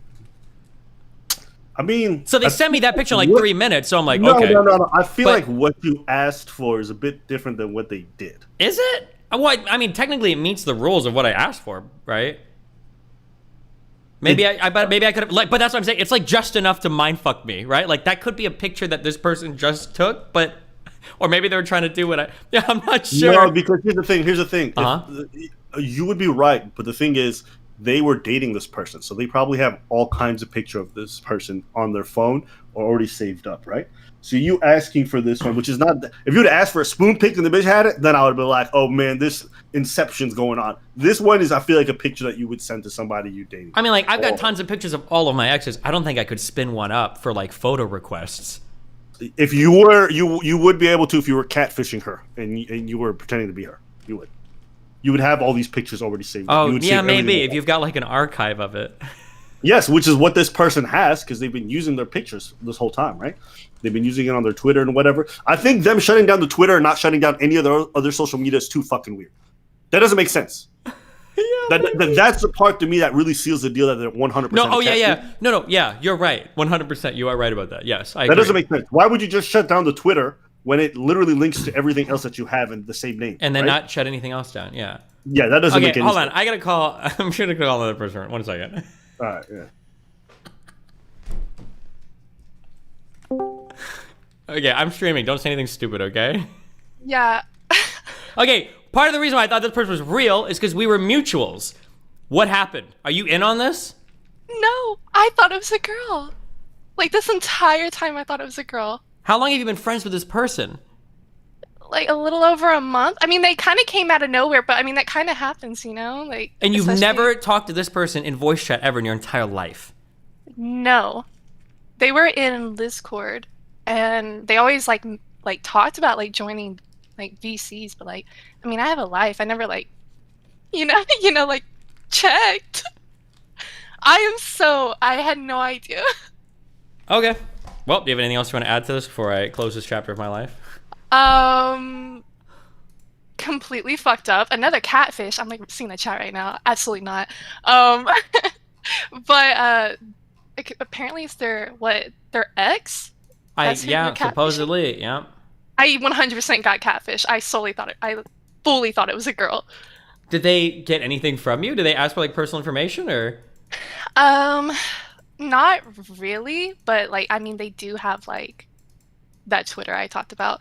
But I mean, shit. Yeah, okay. Jeez. I would hope they wouldn't do anything with that. Okay. Interesting, but yeah, it's whatever. It's fine. My bad. I thought it was a girl. Well, I'm never gonna trust mutuals with you again. Thanks a lot. Okay, have fun. Be careful. Bye.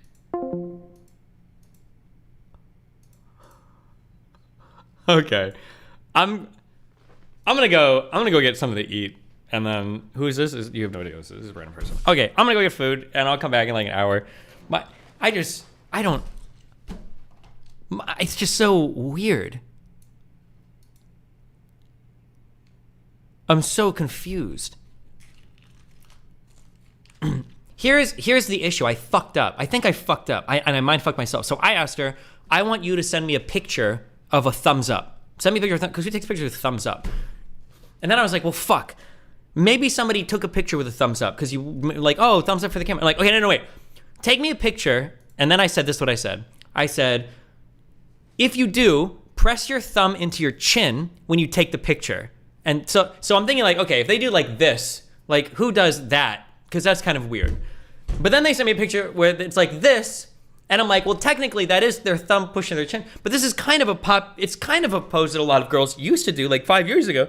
I don't know. And now I'm not sure. I should have just asked for, usually what I'll do, sometimes, it depends on how reckless I'm being. Usually if I get to the point of trading nudes or something with a girl, it'll usually be like, I need a picture of you holding like either write my name on a sign or send me like a super unique pose or something so that I know. Like generally that's what happens. But like I said, I'd never gotten to the point of trading nudes with this person. So I never did like a huge like identity verification. So I didn't care.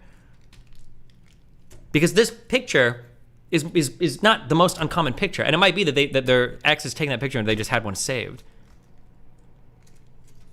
Oh my God. Holy shit. Did you tell her anything bad? No, we didn't have any personal conversations. That's the thing. We didn't really do anything at all. That's the weird part. But if we had, then I probably would have hardcore tried to ID verify, and then I would have found out it was a catfish. Because we're gonna have a conversation or something probably.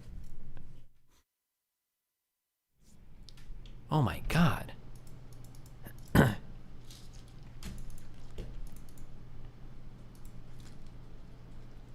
Wait, August, don't make a video out of this thing, because if this is like some real girl that's getting traumatized by being stalked by her ex, I don't want this like posted all over my fucking YouTube or something.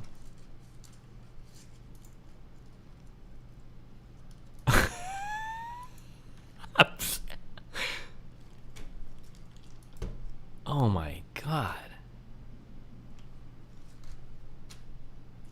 I'm tripping on acid, dude, right now.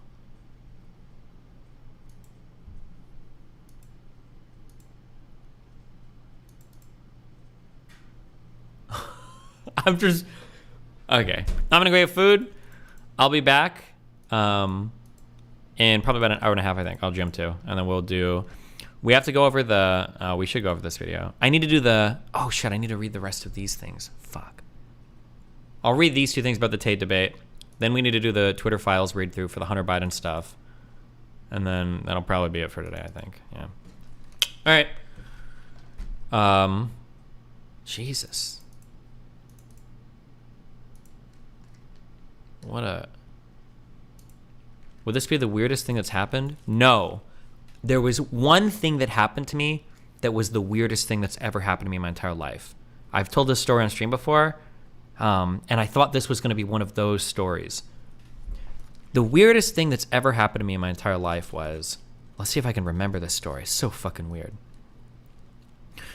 I started driving home, and somebody DM'd me, and they said, help, I'm being chased around Discord by some weird people. And I'm like, what do you mean? And he's like, there's these guys, they come into the Discord, whatever Discord server I come into, they come in, they join the voice chat, and they start harassing me by asking me questions about like Christianity or something like that, I guess. And I'm like, okay. And they're like, can you please just like keep an eye on it? And I'm like, okay. So I'm driving home. I noticed that this guy joins one of the VCs on my Discord, and then I joined to listen. And I'm like, okay. He's hanging out in there for probably 5 or 10 minutes. And then the two guys that he says joins the server, and they start attacking this guy. And I'm like, what the fuck? How weird. These people showed up. And I think at this point I get home, I go downstairs, and so I'm in my Discord, and then I either join the voice chat or I DM them, and I'm like, hey, like this isn't cool. What are you guys doing? And then I go to ban these people. And then I think a girl either messages me or joins the VC, and she's like, hey, Destiny, and she messages me. She's like, all 3 of these guys are fucking with you. These guys go from Discord to Discord doing this shit. And I'm like, doing what shit? And she's like, one will join, message the admin and say 2 more coming to harass him, and then they do this shit. And I'm like, this is I don't understand what the fuck you're saying. Why the fuck would anybody do that ever? And then I think all of them are arguing in voice chat. And then a couple other people message me, and they say all 4 of these people have gone to like 10 Discords and done this same skit. One guy joins, says 2 more are gonna harass him. They join. Then a girl comes and she says that all of them are in a skit. And my mind is fucking blown at this point, and I ban all 4 of them. And I have no fucking idea what the fuck is happening. I just ban them all because I'm like, what are you doing right now? And this, for those who remember, Girdle supposedly, because I asked anybody, did anybody record what just happened on my Discord? Because nobody's gonna believe this story. It's so fucking weird. And Girdle said he recorded it, and I said, Girdle, can you post the recording? And then Girdle disappeared from chat for like 2 years. He never said anything. He didn't post it after he said he had the recording. And that was the weirdest thing that's ever happened to me in my whole life. And I thought that this thing now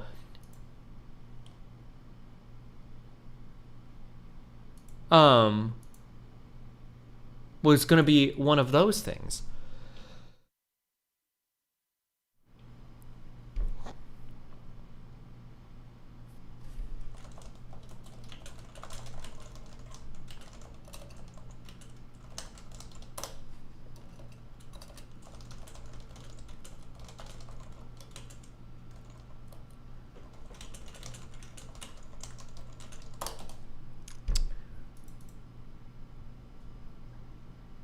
What is the goal? Make people crazy? I don't know what the goal of anything that's happening right now is, okay?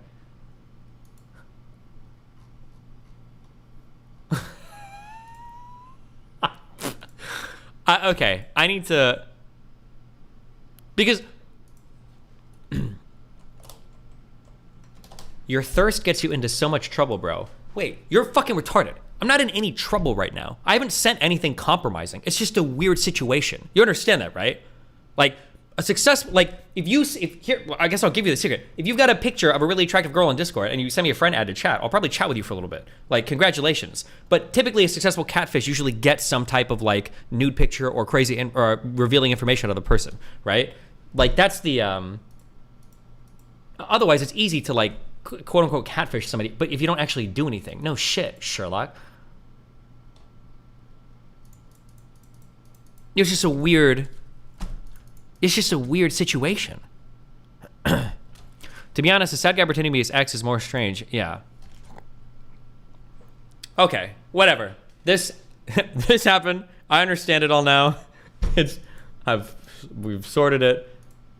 It is what it is. We must have figured it out. There's no more left here.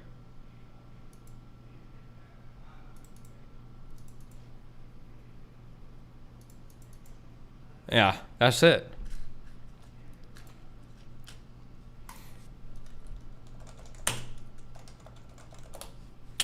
All right, I'll be back in a little bit. Be careful. Jesus.